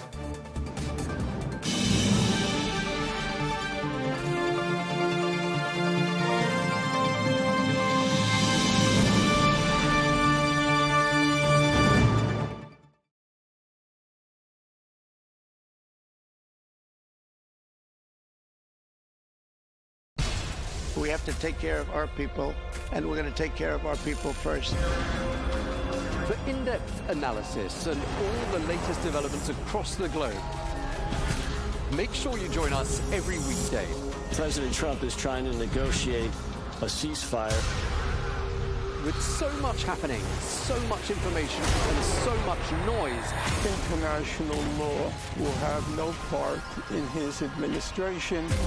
It can be hard to keep track. Tariffs will just fuel inflation. We're going to fight these tariffs. But you can count on us to tell you what you need to know. We stand by your side. Join me, Tom Burges Watson, for Global News Today, right here on Al Arabiya News.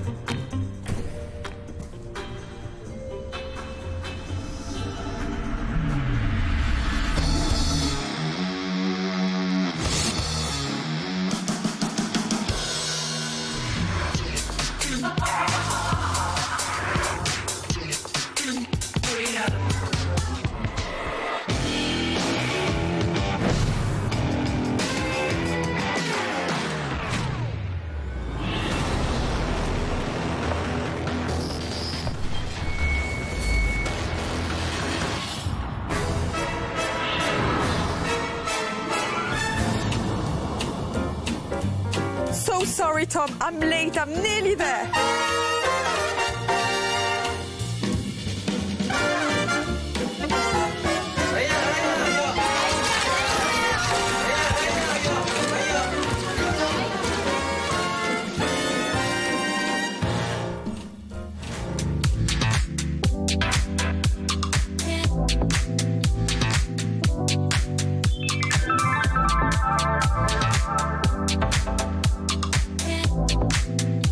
I think these are very important for us to be able to celebrate each other, to see each other, to see who some of our heroes are, and to see who some of our up-and-coming heroes are going to be. It's amazing that they have a focus on women and female voices, and I'm very inspired by that. I'm excited to be in a room full of people, peers from both the West and the East, from the region as well, you know, celebrating women in film.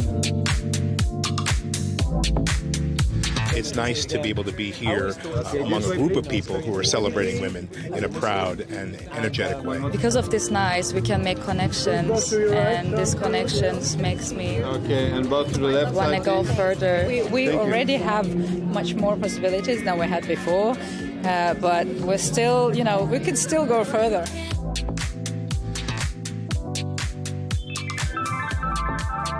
There's so many incredible women filmmakers, and this elevates and celebrates them, and I think it's very important. Women who are in cinema being together in a room to be able to not only celebrate each other, but to get to speak together, the ability to lift each other up and support each other is so vital. There are so many female filmmakers being celebrated this time. There are about like 38 entries is what I heard, which is amazing. So great to be in a room full of like-minded, driven, ambitious, intelligent women.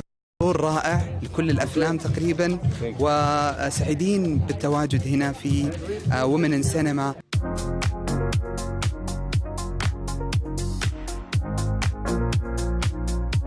I have 4 daughters of my own, and I encourage them to tell their stories. And for the women who are in countries still that are more repressed than women have been here, women see the opportunity to be able to be free. I think it's really important to bring people together from different backgrounds, all in celebration of a cause.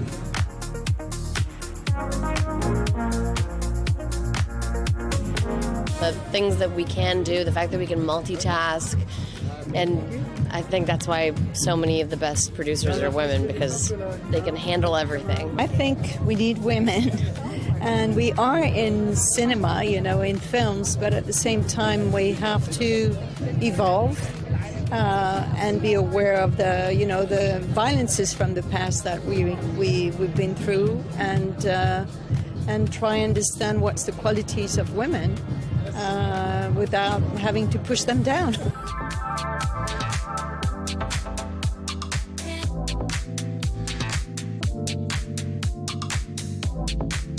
Don't let anybody tell you you can't do it.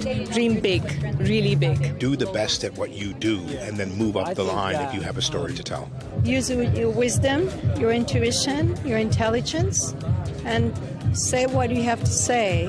We've always been here, and we always will be, so let's get comfortable with the idea of seeing a woman in charge.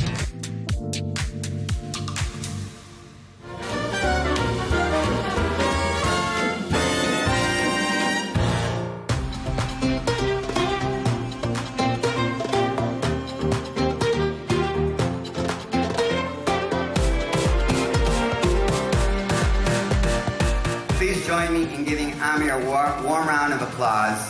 Amir, please come to the stage.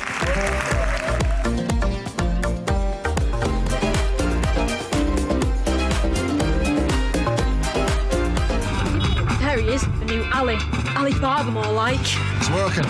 It's hardly an Adidas commercial. Shows you're better than them. I've been ready for years. Who's next?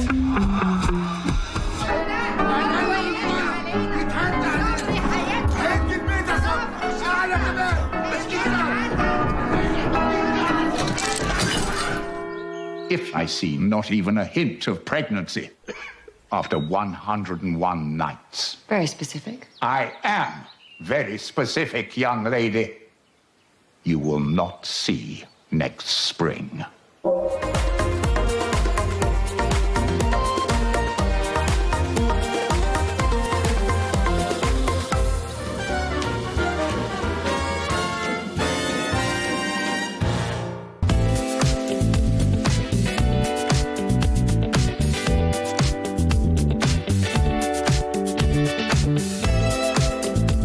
It feels wonderful. It's exciting. I've never been here before, and the festival here, the Red Sea Festival, is allowing me to show a film in a part of the world I've never been, so I'm eager to know how people are going to react. I'm very excited because showing a film to a new audience, it's a little frightening, but at the same time, you know what you've given. So there's a back and forth feeling of it was meant to be in a way, and at the same time, there's walking on a new path of wanderings. You know. The idea of this film, first of all, came from Robert Redford, who saw the show and said to me at the end of it in my dressing room, "You've got to make a film out of this." So, okay, I found a way to put it together. And afterwards, it stayed in a drawer for 15 years because I was working as an actress and shooting back-to-back in different films. And then after 2.5 years ago, I had 2 people coming to me and saying, "We'd like to do something with you. Do you have a project?" And I said, "Well, I have those tapes I'd like to do one day." And so they agreed, and so it's how it came together.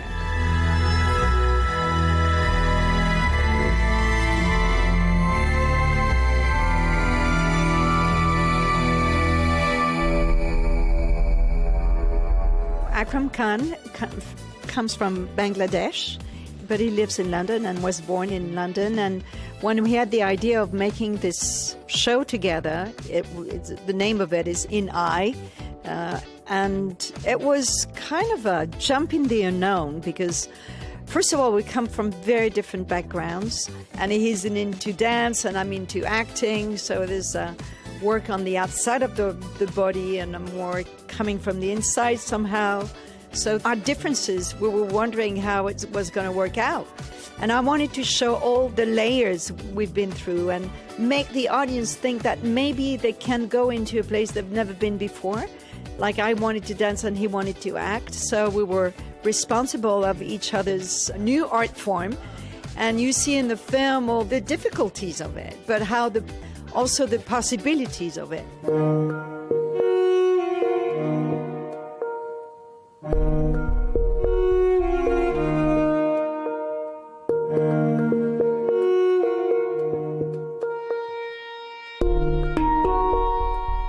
Well, I wrote the film as I was watching the rushes because I got the rushes from the director Marion Stalins, who filmed us while we were rehearsing. And so she said to me there were lots of rushes she didn't use, so I was eager to know what was in. And also I used the footage of our rehearsal time because we had a camera while we were rehearsing. So having this 170 hours of rushes, I had to write the script as I was watching them. And it took me a while to understand where I was, because there were so many possibilities, but the equilibrium of not revealing too much because you see the show after. So avoiding the repetitions was very important to me.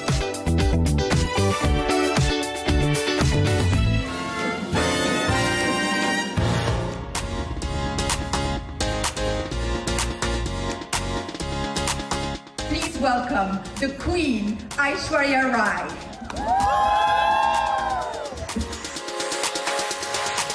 Well, I wanted to start from the start and from childhood because you grew up in an academic family, not in a Bollywood one. So were your dreams ever to work in the world of cinema and to even be famous? Was that something you'd ever thought of, when you were a child?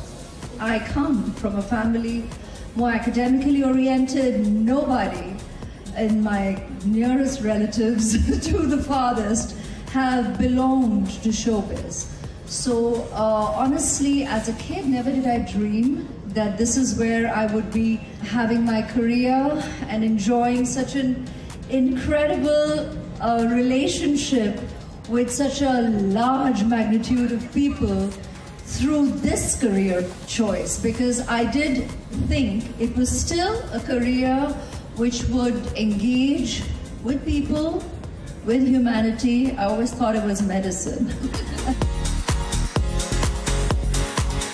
Let's go back to when you first started loving the craft of cinema. I know the opportunities open up when you win a beauty pageant, when you are popular in Bollywood, but you really started loving it. You started working with Mani Rathnam, with all the directors that informed your career throughout the years.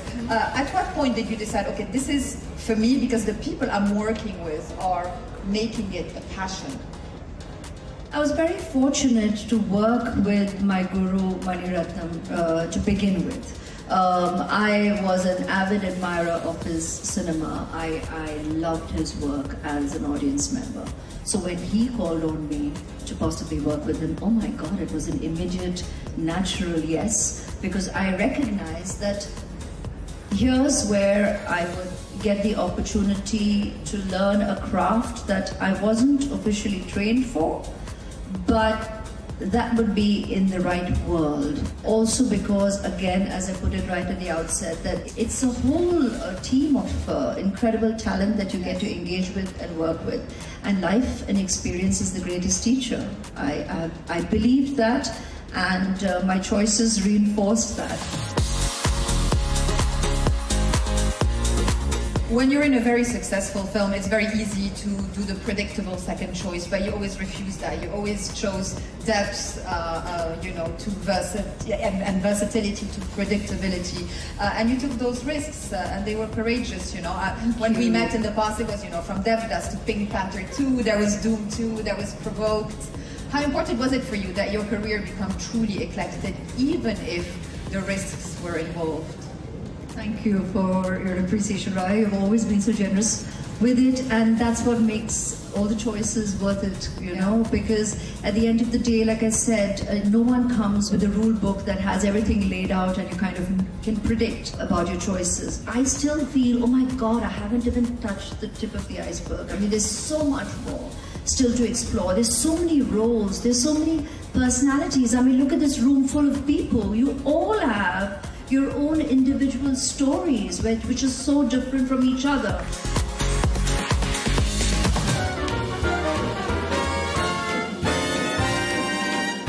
I wanted to explain what my family went through. I'm here to tell you how it started.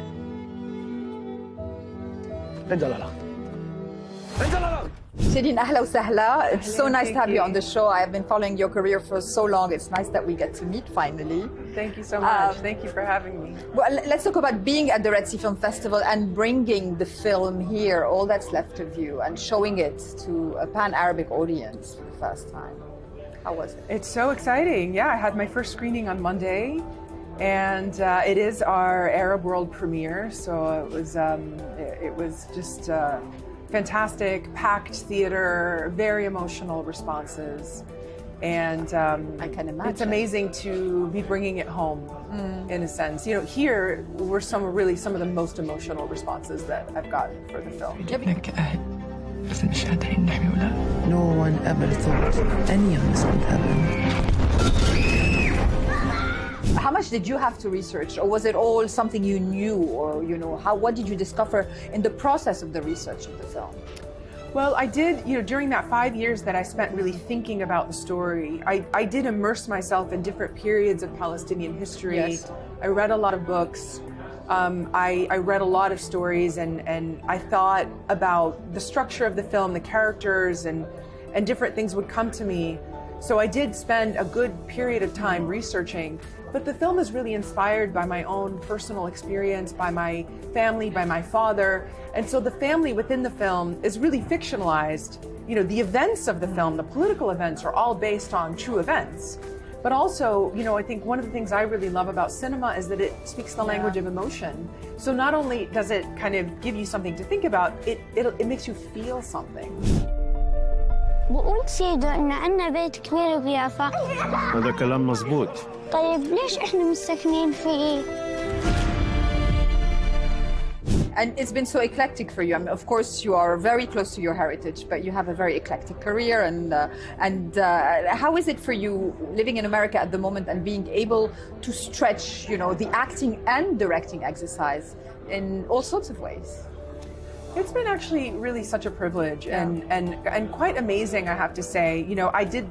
I did things a bit unusually, you could say. Most people become actors and then become directors, whereas I really studied directing and really wanted to become a storyteller. Yeah. And then I kind of became an actor or pursued my acting within that realm of storytelling, because we are, in some ways, all part of this movement of kind of waking people up right now to our stories and showing them who we talent are. As well, it's showing them the talent that all of you can have with the successes that you do, that Melinda Nucifora has, that Muammer has.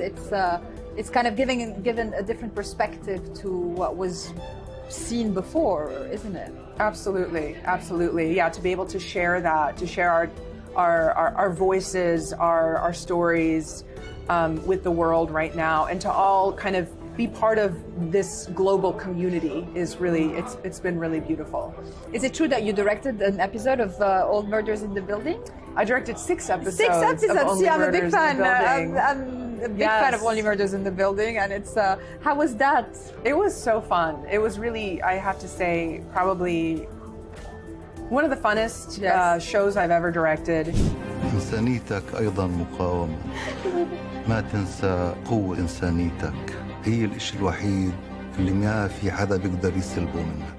So how do you see the near future? All That's Left of You is Jordan's entry for an Oscar nomination. So hopefully you get one. And what would you like the film to go? Where would you like it to go? I mean, I'd like it to be seen as widely as possible. Yes. I would really like it to be seen in a kind of mainstream way, you know, in the Arab world and in the Western world as well. I hope that, especially in the Arab world, that we can see cinema thrive more, you know, that people can appreciate, especially through the films that are coming out now, that kind of communal experience of going to see a movie in the cinema. I fully agree. I think it's magical. Nothing like the big screen for me. Really? Nothing like that experience. It's really beautiful. That's how I see it. That's my love for film. Definitely, me Thank too. you. It's very nice to meet you finally. Thank you for too. everything. شو فايدتنا كأهل بس مش قادرين نحمي أولاد.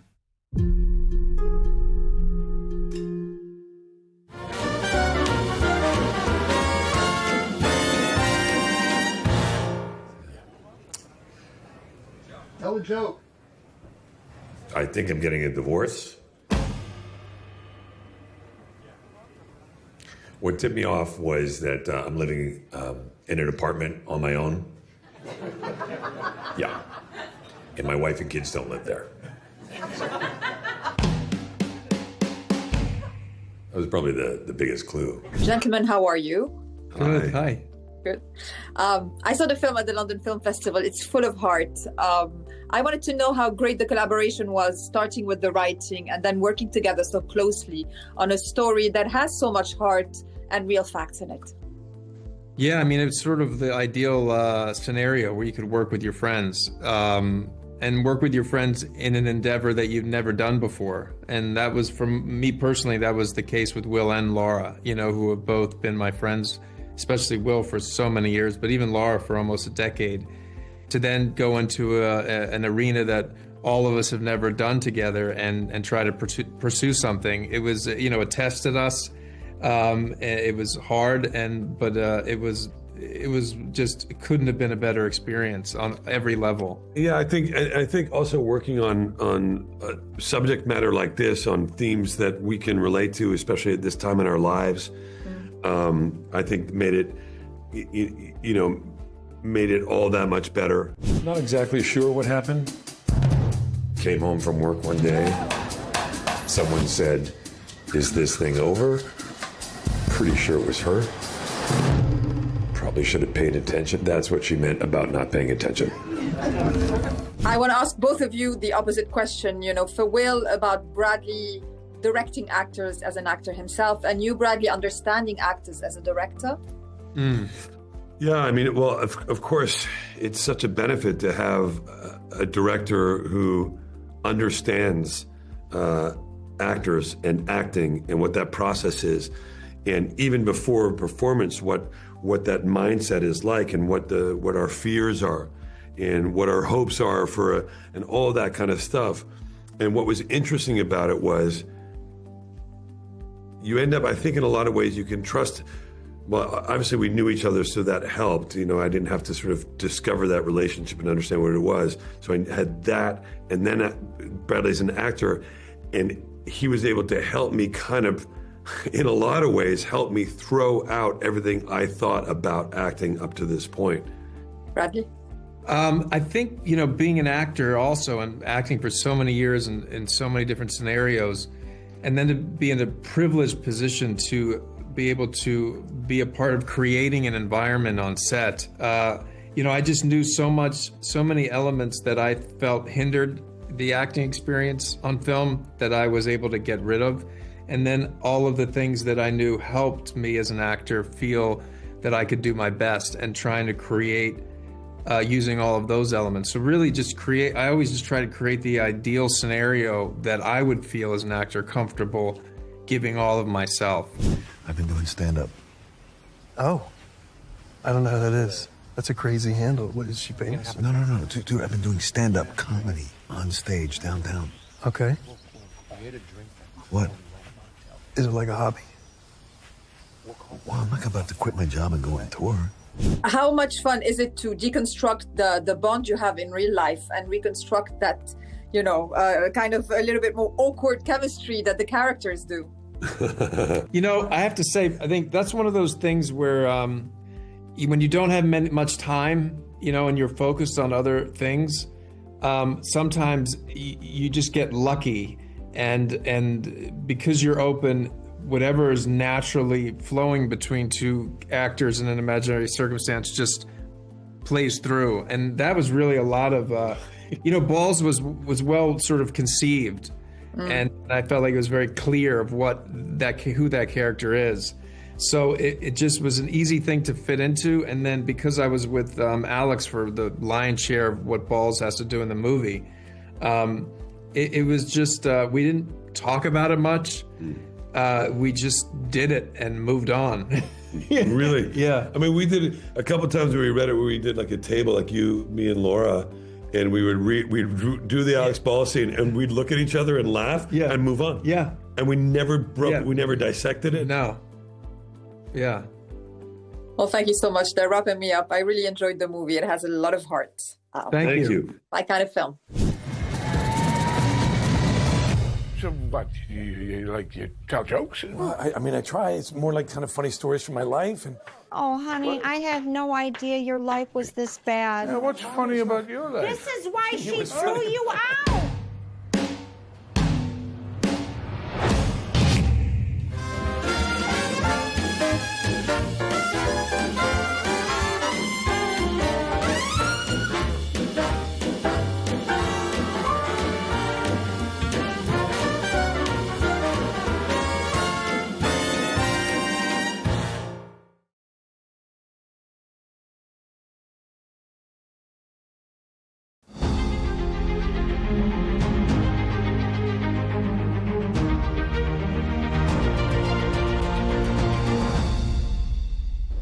Hello and welcome to this special interview here on Al Arabiya English, coming to you from the World Defence Show in Riyadh. I'm Melinda Nucifora. Well, one of the major exhibitors here at the Defence Show is American defence giant Lockheed Martin. And we have the pleasure of welcoming the CEO for Saudi Arabia and Africa, Joseph Rank. Thanks for being with us. My pleasure. So in terms of technology advancements, in terms of cutting-edge tech, what are you most excited, most surprised about by the offerings here at this year's World Defence Show from Lockheed Martin, but maybe from the other offerings as well, from what you've seen? Sure. Well, certainly one of the most exciting things this year is this is the first time we've brought the F-35 to the Kingdom of Saudi Arabia. So that just by itself is a pretty major step forward. We're excited about having a life-size mock-up of it and also a cockpit simulator to show people how it operates. That is exciting. I mean, that's going to be a bit of a headline grabber. I think so. It speaks for itself almost. It does indeed. Talk us through Lockheed Martin's role in the kingdom and what opportunities, maybe what challenges you foresee with regard to the kingdom's Vision 2030 and the localization goal of a lot of defence spending. Yeah, so we've embraced this, and it's actually a really exciting story. What I like to say is we used to sell things here, but now we manufacture things here and sustain things here. And it's almost more important for us to sustain things, so we've helped and are helping to develop MROs, which are maintenance, repair, and overhaul facilities, because a country can have the best defense articles in the world, but if they break and they have to send them back to the U.S. or some other country, then they're not going to be ready. So we're teaching them how to do that here with some of our advanced systems. And then as it relates to actually manufacturing, that's the next step. So we're starting to manufacture a number of key components. For example, the THAAD missile system. It's the most advanced air and integrated air and defense system in the world, which the kingdom now has 4 batteries. So we've manufactured the launcher here and also the canister. And then we're doing a number of other things as well. We've just opened a software factory, which we're really excited about, because most defense systems, just like you almost can look at them like an iPhone. They have apps. And so that's how we're integrating and tying them all together. I wanted to ask you about that. That was just been newly announced. Right. So talk me through that, that command and control sort of software hub. What does that entail, and how do you see that developing as the years go on? Sure. So, you can have really good radar, which we do. In fact, there's some radars right here. This is the TPS-77 the kingdom has. You can have really good radars and then really good missiles to intercept the enemy's missiles coming in, but then you have to tie them all together. And that's kind of what command and control does, is it uses artificial intelligence and you tie all that information together so that without even having a human in the loop, the radar automatically communicates the missile where the enemy missile is coming in. So it makes it where you can be effective in a matter of seconds. During the Saudi-US Investment Forum, you commented that Lockheed Martin's role in the kingdom is shifting away from just traditional collaboration. Can you elaborate on that and maybe expand on how you envisage the company's future role changing in Saudi Arabia? Yeah, well, the collaboration in the past was really more just, we would sell things, they would buy things. But now, again, we manufacture things here, we repair here. We're going to actually start producing whole systems here, like a radar like this would be an example.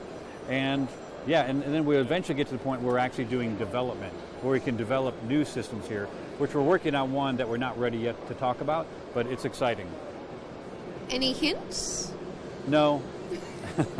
All right, we'll have to come back to you on that one at a later date. That's right. I know that Lockheed Martin is also involved with Saudi's new multi-mission surface combatant ships. That's right. What current and maybe emerging maritime threats do you see specific to this region? Yeah, so, it was just this past summer where the U.S. had a number of ships, in the Red Sea. The Houthis were shooting at them. And, Lockheed Martin makes the Aegis defense system, which in Greek means a shield. So it's the world's most advanced system that provides a command and control capability that's almost like a force field around a ship. And so the MMSC is a ship that we're very proud to participate in the manufacturing of. And it'll be coming, in fact, it was just launched in Wisconsin a couple months ago. So we will bring our most advanced capabilities to this ship as well. Is that a long-term project that you see progressing and changing, developing as the years go on? Is that something that can be built on as far as the interconnectedness goes? It's a great question, yeah, because like, for example, when that ship was designed and developed over close to 10 years ago, the threats changed, right? And so our systems have to adapt to the threat. And again, we can do that. It's even exciting because we can use our interns here to also help, again, do some of the software behind that to make sure that that ship can face the threats of not just today, but tomorrow. That's an interesting point because, like everything in technology, it is changing so quickly. The advancements are happening so rapidly. How much of a challenge does that pose for a company like Lockheed Martin? I mean, you don't just want to be keeping up with, you want to be at the forefront of that cutting-edge technology. Warfare is changing so fast. That's right. So, in fact, I just came from our leadership meeting last week in Washington, and we talked about this where we're getting to the point where, we often wait to have the customer or the end user define the requirements for what we're going to need. But now they're starting to look to us to say, hey, what will we need in the future? And so we're getting to that point. The other thing we do is we start to partner with small defense primes, newcomers, those who are disrupting the defense market. And we actually have the world's largest venture fund. It's about $400 million worth, where we bring in some of this emerging technology integrated into our products or have it complement. So that's one way that we're addressing the rapid pace of the threat. It's a good point because low-cost drone warfare, for example, is changing the face of warfare. So how much of a challenge does that pose to a company like Lockheed Martin, for example? When you are talking about expensive air defense missile systems like THAAD, do you foresee a reduction in demand for those expensive systems? No, it's a great question. I mean, there's still going to be a demand for THAAD and for Patriot. We produce the PAC-3 missile, the hit-to-kill missile. But we're developing lower-cost systems that will be able to address threats, particularly drones, class 1s and 2s, so that you're not, shooting a $5 million missile at a $100,000 drone. So there are, and also some of our venture partners provide this capability as well, and we're working with them, also with Saudi, to look at different solutions. Is that a real focus It is a real focus, right? Yeah. Yep. Do you see a lot of competition in that market? There are, yes, frankly, yes, there is. But we think because we have a lot of existing technology And a lot of the drones, as you know, are commercial technology, so you can actually use commercial defense technology to also address that. So that's what we're looking at, is looking at low-cost commercial technology, pairing it with some military technology to address these threats.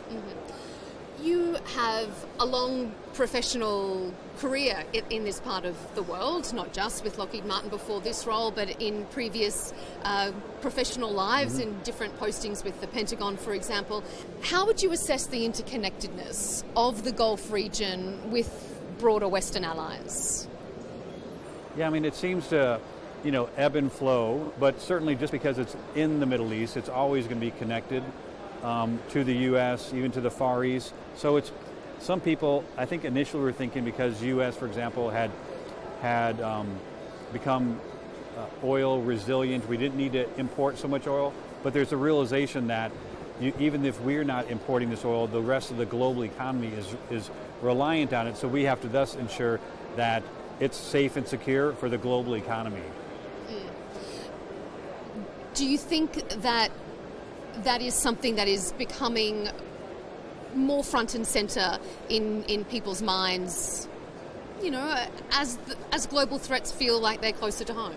I think it is. I think there's a recognition that at times there may be an inclination to kind of have it be a secondary or tertiary concern, but with so many of the global resources, with natural gas and oil being here, we can never take our eye off the ball.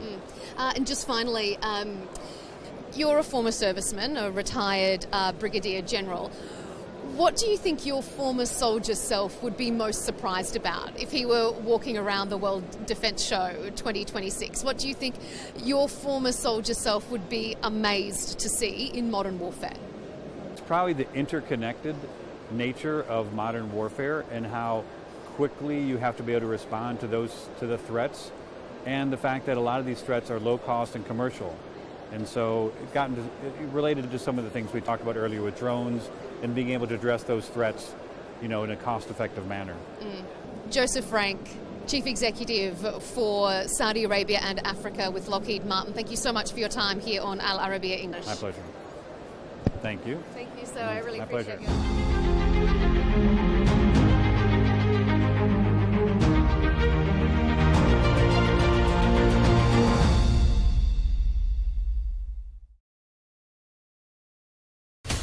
From the White House to Gaza, Kiev to Beijing, elections, economics and the environment compete with conflicts and other complex issues for our attention. In an age of fake news, deepfake and artificial intelligence, they've got to have a vote and a say. It's important to look beyond the loudest voice to understand the truth. From newsmakers to groundbreakers, My campaign is going very well. Presidents, prime ministers, princes and peacemakers, and cultural tastemakers. As Arabs, as Middle Eastern, we're too emotional. Join me on The Riz Khan Show for empowering conversation.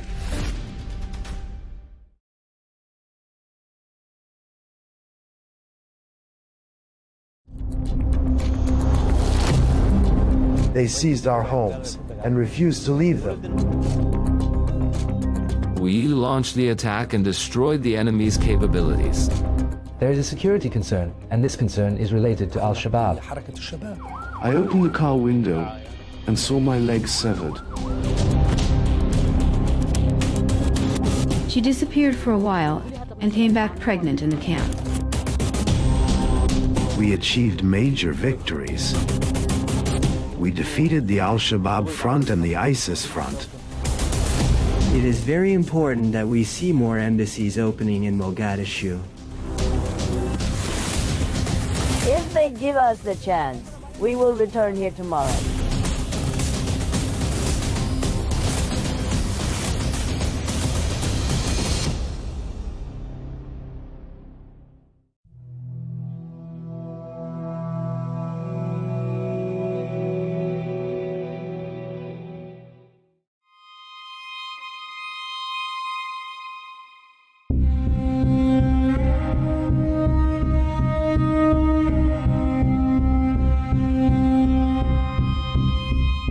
Somalia faces major challenges, with more than 60% of its population affected by nearly 2 decades of ongoing clashes with al-Shabaab.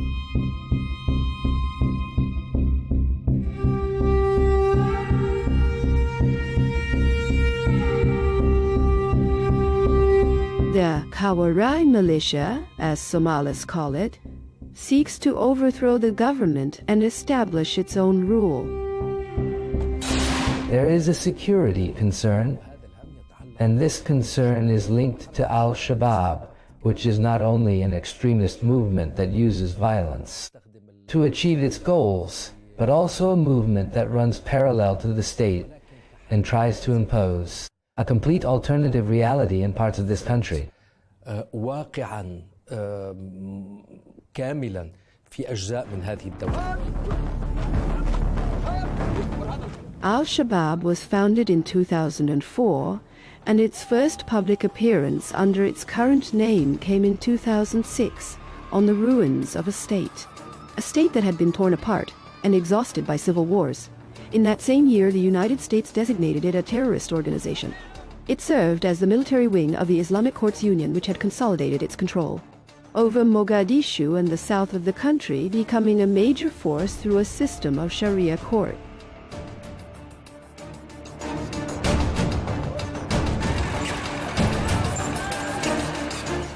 In 2007, the movement split from the Union, which had refused to remain silent in the face of Ethiopian intervention, having become a magnet for many extremist currents with backing from Eritrea.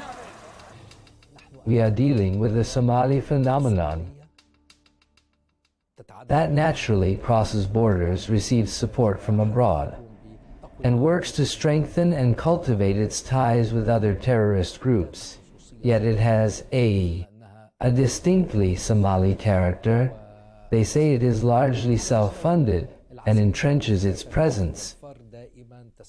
Militarily, it constantly wages hit-and-run attacks and exploits clan disputes. And it exploits the lack of coordination between the central government and the regions, attacking weak positions. The movement's current emir is Ahmed Diriye, known as Abu Ubada al-Somali, succeeding Ahmed Abdi, known as Mukhtar Abdul Rahman Abu Zubair, who was killed in a U.S. airstrike in 2014. 2 years earlier, the movement had pledged allegiance to al-Qaeda, revealing an even more brutal face. When the explosion happened, I heard that I had lost my leg. I saw thick smoke rising beneath me. I couldn't believe I was the target. I opened the car window and saw my severed leg. I panicked at the horror of what I saw. I jumped out of the car and crawled 4 or 5 steps. Nearby, there was an army checkpoint on the road leading to the airport. It is a heavily guarded area. I heard intense gunfire. Then the first soldier came toward me. I identified myself as a journalist because they thought I was the suicide bomber. After that, the soldiers took me to the hospital. The damage done to me is visible, but I did not bow to their intimidation and threats. I did not stop my work or my education, and I believe I defeated them. I did not give in to what they were demanding of me.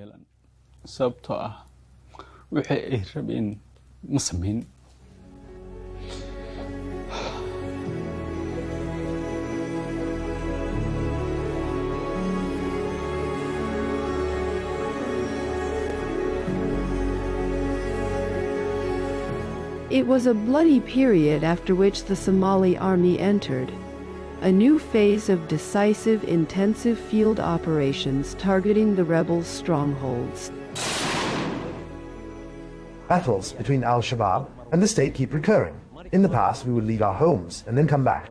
But now, the fighting methods have changed because al-Shabaab fighters seized our homes and refused to leave them, so the state brought in its artillery and began shelling them.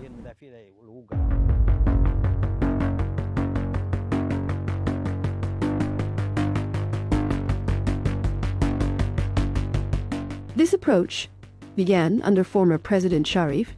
Sheikh Ahmed continued under President Hassan Sheikh Mohamud during his first term, and then under his successor, Mohamed Abdullahi Mohamed, known as Farmayo.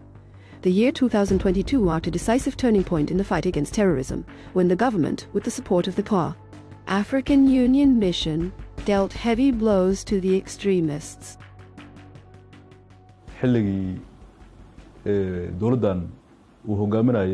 Since the arrival of President Dr. Hassan Sheikh Mohamud to power in May 2022, the state declared a war against those outside the law. Major campaign in which the state prevailed and the rebels suffered heavy defeats. We drove them out of many areas they used to control. When we speak of a distance of 30 kilometers from Mogadishu, we mean the towns of Balad and Basra. We also pushed them away from the Haradhir area, 8 kilometers from Mogadishu. We can say that the Somali state now controls around 90 to 95% of the territory.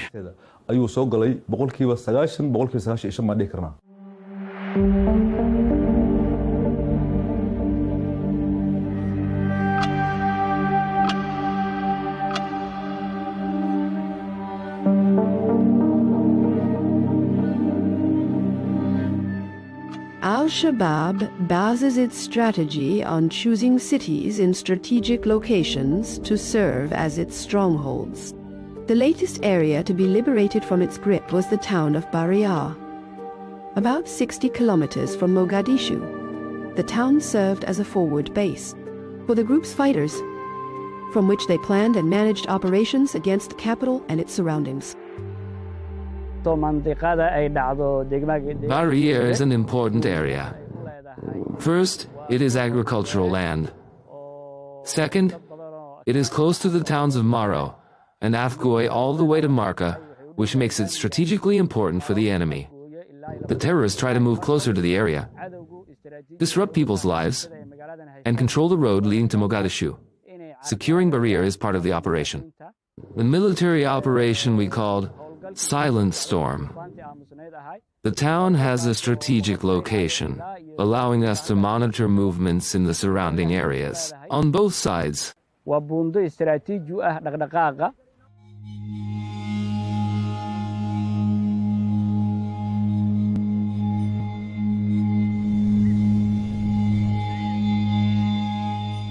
Clashes have changed the face of the town after it spent a period behind the front lines.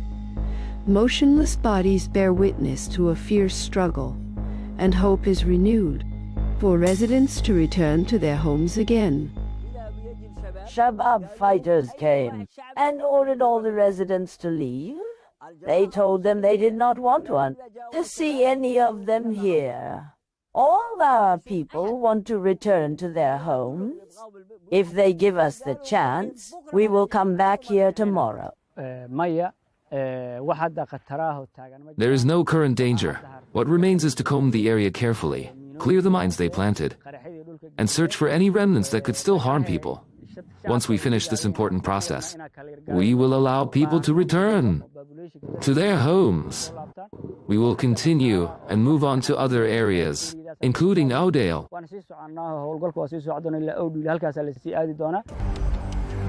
Somali clans have also stepped in after growing fed up with the extortion payments imposed on them by force.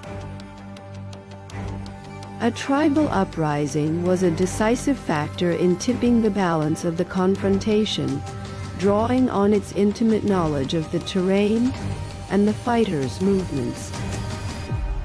Those we call the Kawari, or outlaws, who controlled southern Somalia, are from the Al-Shabaab group, based in the south of Hiorajau, and then near in Puntland all the way to the far end of Jubaland, where Ras Kamboni is located, an Islamist military front. In the north, specifically, in the Golis Mountains and in Al-Muscat, ISIS is present. We have achieved major victories. With the help of the Puntland army and people, we have defeated the Al-Shabaab front and the ISIS front. The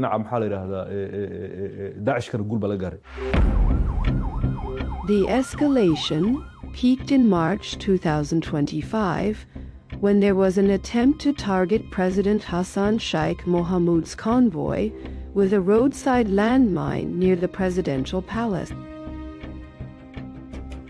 This bloody approach is not limited to striking state institutions and symbols. It targets anyone who opposes the movement's extremist ideology.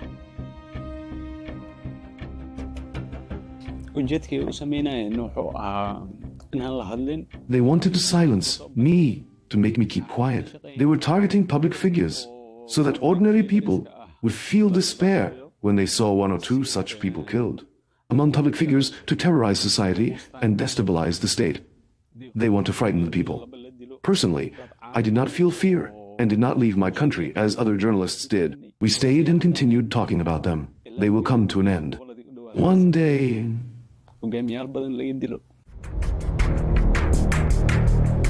Illegal, taxes, smuggling, kidnapping and extortion, money laundering and external support. This is how the movement funds its terrorist activities, providing it with around $100 million a year, according to the U.S. Treasury Department. هذا التمويل ممتد ويساعده في This funding is sustained, and it is aided by a kind of pragmatism in dealing with clans. Sometimes trying to win them over, sometimes standing against them, and terrorizing those clans, dealing with them in ways that avoid direct confrontations. Addressing this requires a great deal of work, not only from Somali society, but from the Somali state and from the country's brothers and partners. We have put in place an economic program to combat the Al-Shabaab terrorist movement, and we established a financial intelligence center to fight terrorist groups economically. We have succeeded in tightening the economic noose around them and cutting off their financial support. According to the latest reports, we have managed to close 575 accounts linked to the movement and have frozen 21 bank accounts.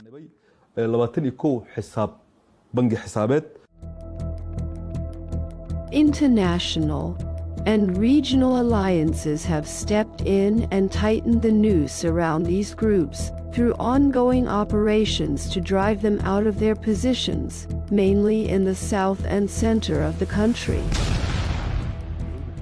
Neighboring countries such as Kenya, Ethiopia, and Djibouti have helped us. They have been part of the African Union peacekeeping mission since 26, as well as Uganda, one of the African countries supporting us. These states have joined us at every stage of the fight against terrorism. Their soldiers are part of the FIA, African Union forces. Without their efforts on Somalia's security, terrorism would also have reached neighboring countries such as Kenya, Ethiopia, and Djibouti. Somalia itself is deeply interconnected with its neighboring states. The movement has lost much of its influence after the renewed pressure on it, combined with intensive U.S. airstrikes, and a series of defections has also thrown it into disarray and undermined its organizational structure. I broke away from Al-Shabaab after a long ordeal. Their only goal is destruction and sabotage. They show no mercy to the weak, and life among them was harsh and difficult. I surrendered to the government. I want to live a dignified life, and pledged to fight them alongside the government forces and defend the country against those who kill people. I used to think they represented Islam, and that anyone who opposed their ideas was a disbeliever. I even joined them and believed in their ideology. But their brutal killing of innocents and my inability to bear it pushed me to flee, especially after they ordered me to carry out a brutal killing operation. Before carrying it out, I decided to escape. لكن قبل تنفيذ ذلك قررت الهروب.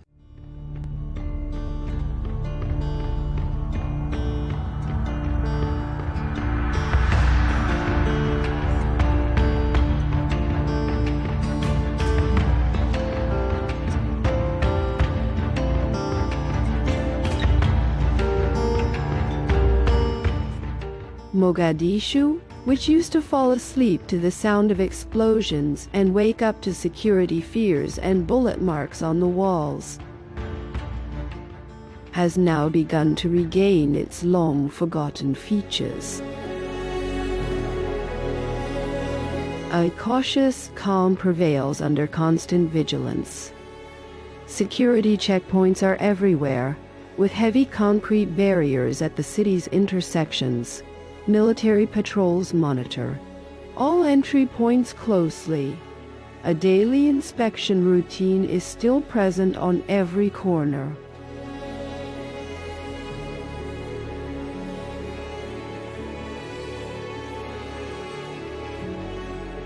Sobe Street, which witnessed the deadliest terrorist attacks in the capital's history in October 2017 and October 2022, is now entering a new phase of construction and development in an effort to restore the security that years of violence have taken away.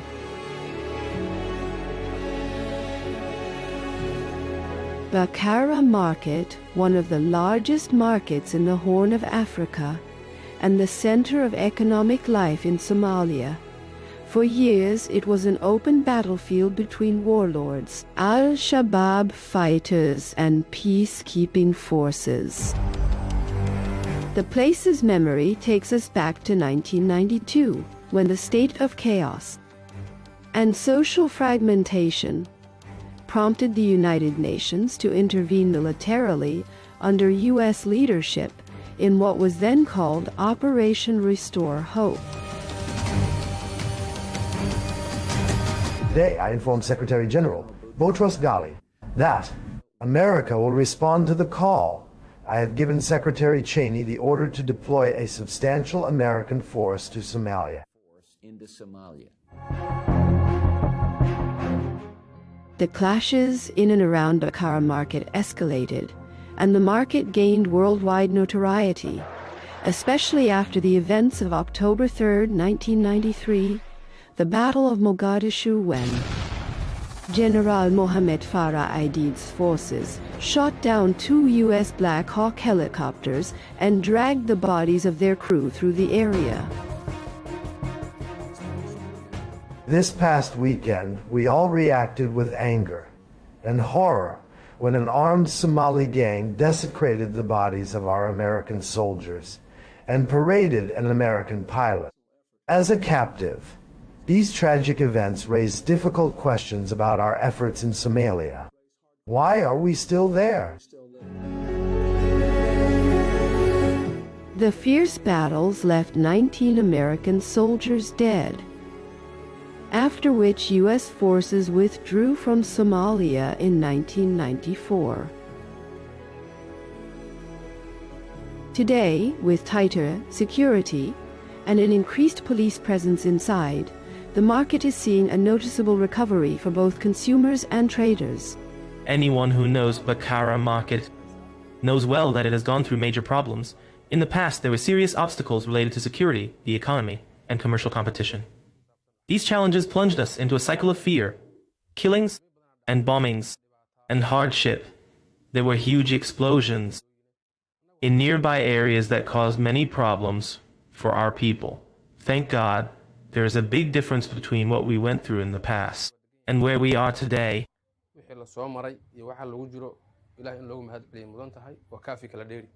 The relative stabilization of conditions has boosted commercial activity and extended to livestock markets, the backbone of Somalia's economy for centuries, the main source of livelihood for most of its people.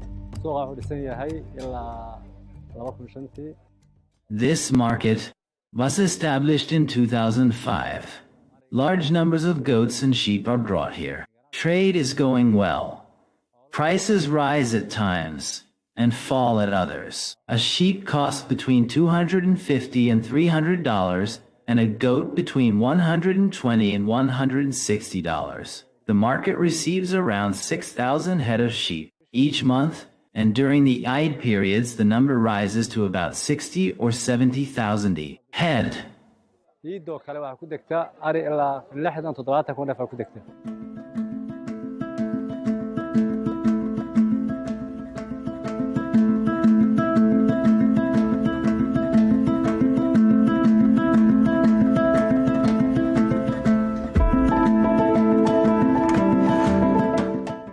Aden Ada International, Airport, named after the country's first president, is regaining its air traffic after being destroyed following the overthrow of Siad Barre's regime. We have here 23 domestic flights a day to local airports, and we also have 17 international flights. We work with Interpol, which makes it easier for us to identify all those on watch lists. We are keen to arrest criminals, and those working with organizations such as Al-Qaeda, ISIS, and Al-Shabaab. It has also become easier for us because we have a system known as the Fraud Detection Unit, FDU, which allows us to detect forged passports and visas and catch forgers. The airport is one of the most heavily guarded sites in the capital, particularly in the Green Zone. It is a strategic hub for the government and international organizations, which makes it a target. We facilitate the arrival and movement of our international partners here, but dealing with Al-Qaeda, Al-Shabaab, and ISIS is very difficult at times, because they can easily change their names and alter their records. Sometimes there are people who work with them and try to bring them into the country so that they can operate here more easily.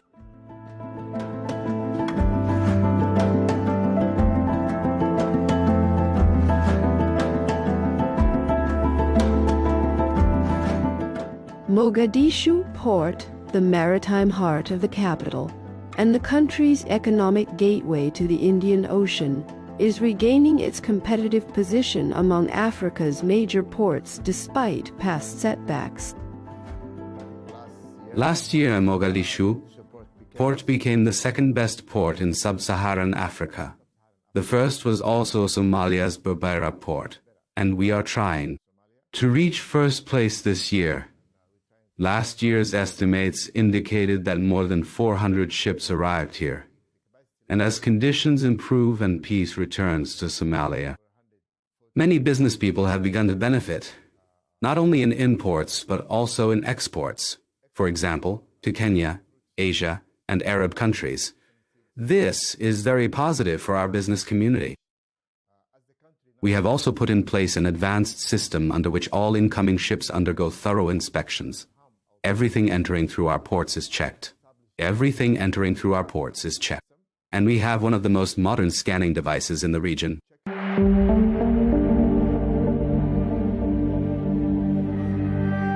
Directing domestic and foreign investment into infrastructure is an important step to boost an economy that faces major challenges such as poverty and youth unemployment exceeding 70%.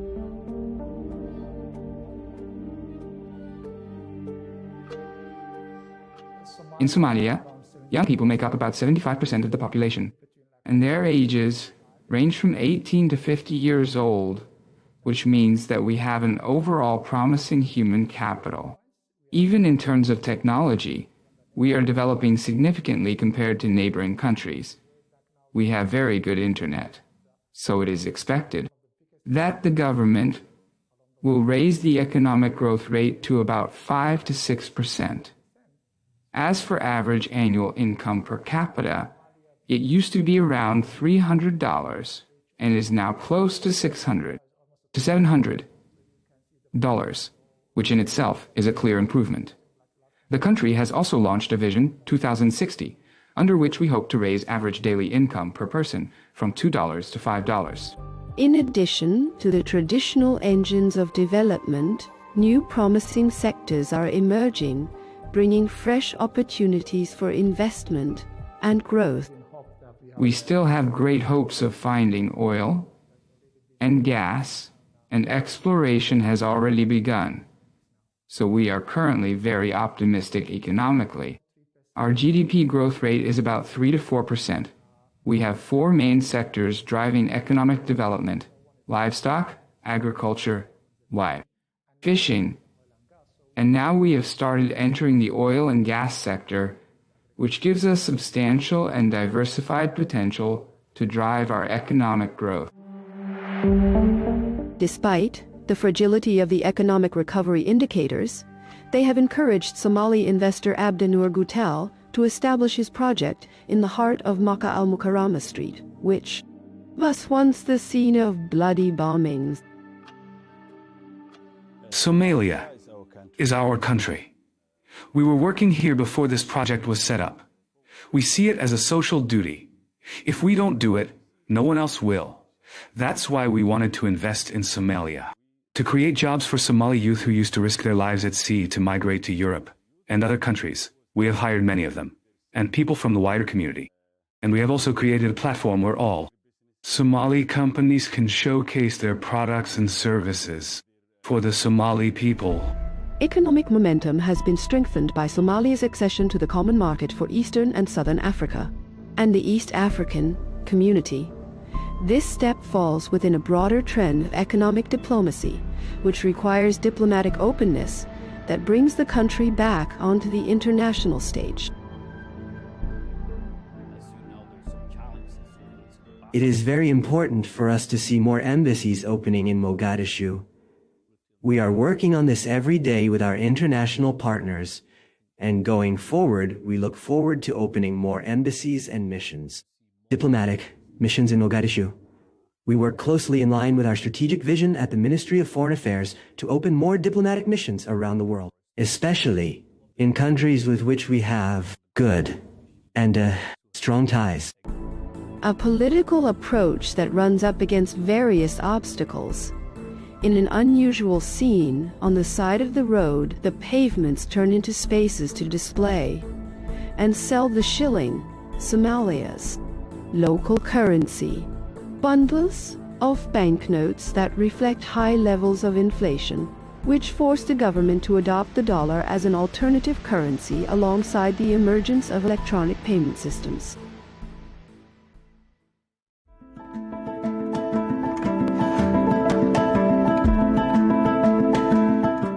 Somalia's location has had a major impact on its political and economic makeup, past and present, making it a constant focal point of competition between great powers.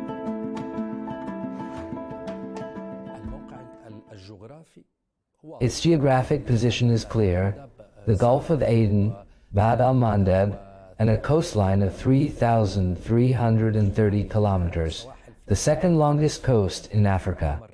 In sea lands of great importance, you are talking about a country emerging from conflict that has entered a zone of intense international competition, with multiple regional states competing over control of the maritime gateways in Africa and beyond.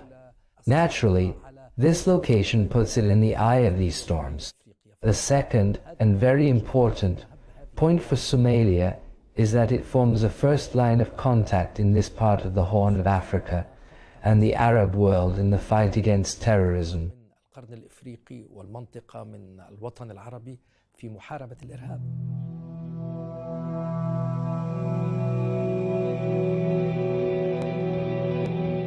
The same strategic location takes us back to a pivotal era in Somalia's history, when its unique geography in the Horn of Africa drew the interest of the major colonial powers, which redrew its borders according to their interests.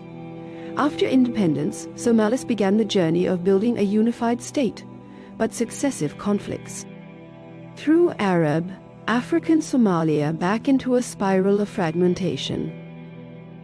The most prosperous era in Somalia's history was when the country gained independence from British and Italian colonial rule and later united into a single entity, the Somali Republic, on 1 July 1960 until January 1975. Since that date, Somalia's trajectory began to decline sharply after the military regime executed 10 Somali elders who opposed the regime's so-called family law, legislation that sought to impose legal measures of a secular nature. Who opposed what the regime called the family law, legislation that sought to impose legal measures of a secular nature, that gave women greater equality with men. After that, Somalia entered the 1977 war with Ethiopia, a war that gradually led to the weakening of the Somali state and to its eventual collapse. Following these deep divisions, international and Arab efforts emerged to bring the parties together and overcome political and security complexities. During the collapse of President Siad Barre's government, may he rest in peace, and up to the establishment of the first transitional government in 2004, the Arab League had an envoy, and from that time on, we began trying to calm tempers between the Somali parties. In 2006, we held negotiations in Khartoum between the Somali transitional government and the Islamic courts. In 2008, we opened an Arab League mission during some of the darkest times when Somali society and its government were suffering from rampant violence. As internal fighting worsened, federalism emerged as a political option for bringing people together, granting the region's broad self-rule within a unified state, producing 6 states, the most recent of which is the northeastern state, a direction rejected by Somaliland in the north of the country, which unilaterally declared secession in 1991.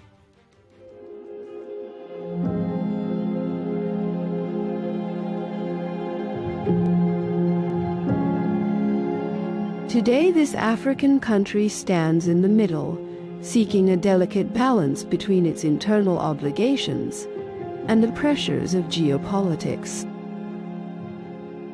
From a geopolitical perspective, our core vision is to work closely with all our partners, including our neighbors, because every challenge we face. As a government, we see as an opportunity to cooperate with states that are serious about working with us on the basis of respect for our sovereignty, our unity, and our national and international interests. In the outskirts of the city, tin shack neighborhoods appear as a forced refuge for thousands of families fleeing conflict zones. Most live on limited means amid a total absence of infrastructure and basic services. A fragile social fabric further burdened by an extreme climate. It struck local community, stability, and left nearly 4 million people suffering from food insecurity out of a population of 19 million.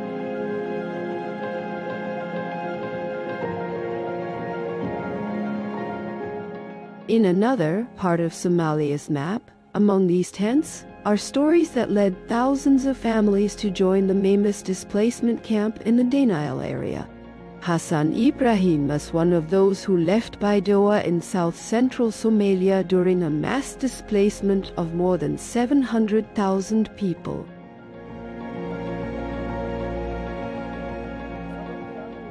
I left my area because of drought, hunger, and problems.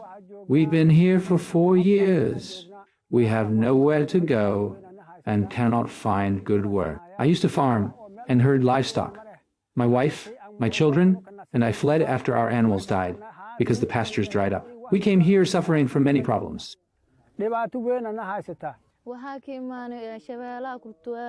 We've been here for 2 years. We came from Lower Shabelle. My younger sister, Lula, lost her eyesight. We took her to the hospital. But the treatment was very expensive. They asked for a large amount, around $700 or $800, which we cannot possibly afford.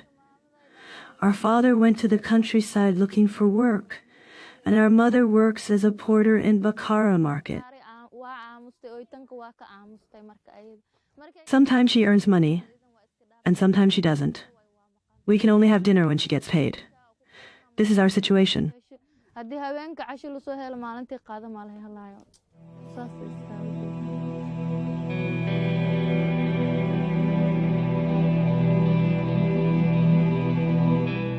Forced movements with different causes, yet all meet at one point, the struggle for survival. The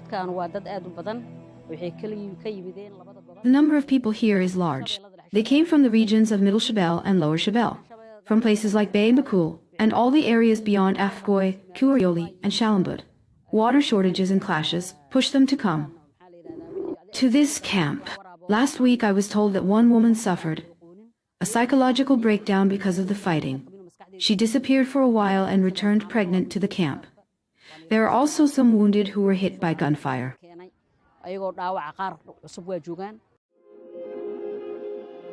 Here there is both one thing and its opposite. In a striking shift in migration routes, Somalia has gone from being a source of refugees to a destination for those fleeing crises. Crises no less complex than the reality of this Arab African country. During the war in Syria, there was a lot of chaos. After I graduated in 2017 or 2018, work conditions were bad, few job opportunities, difficulty starting your own business, and many hardships. Also because of the military situation, we had compulsory service, so I was forced to work abroad. I contacted friends who were already in Somalia. They encouraged me and said job opportunities were good. The climate was good, life was comfortable, and there were no problems at all. And now I am bound by a contract with the group here, and I'm comfortable. And of course, I'm thinking of returning, now that Assad is gone. أنا يمنية أعيش في الصومال وصار لي من 2021. I am Yemeni. I've been living in Somalia since 2021. I was in Turkey with my father when I met my husband there, and it happened that I returned to Somalia because of my husband's job. He's an engineer here. I came in 2021 and started a project. The project was a simple idea with a big dream. I love that Somalia is truly a country worth investing in, and I advise anyone to invest here. So I wanted to start a home-based project with simple handmade touches. هنا أفتح مشروع من البيت بلمسات يد بسيطة.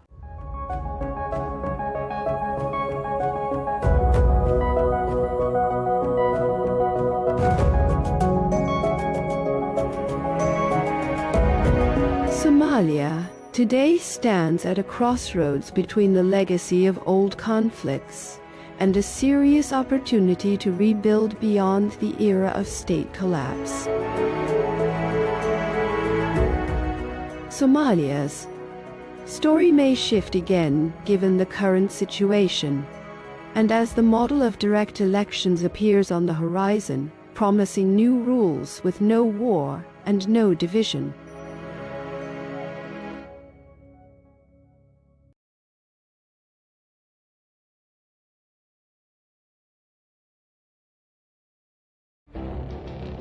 It feels like decades are passing by in a matter of weeks. Seismic shifts in the world order. Never, ever will be part of America. With so much happening and so much noise.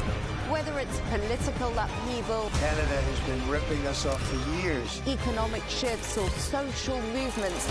And no one wins from tariffs. I think America can be more friendly to the rest of the world. The in-depth analysis and all the latest developments across the globe. To have an inclusive policy together. The meetings with Hamas gave me some hope. We're in another nuclear arms race. The most important development straight to your screen. Welcome to the dressing room. I'm on my own. I need backup. And an insightful look at the issues shaping our world today. It was not going to happen, that war, and it happened. Join us on Arabiya News, where the world talks.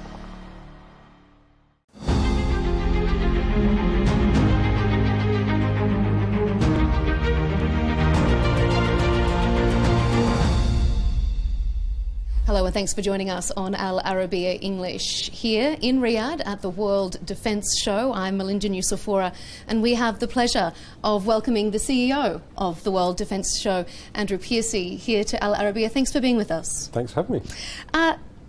Andrew, the World Defence Show has certainly grown. It's evolved over the years that it's been running. Talk us through what are the biggest changes we're seeing this year, some of the biggest challenges as the expansion continues. Yeah, well, actually, I mean, it's only the third edition, and already it's grown exponentially. So it's now, I would argue, the #1 defence show in the world. And some of the things, areas that we've grown are unmanned systems and around the flying displays, but also the exhibitors in the halls and all of the content. So really this World Defence Show's around the future of defence integration. So that's the theme. Yeah, I was going to talk to you about that theme, the future of defence integration. I mean, the way defence security is changing so rapidly as technology advances. What sort of future-proofing technology are we seeing at this defence show this year? Well, really, we cover all of the domains here, so that integration part covers all of the domains. So at this show, we cover, land, air, sea, space, security, and they all work together, and they're all about operating systems now. So some of the themes that you'll see coming out of the show are obviously around AI, and that comes across a lot in everything that we do, but really it's the application of that and where that comes. And so the great thing about this show is we have live demonstrations. So you'll see a lot of that integration, not just in being talked about, but actually being applied in live demonstrations. So we've got an airfield, I've got a land display area over there, and I've got nets inside the halls as well for smaller drones. So I've got a really good platform for demonstrating how that integration works. I was going to ask you, you said you consider it the #1 defence show. A lot of people would agree. What do you think sets it apart? Is it the ability to display what is being talked about? I think that's one of the things that I think we can sort of say that we can do uniquely. But on top of it, I've got over 1,500 exhibitors, nearly 1,500 exhibitors exhibiting. So in terms of numbers of exhibitors, it's big. But also I've got 61 of the top 100 defence companies here at the defence show. No other defence show has that many. So there are a number of metrics that we use. We also got a really, really big delegation program. So people are coming from all over the world. Delegations from fully international delegations are coming to this show to meet exhibitors, to do business. And so there's many things that I think make us the #1. It's always the things that happen on the sideline of these sorts of events as well, where a lot of the business is done. It is. It's all about the conversations. So, today we've transitioned on the first day, and you're already feeling the energy that's coming across, and people are meeting, and it's about having meaningful conversations. We've also got a content program talking about the trends and how it's going to evolve the defence landscape. So all of that brings that together. So it's not just about the assets and the displays, it's about the conversations that happen at this show, and that's what makes this show unique. Overwhelming demand from exhibitors. I mean, it was almost sold out well in advance.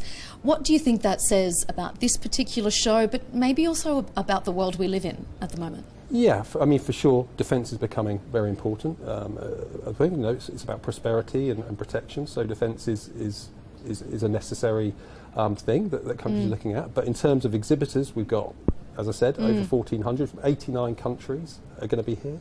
And so, yeah, it's a brilliant show for that. You talk about integration, so let's turn our attention to Vision 2030 in Saudi Arabia. How does the World Defence Show work into that vision? I mean, there's a lot of talk about localisation of 50% of defence spending. So what kind of a platform, what sort of a unique opportunity does the World Defence Show offer exhibitors with regards to that? Well, what's quite important is, we are an international show, but what we do is we balance sort of the local objectives and clear ambition around that 50% localisation target.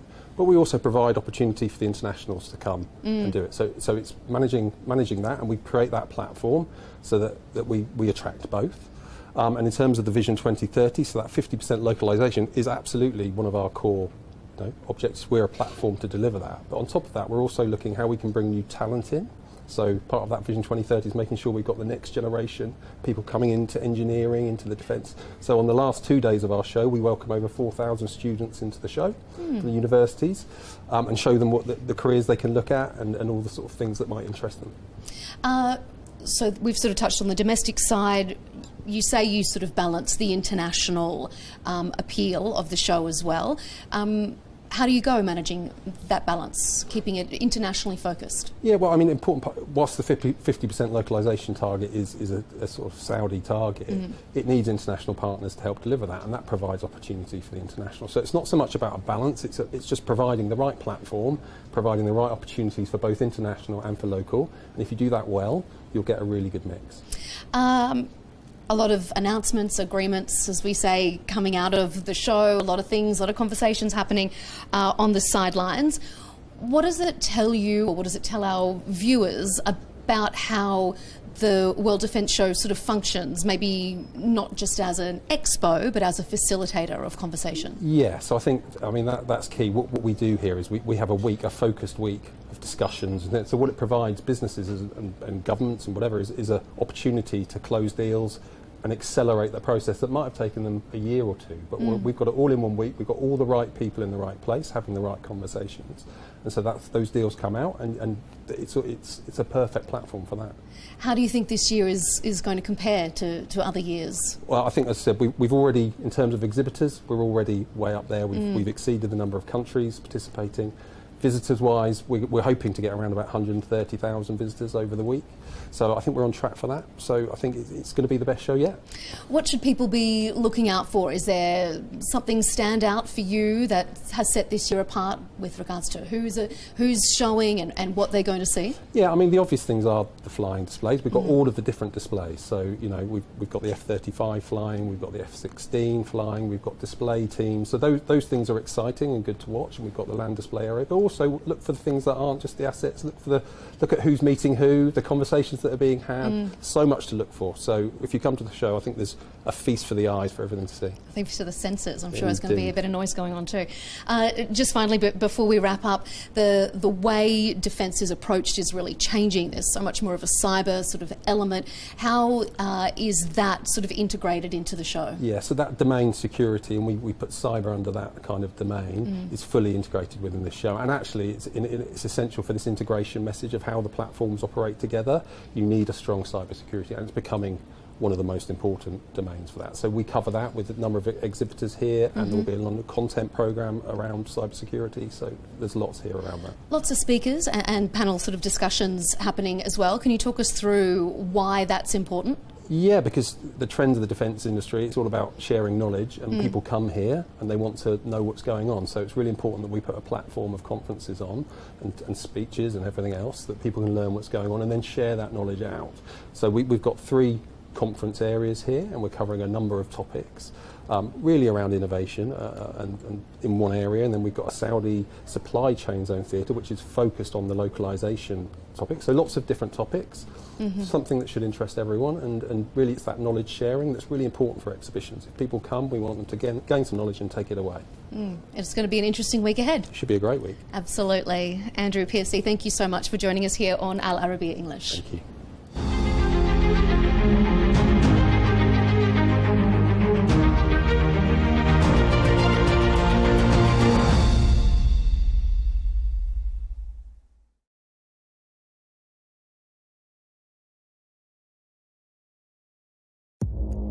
Our allies, in many cases, are worse than our enemies. Stay informed and connected with the latest international headlines. There obviously is a risk. From breaking news to in-depth analysis, it would appear that this war is coming to an end. Who buys this stuff? Investors, pension funds. We deliver the most important developments straight to your screen. Iran always wanted to deal with militia. Join us for compelling, expert-driven conversations. A curfew order has been established. And an insightful look at the issues shaping our world today. There are a lot of proposals about European architecture for security. I'm Leigh Ann Gerrans, and this is W News. We dealt with this when I was Chief of Staff in the first term. Where you don't just hear the headlines, you get the full story.